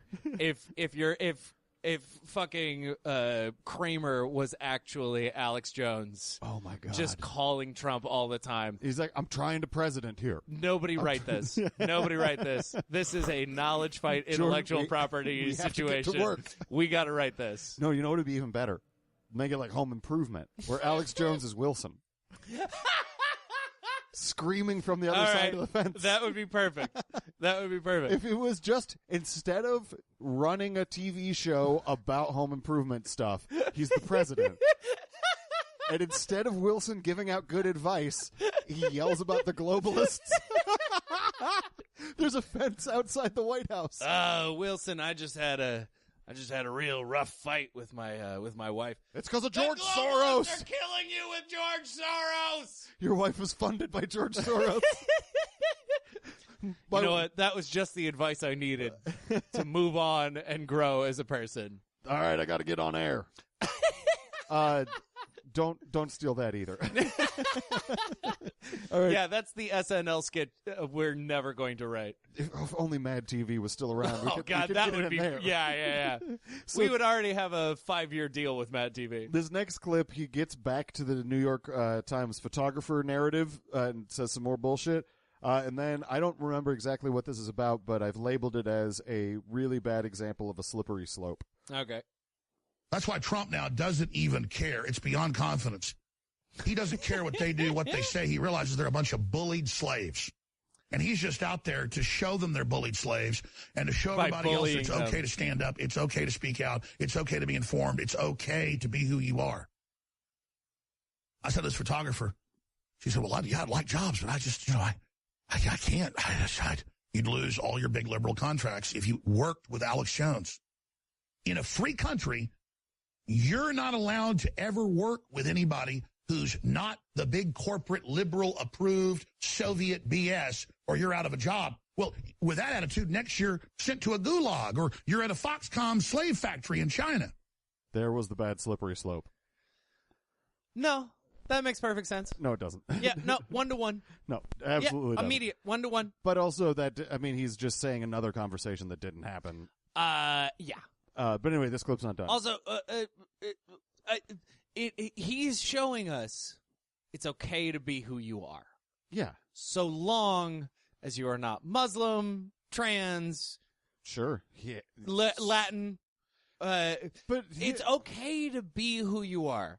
If you are white, you can stay here and be who you are. Right. If you are anything else, be who you are somewhere else. Well, that is exactly, that should be Trump's slogan from be now who on. You are somewhere be else. who you are somewhere else. Well, I mean, it comes down to that sort of mentality that people who believe it don't think is racist, but is super racist. That is like Europe for the Europeans, Africa for the Africans, like that sort of thing.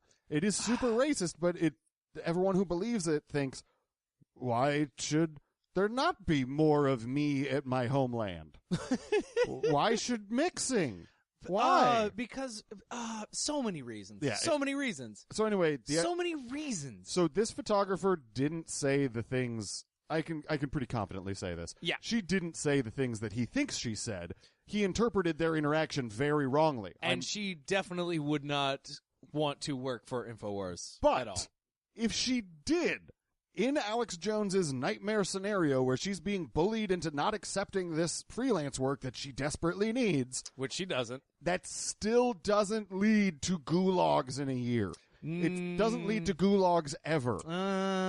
All right, whatever. I've seen a lot of freelance journalists wind up in gulags. Speaking of gulags, Vladimir Putin is a Solzhenitsyn fan. See how that works? There's only a few more steps down now, and they're saying, we want to start arresting the alt-right. We want to kill Donald Trump. We want to blow up the White House. We want to do all this. And they have CIA guys. I told you, as soon as you hear that on the TV going, he's a domestic enemy. He was talking about Evan McMullin went on like MSNBC. Isn't he a senator from Utah? Yeah, but he also was ex-CIA or whatever. He used to work in intelligence stuff. Okay. Well, that's definitely not good. And all of the things that he is do not make me happy. Not great, but he was on TV and he implied that were a president to be compromised or working with enemy countries, like the one we have, they would be then an enemy, a domestic enemy of our country. Like he is. So the way that Evan McMullin said it wasn't great, but it's way more nuanced than what Alex was talking about. Do you mean the way he said it? The way he said truth wasn't great. No, the White House is really nice. But he also was talking about... You don't need to blow it up. He's talking about Madonna's speech where she said, I sometimes think about blowing up the White House, but I don't want to do that. Yeah, he but even conveniently before... cuts off the last part of that clip. Even before Trump was elected... I mean, sometimes I would think about blowing up the White House just because that sounds like a badass move, right? I think of weird stuff. You know who Yeah. else thinks about blowing up the White House? Roland Emmerich. Yeah, exactly. Yeah. I think also, Yeah. I'm not entirely sure. Did you find out whether or not Olympus has fallen? I'm not entirely sure about this, but I think the White House might get blown up in that American movie that Alex Jones is in. Do you know where else it got blown up? 1,000 movies. Independence Day. That's Roland Emmerich. That's what I'm talking about. Oh, does he? How often does he blow up the White House? So often. Often? He's an enemy of the state. Oh. He's an enemy of the Republic, as Alex Jones likes to say. Anyway, let's finish this up. An enemy of the Republic. So he's basically just like Evan McMullin being on CNN is the intelligence community talking about how Trump is an enemy. Blowing up the White House is about Madonna. The idea that people want to kill Trump, I'm guessing, is based on tweets he's seen or something like that. And also maybe some shit that I've said. Yeah, you. Which I think that you're speaking a little... I am not advocating nor insinuating that I will do anything. No, and you're speaking a little bit glibly. Very much so. This is fully protected under parody laws. This is the Boone's Farm talking. Exactly. Well, they've outlawed dust on Boone's Farm. I kind of respect it if any of these guys had any fire in their eyes or even look like a man, but they can't get men to act like that. They cannot get, that's why they hate real men. They cannot get the real men to act like backstabbing pieces of crap jerks. And that's their ancient problem, is they can't get the warrior class to be absolute filth. He goes on to explain that that's why they're creating robots, Yep, it's this is the first instance that we're playing so far of what I would call direct toxic masculinity. Yeah, it always goes back to men, big dicks. Yeah. We all have big dicks. Real men don't do that. Beta cucks, real men. It gets warriors. It gets so much worse as this goes along. Like, there's a couple things that he said that actually left my jaw open. And I've been listening to him every day for 2 months. I know. There was a couple things that he ends up saying later. So, I mean, if you you know, if you want to get excited for later part of this episode, he says some stuff that we're really going to have to unpack real hard. Oh, God. About the dangers of male identity. There are dangers of male identity? I Yeah. can't think of any. Except that last clip and a bunch of others. And all the others. Yeah. Anytime he talks about what a real man is, it is so glaringly obvious. Well, a real he is man not talking about himself. A real man is that which fits the mold that he has created, and anybody who disagrees with him or Trump is a chicken-necked weirdo, or he calls them effeminate. Sometimes he's like, they're effeminate, but, you know, I wouldn't say that. That's an insult to women. You know, it's insane that he doesn't understand the things he's implying with his own words. I don't think he understands any of the words he says. No. But, I mean, he's got to bebop and scat through He 4 does. hours, 3 hours. He never hosts 4 I just hate whenever there's that male, like, maleness. Oh, Yeah. we're men, and that means that we can take shit. Like, fuck you. Yeah, the man show Yeah. type of attitude. Yeah. So this next clip actually might explain some of the ideas that he has about his masculinity. It's about how maybe he was bullied. Oh, no. And he has been the victim of bullying. Uh-oh. But unfortunately, that transitions into him not understanding that he is wildly anti-Semitic. Oh. But the left wing is the king operating system of really reducing language, communication, family, great song, you name it. And they are really, as everybody sees, stepping up the bullying, beating up women everywhere, targeting them on purpose, just saying you don't have free speech, you can't go to events, you can't hear somebody speak. I mean, they're just monsters. And we have to call them out on that. And I just remember always online getting bullied to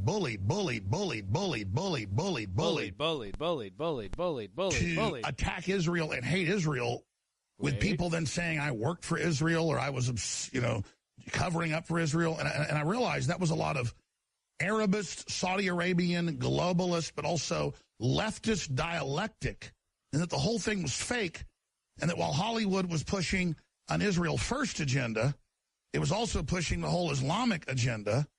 So what I don't understand. Let me try and help you parse this. That was he conflated getting a call from Nate Burrows. He conflated every possible enemy. Yeah, Arabists. Yeah. Globalists, leftists. Who told him he was working for. Would you like me to explain what he's talking about? I want to know Okay. how that happened. So Alex Jones is, I think we can say, he's largely responsible for the interest in conspiracy in the world. Or not in the world, but at least in America and the people online. Amongst a certain subset. Because he's been going for so long and in such a public way, a lot of people get their introduction to conspiracy through Alex Jones. Okay. And he has done wonders for like creating and building the world of people who distrust the government and think everything is a false flag. Okay. Now, unfortunately, the byproduct of that, it's that whole narrative. It's the whole story that you create something you can no longer control. Right.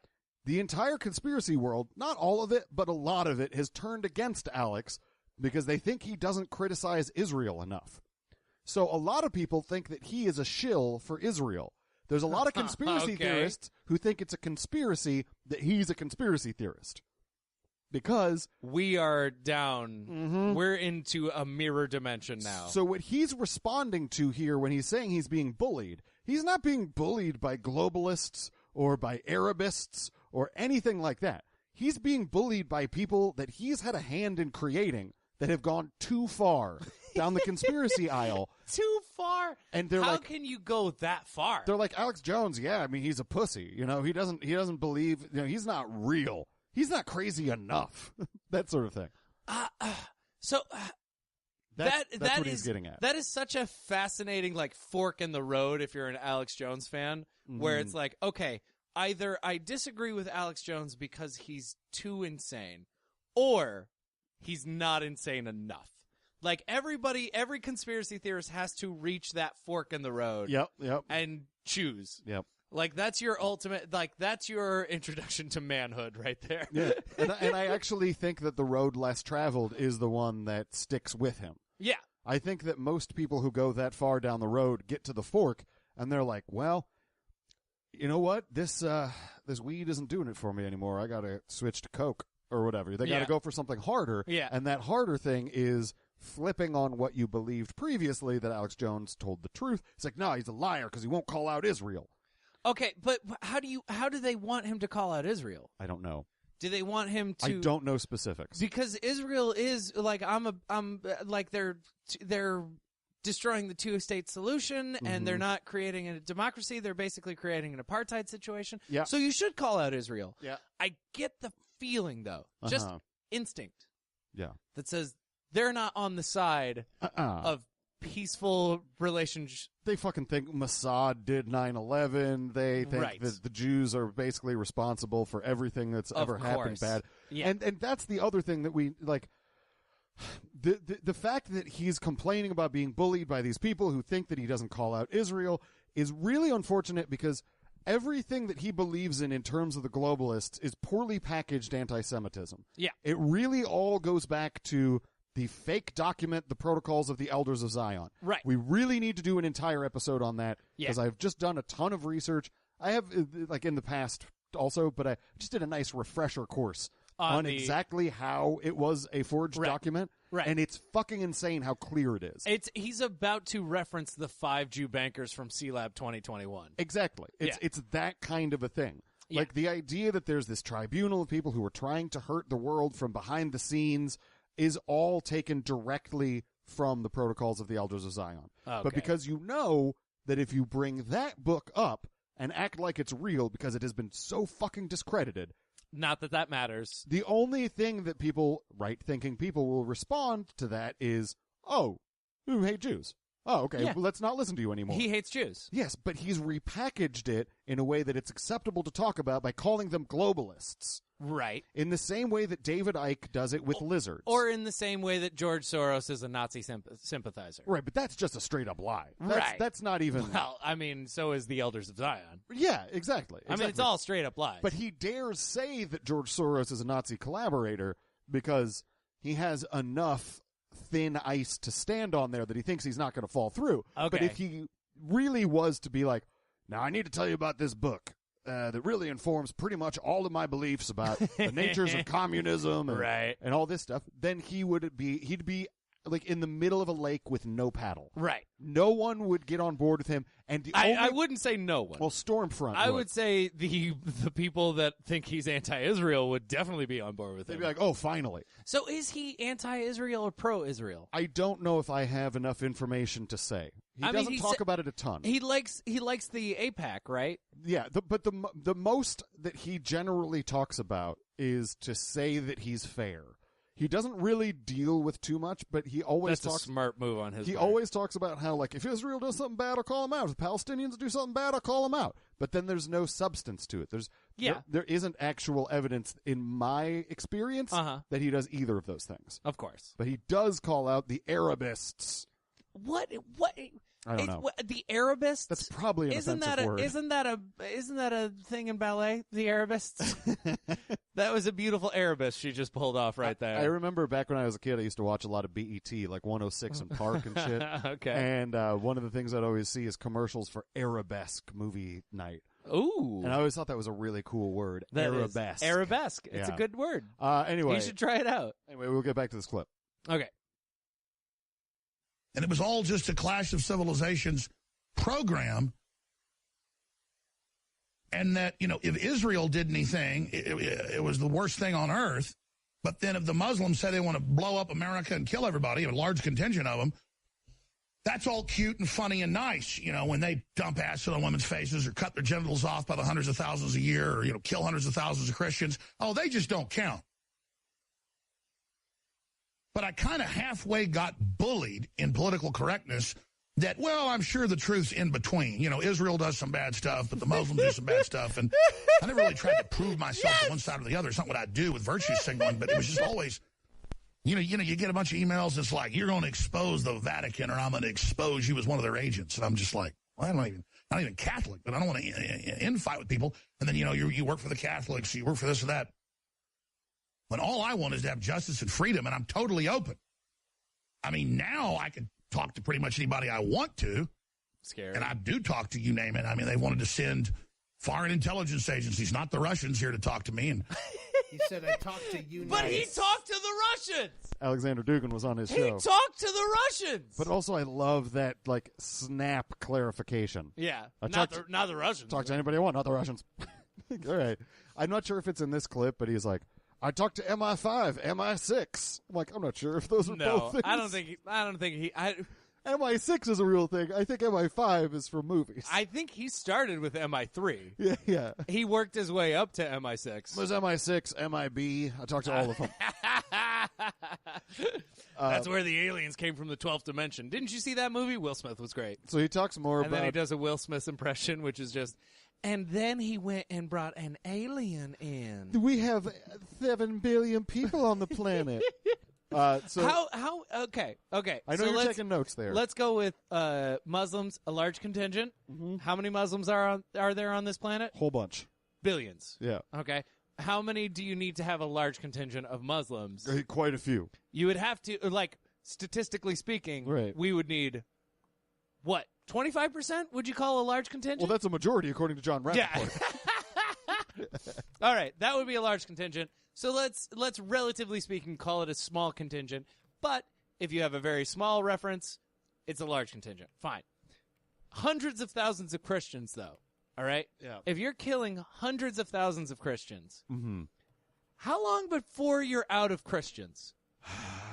I mean, it seems like you would run out fairly quickly. I mean, or there are a lot or of Christians. at least, well, there's slightly more Christians there than there are Muslims, which is even more terrifying. Well, not if you're killing off 100,000 a year or whatever. Right? Exactly. Or is it 100,000 ever? The statistics are very murky in terms of what he's talking about. I do not know what he's talking about at all. You know what? I've learned to tune out stuff like that. I'm getting this new skill. You just let that shit go? I'm getting this new skill, which I'm not actually happy about with Okay. Alex. That is like, whenever he says stuff like that, it's like water rolling off a duck's back. For me, I'm just like, I can't engage. Hundreds of thousands of Christians means like 10 guys. Maybe. And I mean, he did say You that shouldn't kill people. Let's be clear about that. And you shouldn't circumcise women. I No, agree. Absolutely That's bad. not. That's or bad. dump acid on them. No, Terrible. it's a bad idea to dump acid on women. Yep, we're liberals and we agree with that. We are the one podcast who will take the stance. Sure, real that hard it's style. bad to dump acid on women. You hear that, world? Yeah, it's time for us to draw a line in the sand. Yeah. But not with acid. You know what's great is, like, I think every podcast would agree with that. They just never cover it. They just, you know what? They just don't have the courage. You know why? Because they're not real men. Anyway, this clip isn't done, but he ends up talking about more Secret Service agencies that he talks to, and then makes a horrible false equivalency about the Holocaust. Sniff around, decided they wanted to try something, and I just said, come talk to me. All right. And most people out there go watch movies about all this stuff. That's not really how most of it works. It is. It's just that they've known for a long time we're having a big effect. Now we're in the center of the zeitgeist. And what I'm getting at is, everybody should just be able to talk to everybody. It's like that New York Times photographer. She doesn't work for them, a freelance. Scared to death when I said, hey, let me see your portfolio. I want to do some work for us. I can't do that. I'll get, you get blackballed, huh? That's not freedom. I only brought it up so I could talk to her about it because she's a human being. So I spent a few minutes trying to reach through to her and show her how that's a cult. It's the same thing. If I decry a suicide bombing in Israel, it's like, you Zionist scum. Like that's the highest thing to say on the internet to somebody because you're a big man, you're a good person. You're moral, I'm not. And so you just say I'm, a bad person or whatever. I apologize. I said that there was going to be a false equivalence about the Holocaust. I must not have had that in the clip. At some point in the show, he talks about how, like, the Holocaust was against the Jews, and now it's against the whites. Great. So it's again, it goes back to this. Oh man. If only. Yeah, it's this. If only. It's this white. God. But see, now you're playing into his hands. You're I playing am. into his I am. narrative because you're a self-hating cuck white man who. I mean, yeah, I'm not. You're not wrong. But you're definitive evidence that there is a programming that's going on trying to turn white people against themselves. It's called history. Yeah, but it's called all of the history. But let's parse when you talk about that. Yeah. it's very complex and abstract, which is why Alex doesn't understand it. You and I are both white men. Yes. We didn't do Unfortunately. we didn't do the horrible things from history. Right. But yet every day we benefit from them. Yes. Yeah. And that is the piece of it that makes talking about white injustice in the past, things that white people have done, important. Well, now, we don't hate each other because you are white and No. I am white. No. It's not an individual thing. No. It is about a shared history of benefiting from oppression. When I was in London, those little ginger balls. Oh. No. It was really fascinating because they did have them in a way that, you would go through, you couldn't take pictures. There were these weird little things. And I just kept looking at them going like, shouldn't you guys call this the shit you stole? Yeah. Because that's not, you didn't mine those in Britain. Let's also just take a step back. All the land. True. Run them jewels fast. Yeah. I did not go to the concert because I don't like big crowds. Anyway, very not unrealistic for you to believe that Alex Jones has ideas about white genocide. Zionist scum. Yeah. Is that... He's saying that that's what people call him online because he works for Mossad. Israel. Yeah. Yeah. Okay. All right. What? Okay. Okay. Mm-hmm. All right. I don't know exactly what this next clip is, so let's get surprised together. Coming to you from the former United States of America. What? Deep in the heart of Texas, it's Alex Jones. I just want it How to be crazy this is song. that? I just want it to be this song. Like if the entire clip was just coming to you from the former United States of America. He's already saying it's not the United States. Yeah. No.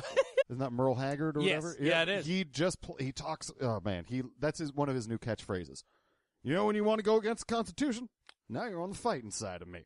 Now you're walking on the fighting side. But all of the stuff he says is against the Constitution. Does anybody read that shit? I believe that everybody should be able to do exactly what they want, but once you disagree with me, now you're walking on the fighting side. So the biggest bummer that I have with our system is that it's a team sport. Yeah. Like, that really bums me out because anytime it's like, Constitution says this, I mean, it says a lot of crazy shit. Sure. It's not a good or bad document. It's fucking weird half the time. That's why a lot of amendments have had to be made.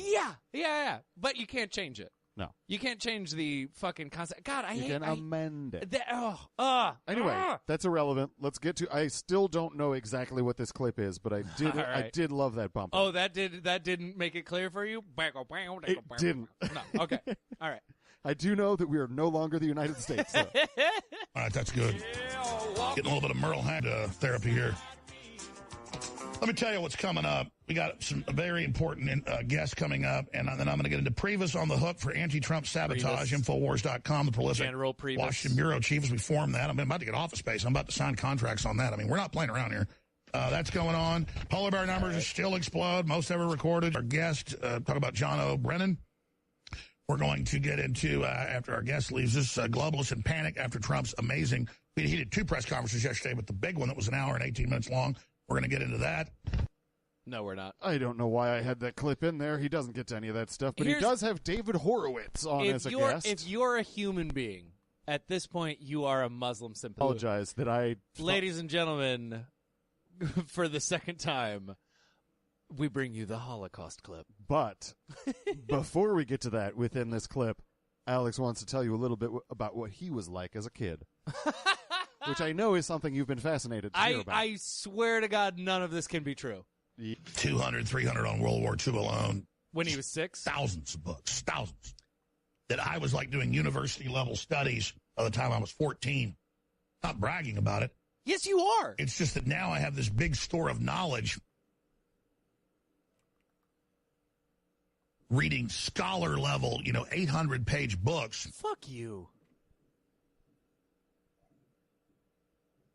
That got into minutia that, even academics were just acting like they were reading. Wow.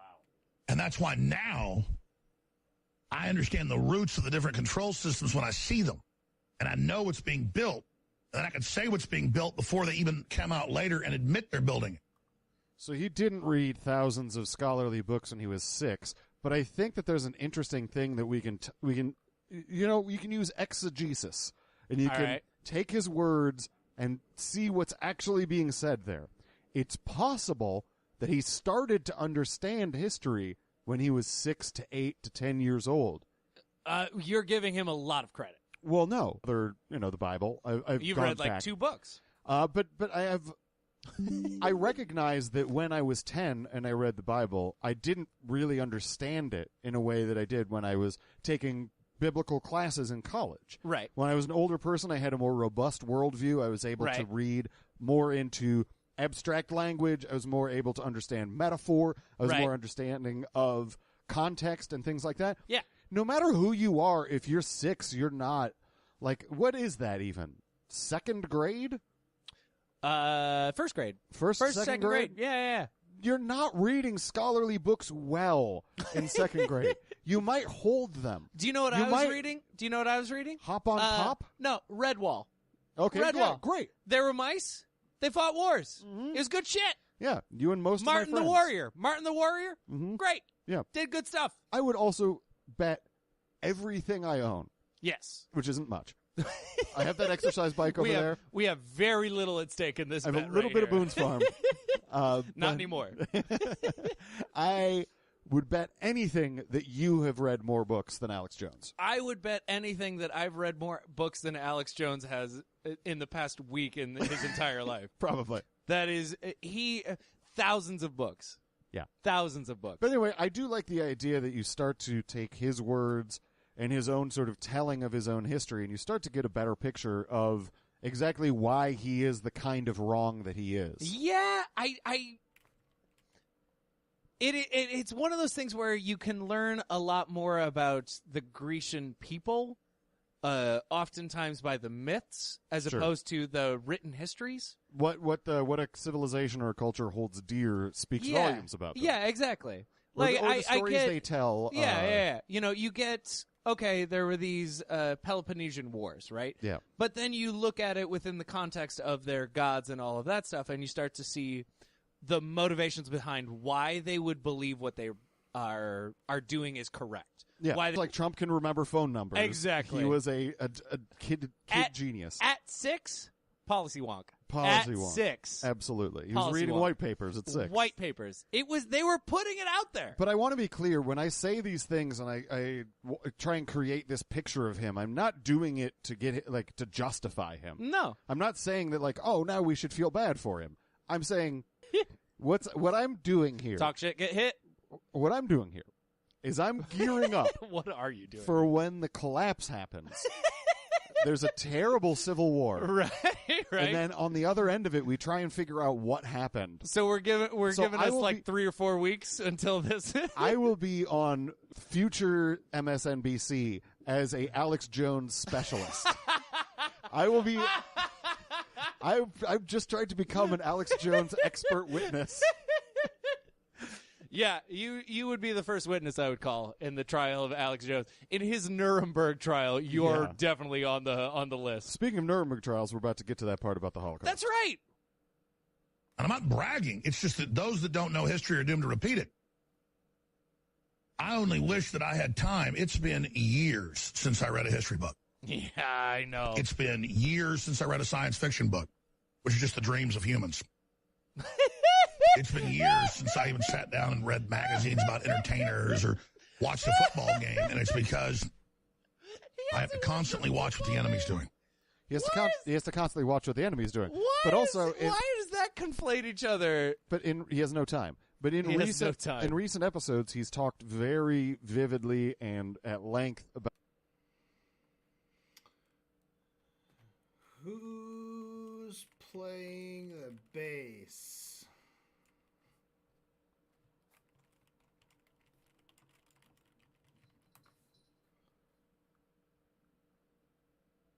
If you care, if you have an idea.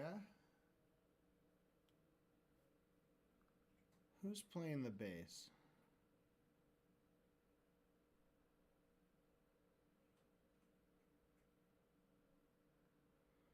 Who should that little bass player be? I have an idea for this as well. I'm going to keep everything on different layers. And I'm going to do another thing in Adobe or DaVinci where maybe we parallax them. I might change the perspective of the background so that we're down lower. Maybe. We'll see. But then, see, my mouse is stuck. I have to restart it. But idea was to maybe even put some like silhouetted people in tables and cigarette smoke. And then I can have these guys on different layers as we zoom into it. And do a little parallax.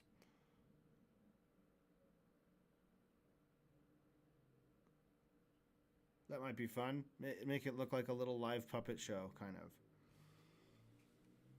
Give it a little extra style. And it's pretty simple to do in DaVinci Resolve, as long as I just have all of these as separate layers. But who's playing the bass?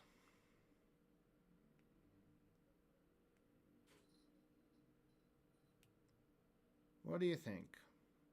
Let's give it a think. About how football is just a recreation of war. No, I know. Meant to sap men's testosterone. Yeah, I know that. I know that's his. He watches a lot of football. Probably. He totally watches a lot of football. I mean, he live streamed the Super Bowl on his show. How else does he?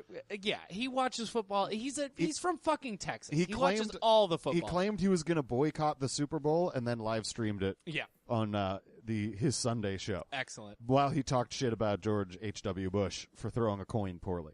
I'm all for that. Fine. I'm in. Anyway, I'm on board. Anyway, let's get to this. That's the least negative thing Alex Jones has ever done. I don't disagree. There's so many interesting things I want to tell you about, so many fun things, but I just can't do it because we have to protect all those good things by exposing these people. We're not a negative broadcast. We're a winning, positive broadcast. No. But we have to admit how bad the globalists are if we're going to save this civilization and this society. Okay. I mean, take the culture and the left of Israel hating. Israel does bad things. Israel has corruption. It's people just like us. Yeah. But the religion of saying one group of people is fundamentally evil, Jews, is now onto white people are fundamentally evil. Well, I thought the Nazis were saying people that weren't Aryan or Nordic or Germanic, everybody was evil. It's just more tribalist crap. And they sell the idea that tribalism has only been done by Europeans, which is just utterly ridiculous. How can he be so right and wrong as hard as you can be right there? Yeah. How can you be that perfectly correct? Well, break it down. Absolutely correct. Break it down what you mean. Absolutely correct. Tribalism. One religion is bad. All of this stuff. All of it. He's correct. Except he hates Muslims. Yeah, and he has this narrative that the culture is saying that all white people are inherently evil, and no one is saying that. No one is saying that. There's just too many of us. But it's also... I mean, somebody should be saying it, but there's too many of us to say it to our faces. But like we've talked about so many times... maybe we are? Has anybody ever considered that? Yeah, the 5% nation. They believe that white people were created by an evil scientist named Yaqub in a lab.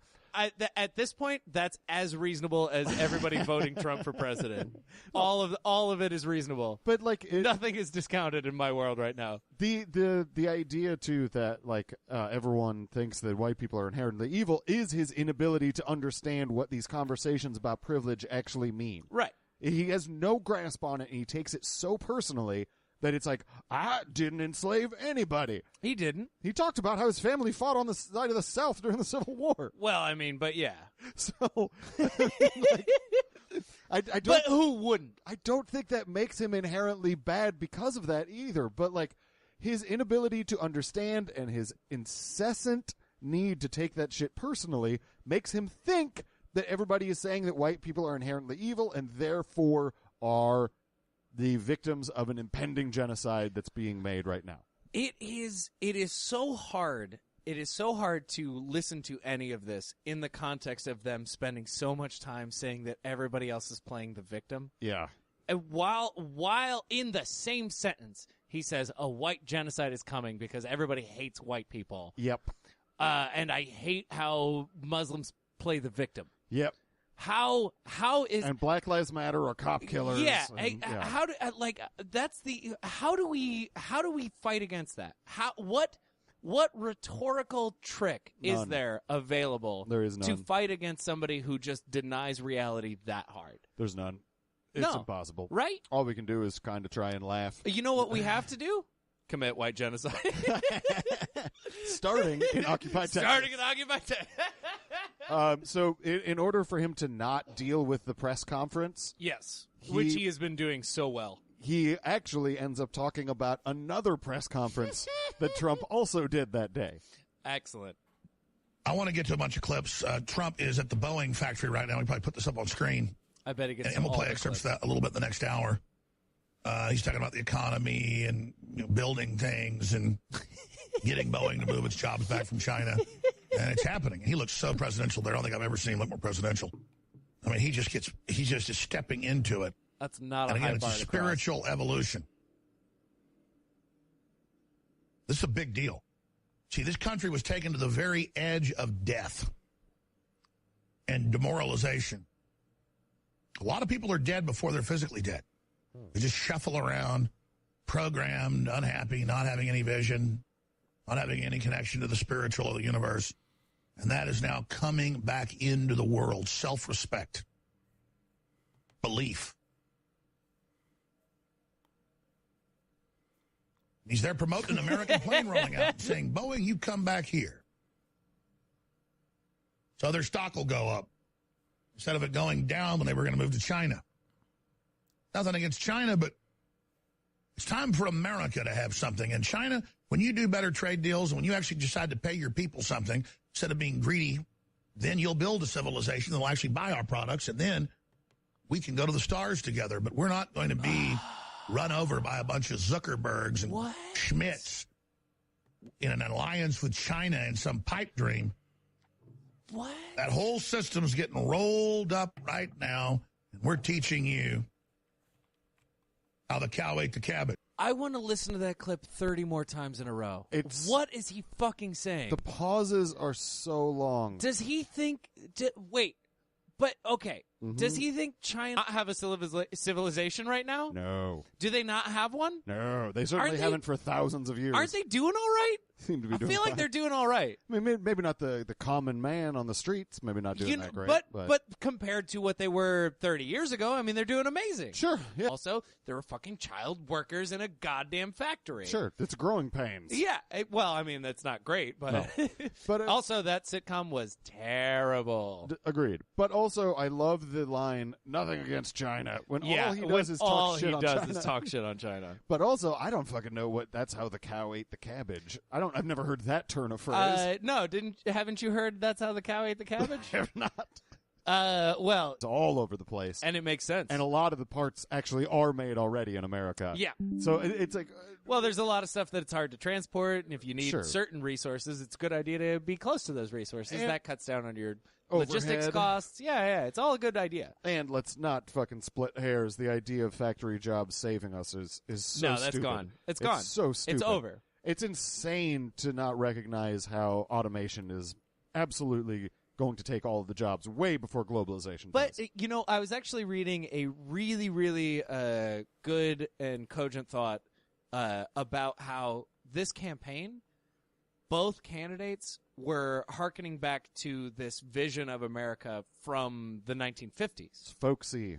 Yeah, like the person. My grandfather was a small business owner, and you're like, so that doesn't affect it. So yeah, like that's not a story that resonates. Like our generation is fucked, and we're watching climate change happen to us. It's Literally right 65 now. degrees in fucking February in Chicago. And sinkholes are opening in L.A. where fire trucks there are falling through the street. There are fucking floods coming. We're in, and climate change isn't supposed to happen real bad until 5 years from now. Like, why isn't anybody going full for like? Okay, Ugh. Trump is a fucking monster. But tomorrow, if he comes out and says, we're going to be the most radical country on fighting climate change as we possibly can, he's going to be better for us than any other But candidate. he couldn't do that because so much of that would involve regulation. Oh, of course. And you know, No, he impeding wouldn't do that. business. Yes. Let's get to this next clip. And I'm going to make a hard request. Let's just listen to this all the way through. Done. Because it also gives us some weird insight into Alex's past. And he begins by talking about communism, but what he ends up talking about is one of those horrible examples of toxic masculinity, and I really think this story is super fucked up.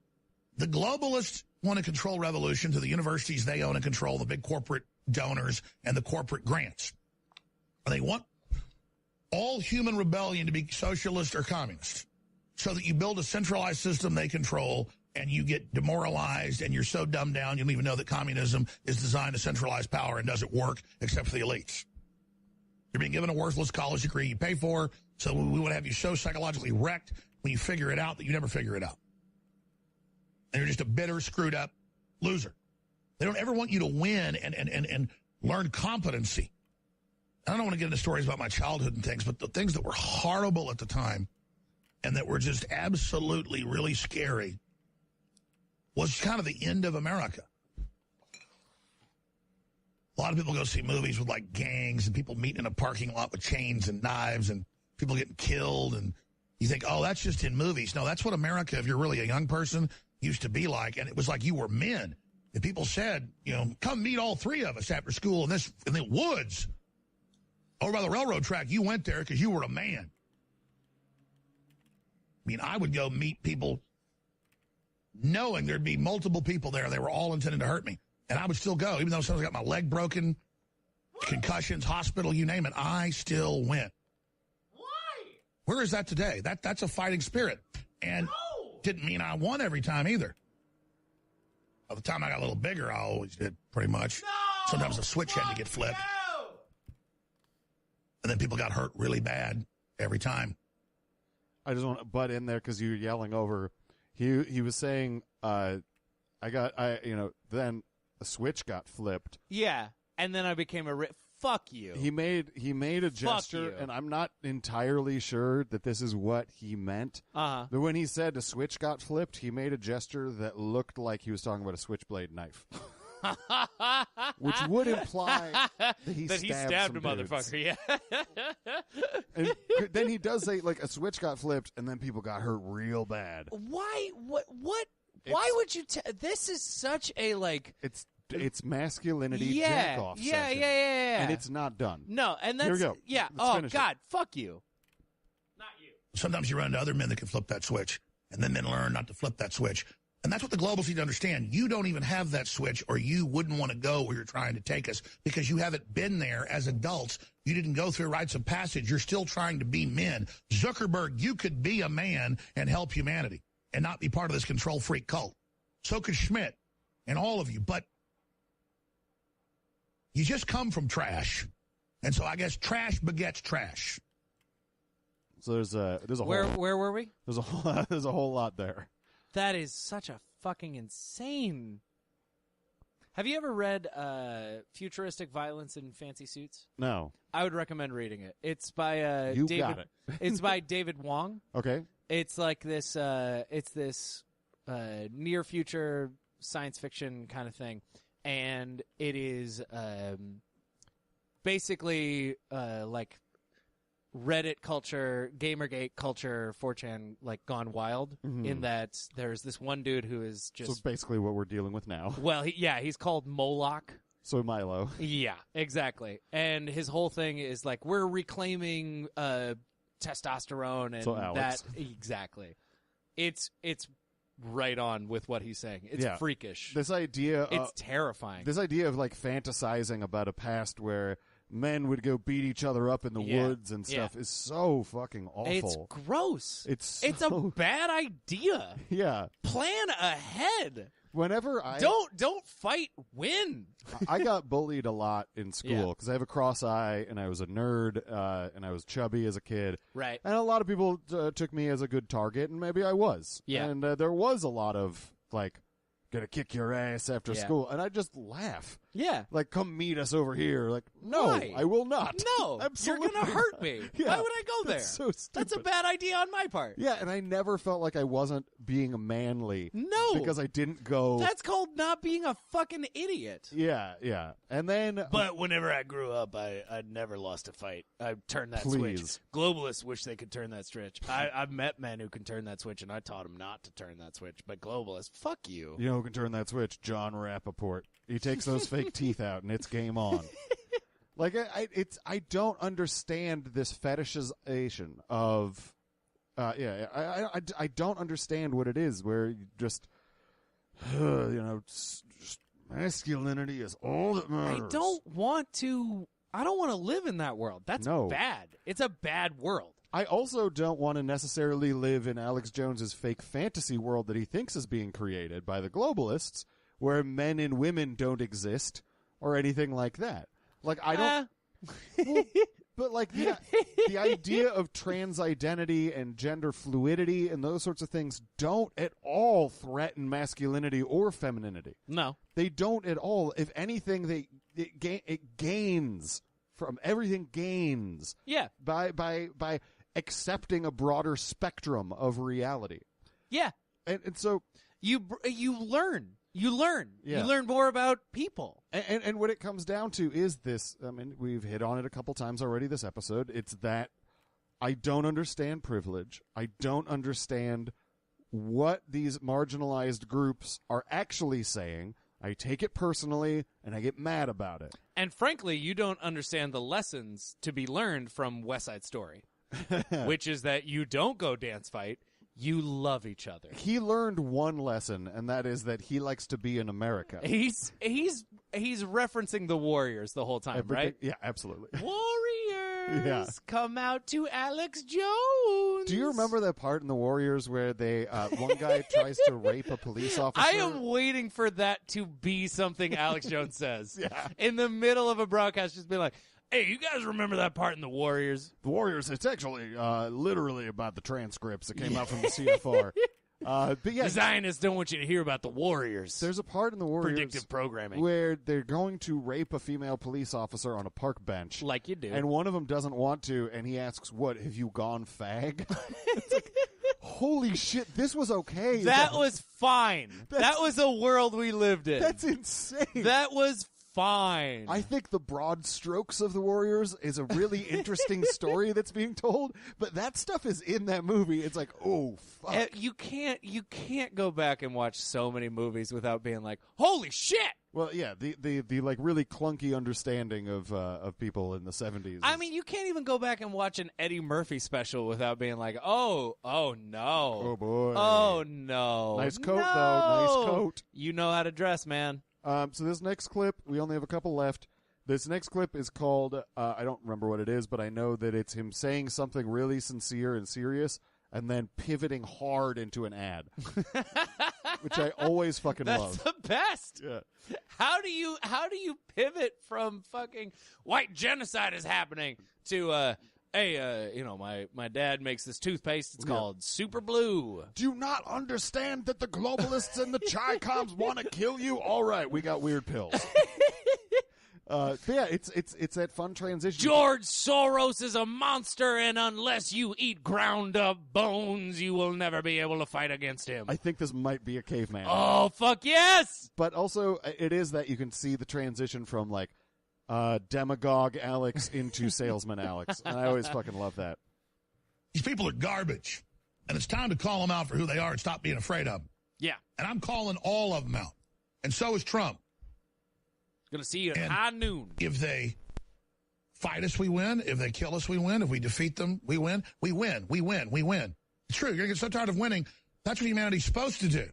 Not be a bunch of losers. We've gotten to the point where anything's possible now. Anything.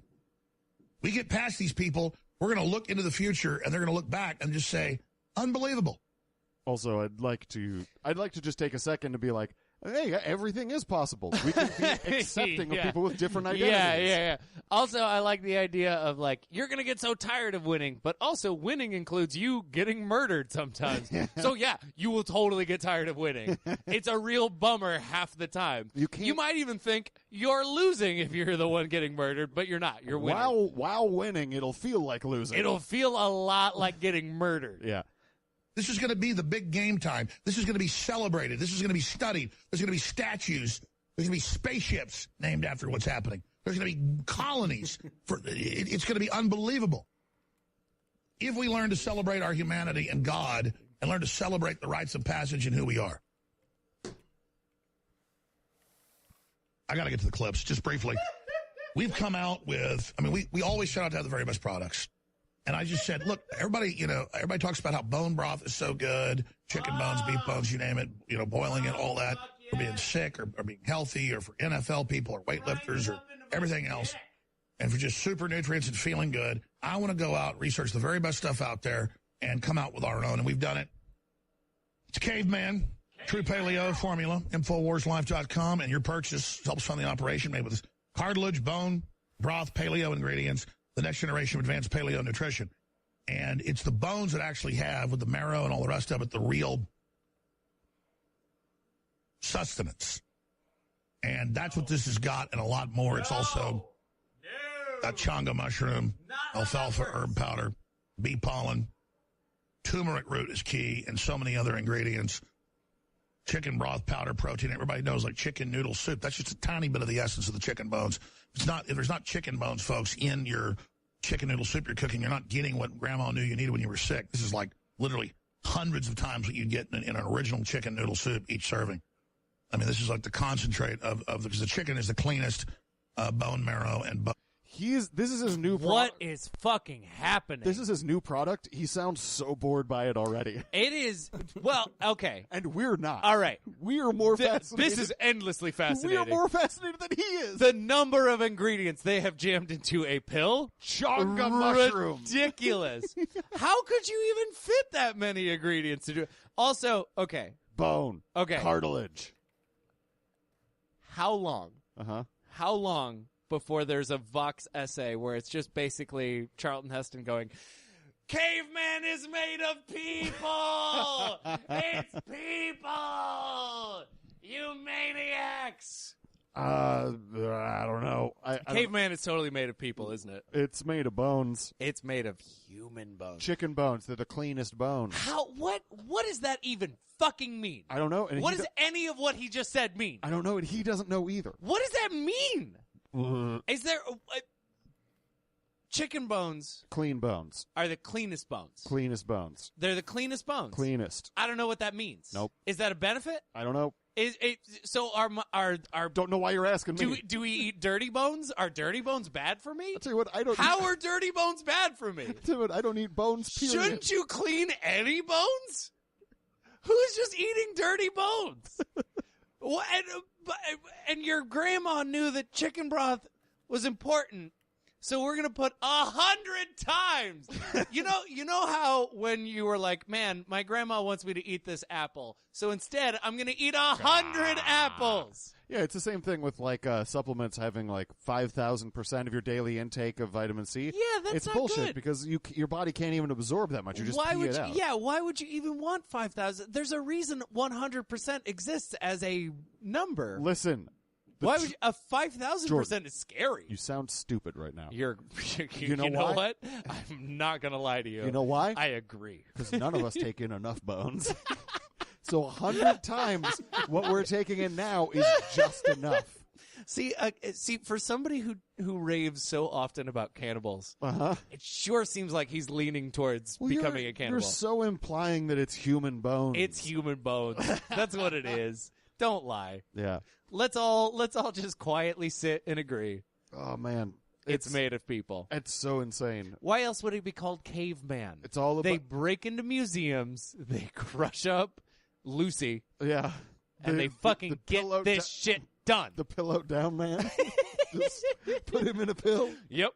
It's what's great is like, we will have spaceships and colonies named after us. Yeah. I'm going to get to the clips, but also I got bone pills. I got bone pills. It's so what are we going to name one of these colonies? We're going to name them colonies of bone pills. Going to name this colony Super Male Vitality. How do you think we're going to make multiple light year trips? Bone pills. Bone pills. Bone pills. Maybe if you run out of bone pills, you also have a formula to make more bone pills. I have a leg. I don't know if that's a formula. This is we're now into what's Snowpiercer. We're in Snowpiercer world. Hey everybody, if you run out of bone pills, I would like to recommend. Oh yeah, Saturn, the rings, fibia rings. That's what they're called. Tarsals, metatarsals, doesn't even matter. Grind them up. Grind them up, fucking shove them in your face. But do not eat the coccyx. Because that's what the liberal globalists would want. Real man would eat a coccyx. Yeah. All right. So here we go. We got our last clip here. This one is finally like 2.5 hours into the show. Right. He's had an interview with David Horowitz that was meandering and pointless. Right. He later ends up doing an interview at Has the end anybody of the made show. the joke, maybe it's David Horowitz? I'm sure someone has. I don't think anybody has. I think I'm the original thing. I'm the voice of my generation. Much like our White House home improvement, no one steal that bit. No one steal that joke.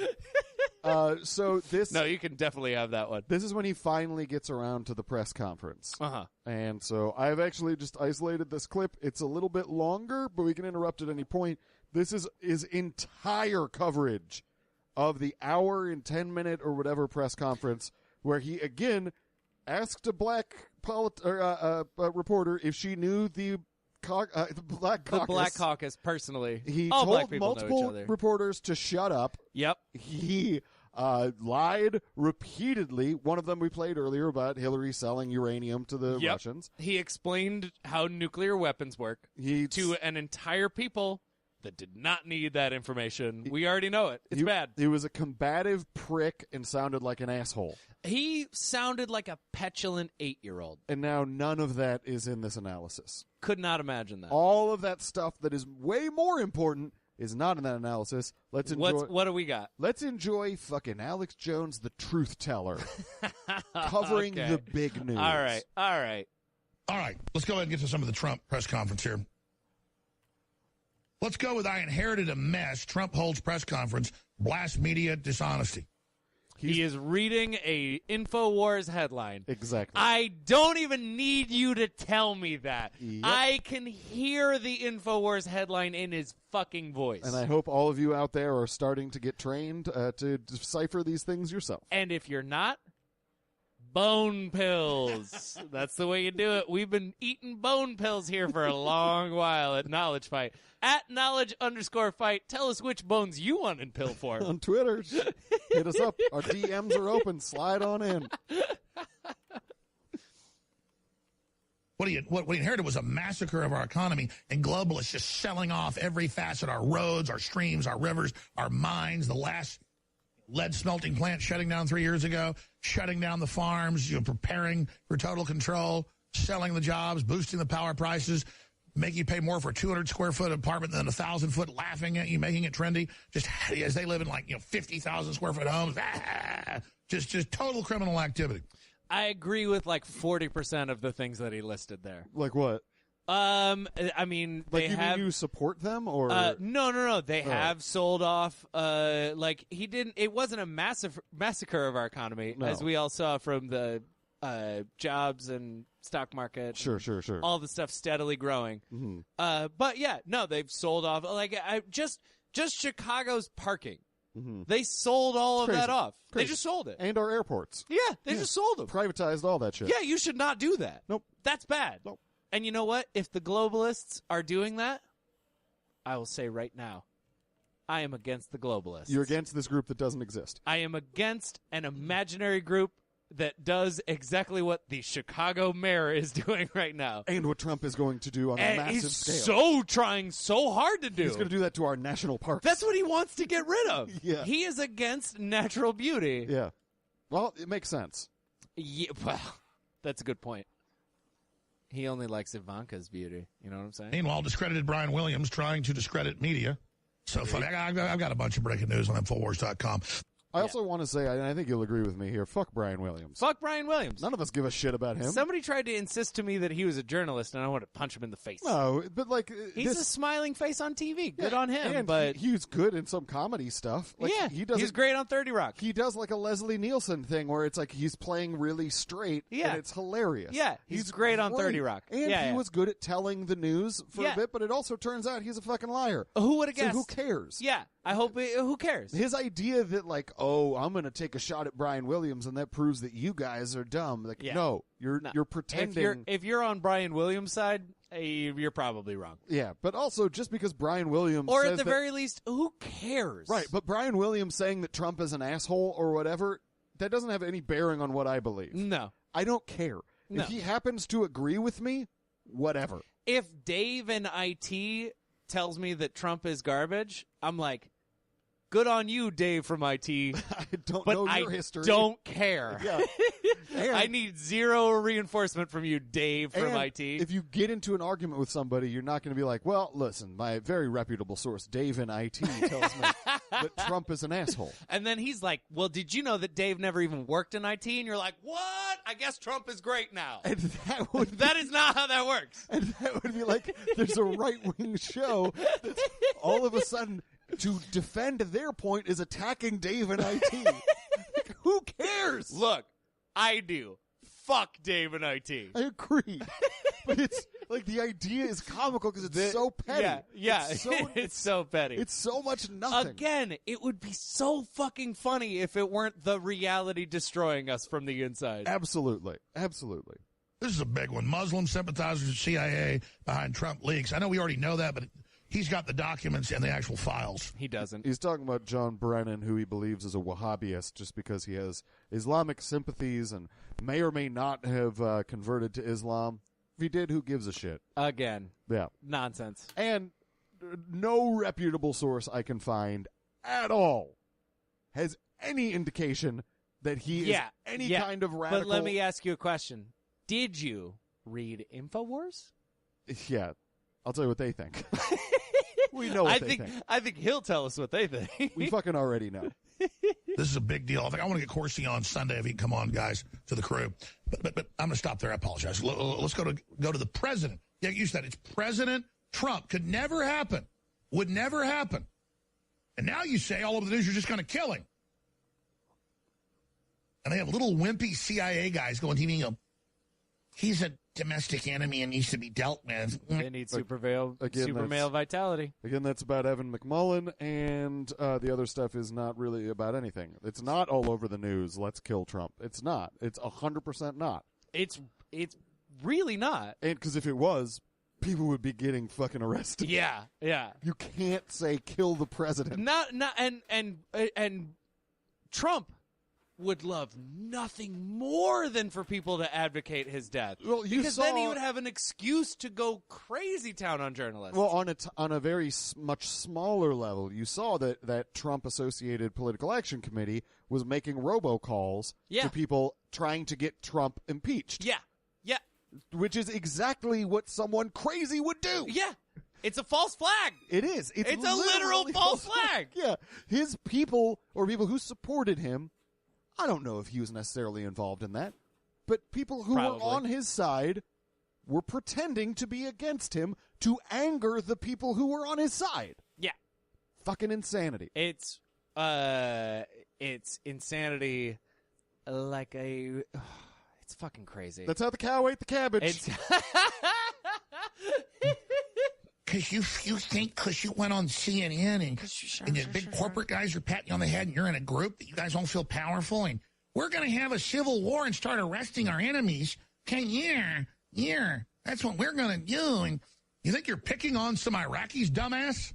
What? Really think so, huh? Fake laugh.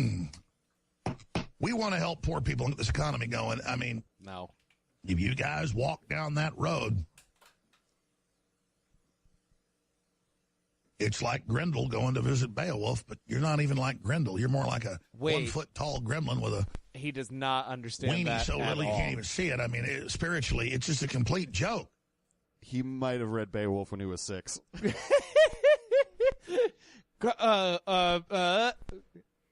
Grendel gets killed. Walking down the road, going up like, hey, Beowulf!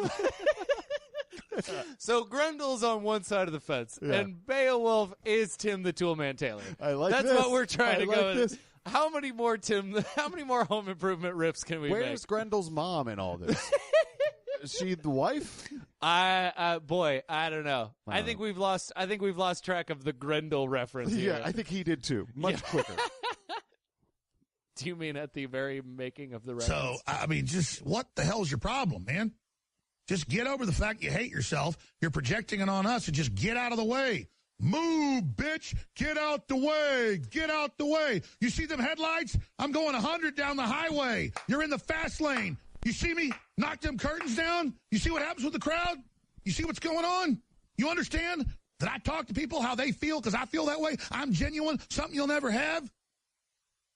Move. Get out the way. Pause that. Did he just drop a real verse right there?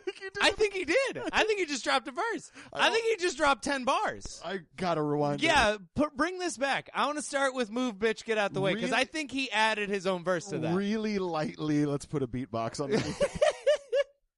Complete joke. So, I mean, just what the hell's your problem, man? Just get over the fact you hate yourself. You're projecting it on us, and just get out of the way. Move, bitch. Get out the way. Get out the way. You see them headlights? I'm going 100 down the highway. You're in the fast lane. You see me knock them curtains down? You see what happens with the crowd? You see what's going on? You understand that I talk to people how they feel because I feel that way? I'm genuine, something you'll never have? Move. Get out the way. He dropped a verse. Fuck yeah, no. End the show. End the show. He just dropped a goddamn verse.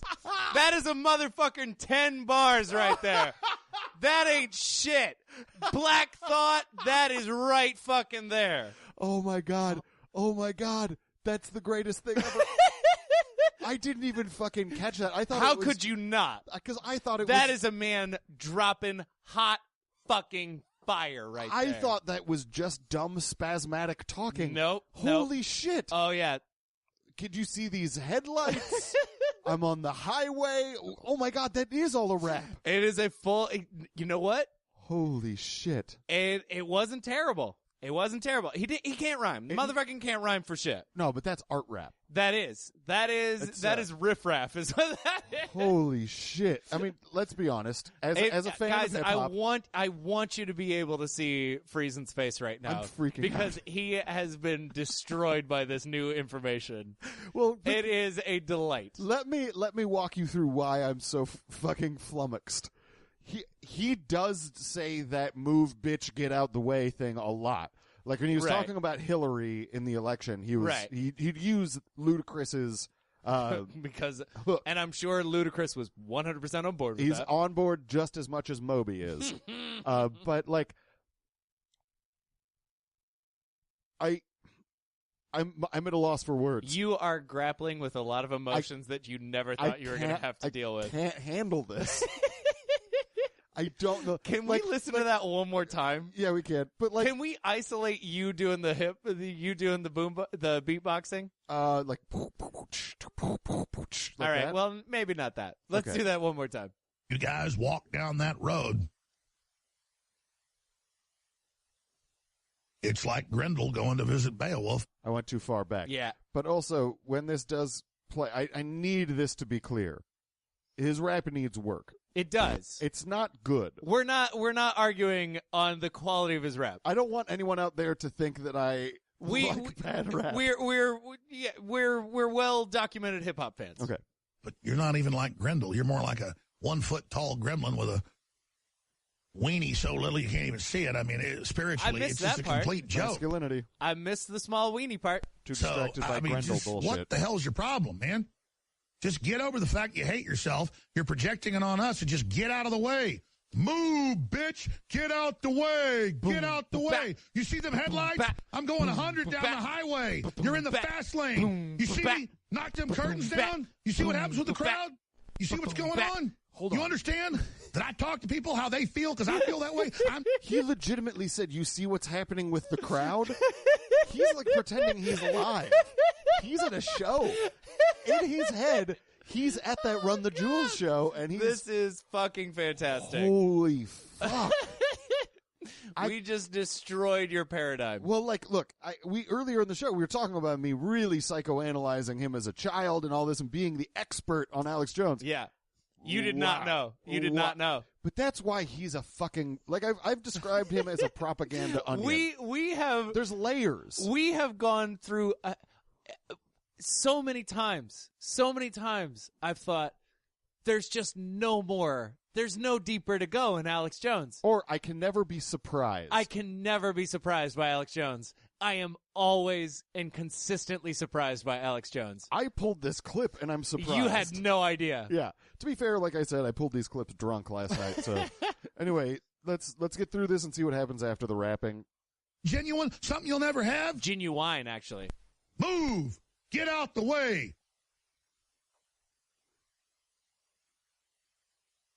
These people have searched for power, and all they found is their own destruction. They were only the stimuli to strengthen us and prod us to the next level. I just had a horrifying thought. What? What if all of his entire show is avant-garde jazz scat talk? So we're going... Like, what if all of it is performance art jazz scat? What if it is? We have to completely readjust our whole approach. Okay, everybody who's listened to our podcast, we're going to delete all of the old ones. We're starting fresh. We're back to episode from the new premise that this is Scatman Carruthers. Scatman Come Jones. back to life. Holy shit. Oh, God. Wow. Oh, my God. I love this. They were only the flies, the gnats in the swamp biting us so we'd get out of the swamp. Get out fly the back swamp. confidently to their swamp and, nest upon piles of crap. Skip this break. I just have to. I'll skip them all. I don't care anymore. Let's go ahead and go to the president. Here it is. Disgusting, man. Unfortunately, much of the media in Washington, D.C., along with New York, Los Angeles in particular, speaks not for the people, but for the special interests and for those profiting off a very, very obviously broken system. Like him. The press has become so dishonest that if we don't talk about it, we are doing a tremendous disservice to the American people. Tremendous disservice. We have to talk about it to find out what's going on, because the press honestly is out of control. The level of dishonesty is out of control. I ran for president to represent the citizens of our country. And he's done I am here to job. change the broken system so it serves their families and their communities well. So long as they work I for am Trump. talking and really so long as talking they on are this Trump. very entrenched power structure. And what we're doing is we're talking about the power structure. We're talking about its entrenchment. I can't listen to this now without questioning whether Trump is laying a lazy verse down. I've been infected now. I'm looking for meter anywhere, and I'm just like, what is... I've been destroyed. Man, I really wish you had... I wish his voice were nowhere near us. Welcome. How you doing?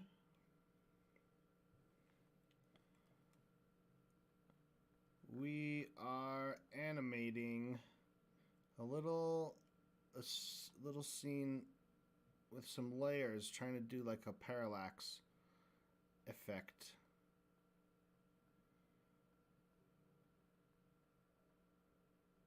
And it's pretty fun. So, and we're listening to episode 14, which has some pretty interesting stuff going on. We're towards the end of it. But let's keep going. Yeah, but it won't be too much longer. He's a fucking crazy person. Yeah, but you understand, like, Alex is playing just this clip because it's where he's not interacting and having to answer questions or anything like that. He has his prepared statements, and they're wrong. They're cancerous. But how do you... But at the same time, he doesn't sound that crazy because he's not being comparatively called on speaking, shit. yeah. So Alex only, like, really... Yeah, somehow what he just said, comparatively speaking, doesn't sound crazy. Yeah. That's how we're oh God. Through the looking glass, baby. Result, the media is going through what they have to go through to oftentimes distort, not all the time, and some of the media is fantastic, I have to say. They're honest and fantastic. But much of it is not. The distortion. Even and we'll Fox talk about News it. You'll is be against able to him ask now. me questions about it. Poll was But we're not going to let it happen because I'm here again 35% to take my approval? message Well, I straight mean- to the people. As you know, our administration inherited Fucking Shep many Smith went on problems TV and was like, "This is across dangerous." government and across the economy. To be honest, Yeah, I please. inherited a mess. It's a mess.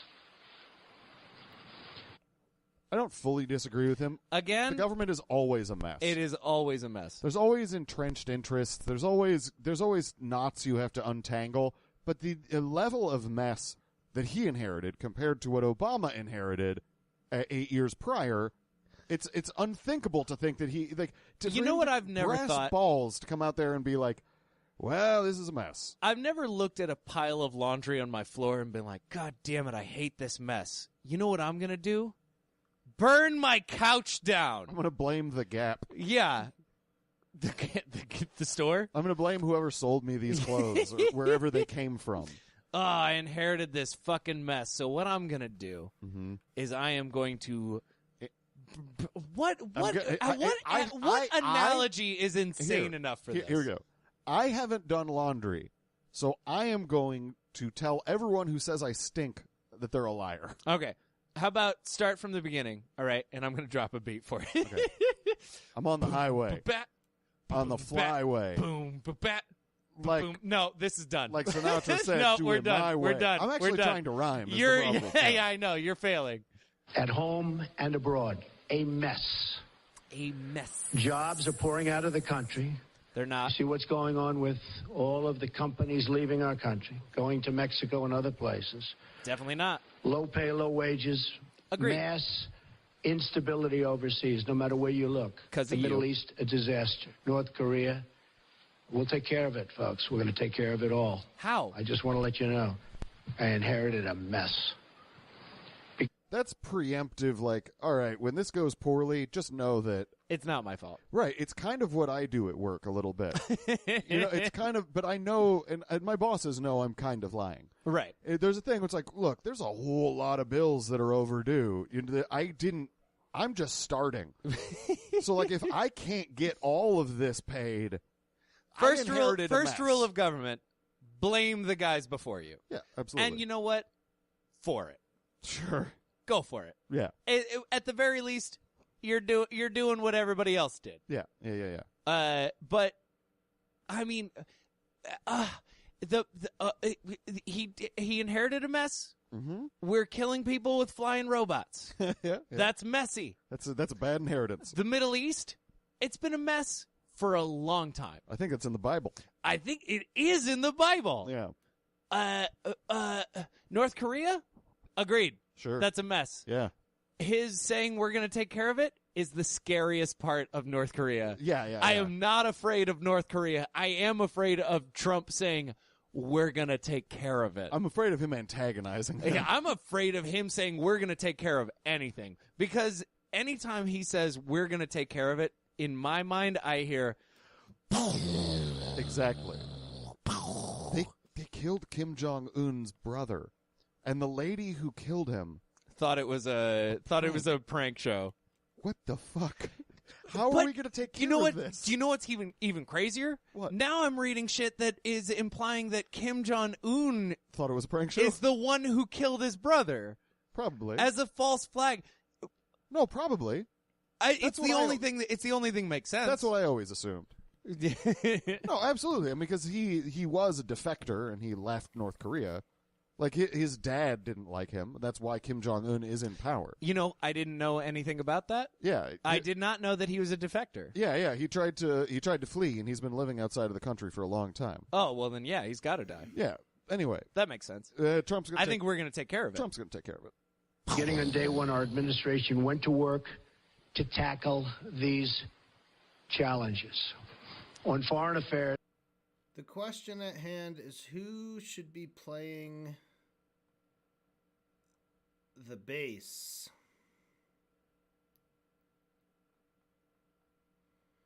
I have a bass, but I don't know who's playing it. Who should be playing that bass? Got Jordan on the microphone. Got Dan on the drums. And a bass, but I don't know who's playing it. As we've already begun enormously productive talks with many foreign leaders, much of it you've covered, to move forward towards stability, security, and peace in the most troubled regions of the world, of which there are many. Yep. We've had great conversations with the United Kingdom and meetings, Israel, Mexico, Japan, China. and Canada. Really, really productive conversation. I would say far more. I that's love how right. he's We're reading listening to Alex his Jones. own notes. Like he wrote those notes. They're his words. Here, let's keep going. Can he write? More productive I like than that you he would had to interrupt understand. just to say that. Yeah. We've even developed a new council with Canada to promote women's business leaders and And he's so impressed that what he said was from notes. We had a meeting, very productive meeting, really productive. Did the notes say very and really? entrepreneurs. Very important to me, very important to my daughter Ivanka. I have directed our defense community, headed by our great general, now Secretary Mattis. He's over there now, working very hard. That's to like submit a weird plan shout-out for the defeat at of a ISIS, wedding. a group that celebrates the murder and torture of innocent people in large sections of the world. It used to be a small group. Now it's in large sections of the world. They've spread like cancer. Can we not listen to him ISIS has speak ever spread again? like cancer. And the globalists Another funded mess I the whole inherited. thing. Thank you, Alex. That's right. Now let's go to Thank the you key for here. that. Bringing Thank up you to for the beginning. saving okay, us. Keep saying I'm with Russia with no I'm the proof, globalist. but I'm From involved the zero. beginning. Hillary has ended up to her eyeballs, and way worse than the uranium, which even the New York Times has to admit she made the deals, took the money, did it. No, they don't. One of her Did aides not. got $30+ million. Didn't. And then they gave millions to her foundation. I mean, this was a giant criminal op with foreign governments, with her meeting secretly with Putin for Russia's interests. That's what governments are supposed to do. And I mean, if a country's wide open, can be bought off, that's what they do. It's Machiavelli. That should stop. Okay. So our main boogeymen now I'm your boogeyman. are the press. Yes, big time. Big time the press. Big league. They're the number one. Yeah. They're the number one boogeyman. They're the enemy of the Right. public. Now, are we so low on boogeymen that we're still going after Hillary? Yeah. And then because Hillary is actually directing the press to do what it's doing through Soros funding and what have you. that There's a unified field theory of boogeymen. you that's- won. Me? The world is over. Stop shitting on Hillary. Let her go. Again, it's petty. Let her go. It's very petty. Let her go. Well, he can't because There are so few. If No. there is a terrorist attack, it's over, right? Well, it's Hillary's fault. What? No. I mean, if the government we have now gets a terrorist attack to sink their teeth into Yes. on America, If there's like a 9/11, yes. yeah, It's then over. they get to end the world. Basically, yeah. That's what they're going to do. Trump has indicated he's very willing to use nuclear weapons. Yeah. If there's any kind of justification He for just it. wants to blow up everything. Yeah, because he thinks that'll help. But that's also because he read books on nuclear weapons when he was 6. Or, I'm sorry, that's Alex. No, that's Alex. Yeah. Trump has been planning this since he was 12. Yes, he's been aware. According to Alex, Trump has known the game plan. He knows Listen. I want to go. We both ran out of gas immediately once the rap first hit. Listen, also the rest of this is just him responding. Yeah, no, there's no way this is gonna. No. He just listens to the parts of Trump's press conference that are not unhinged, and then Even those are unhinged, though. But they're not yelling at members of the press. Oh, He's that's not true. being a complete dick to people for no reason. He's So just he saying uses- lies. Right. He's just saying a series of lies. But when I think about unhinged, I think about how out of control he was, how abusive he was to people. like that sort of thing. Like that is really and what a simpler time when Unhinged was just a man shouting lies. Yeah, when that one reporter asked him about the bomb threats that have been going around to mosques and Jewish centers. And he was like, I hate Jews. No, his answer... I'm paraphrasing, of course. His answer was, people make this claim. I hate this claim. I am the least racist person you've ever heard. I'm the least anti-Semitic person. Alex doesn't play that clip because if he did, he would have to be like, okay, now here, Trump has no listening comprehension. He doesn't understand what this person is actually asking him. Now, on Trump's SAT argument, he did not get a good score. Every single question that was asked at that press conference was not answered according to the question that was asked. So Alex doesn't talk about any of that. All he does is for about 5 minutes of his 3-hour broadcast, because he gives up the 4th hour, he takes 5 minutes to play the parts where Trump is just talking and not answering questions. He's lying, but he's not yelling and he's not combative. And he's like, now the media is going to spin it that he's crazy.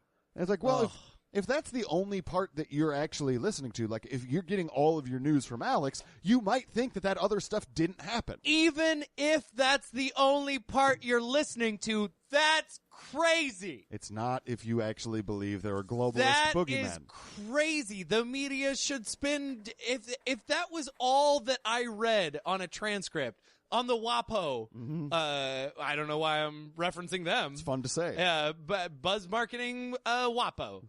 El Wapo is there, known in Hispania. Yikes. Finish your fucking thought. No, if that was the only transcript I read, that would be enough for me to go, this is fucking insane. I'd be like, everybody's losing their minds. I'd be like, he can't possibly mean what he's saying. That's a bad set. That's just, none of it makes words sense. Yeah. You know how words... They're supposed to make sense. When you put them together. Yeah. They're supposed to lead then towards, this is fucking insane. What's awesome is that words make sentences. Okay. And those I like where you're going. The sentences are supposed to convey thoughts. All right. Tell me about these thoughts. And generally, when you want to... I would prefer if you put it to a beat.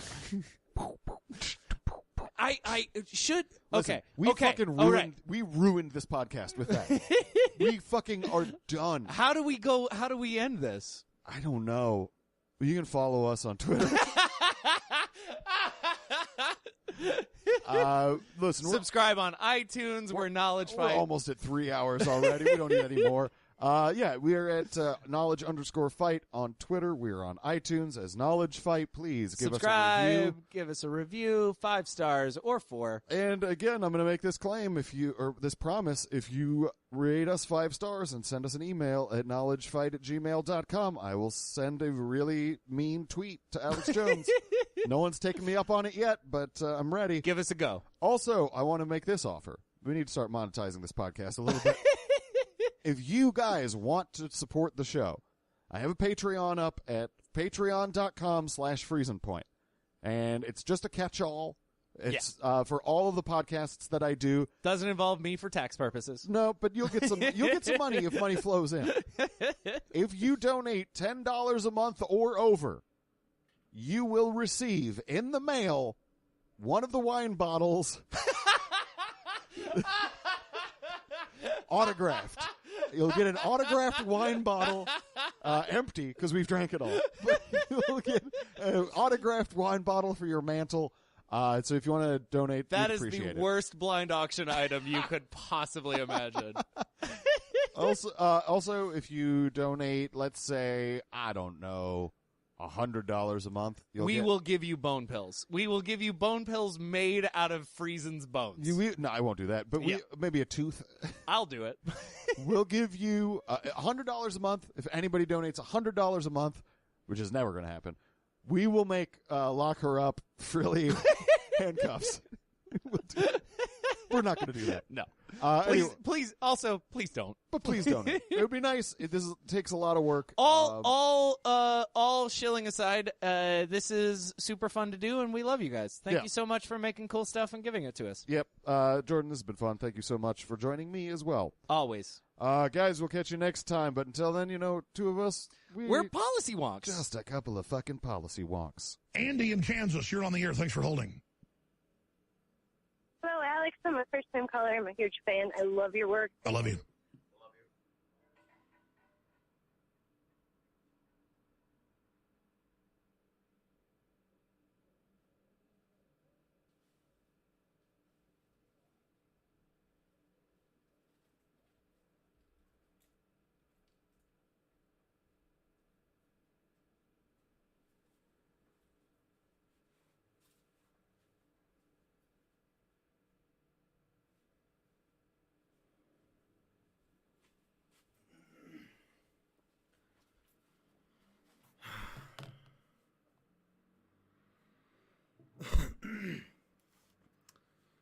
All right. See how this turned out. Whoa, very choppy.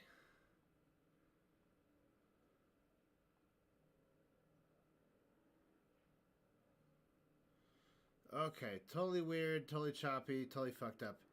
I'm gonna just redo all of this later.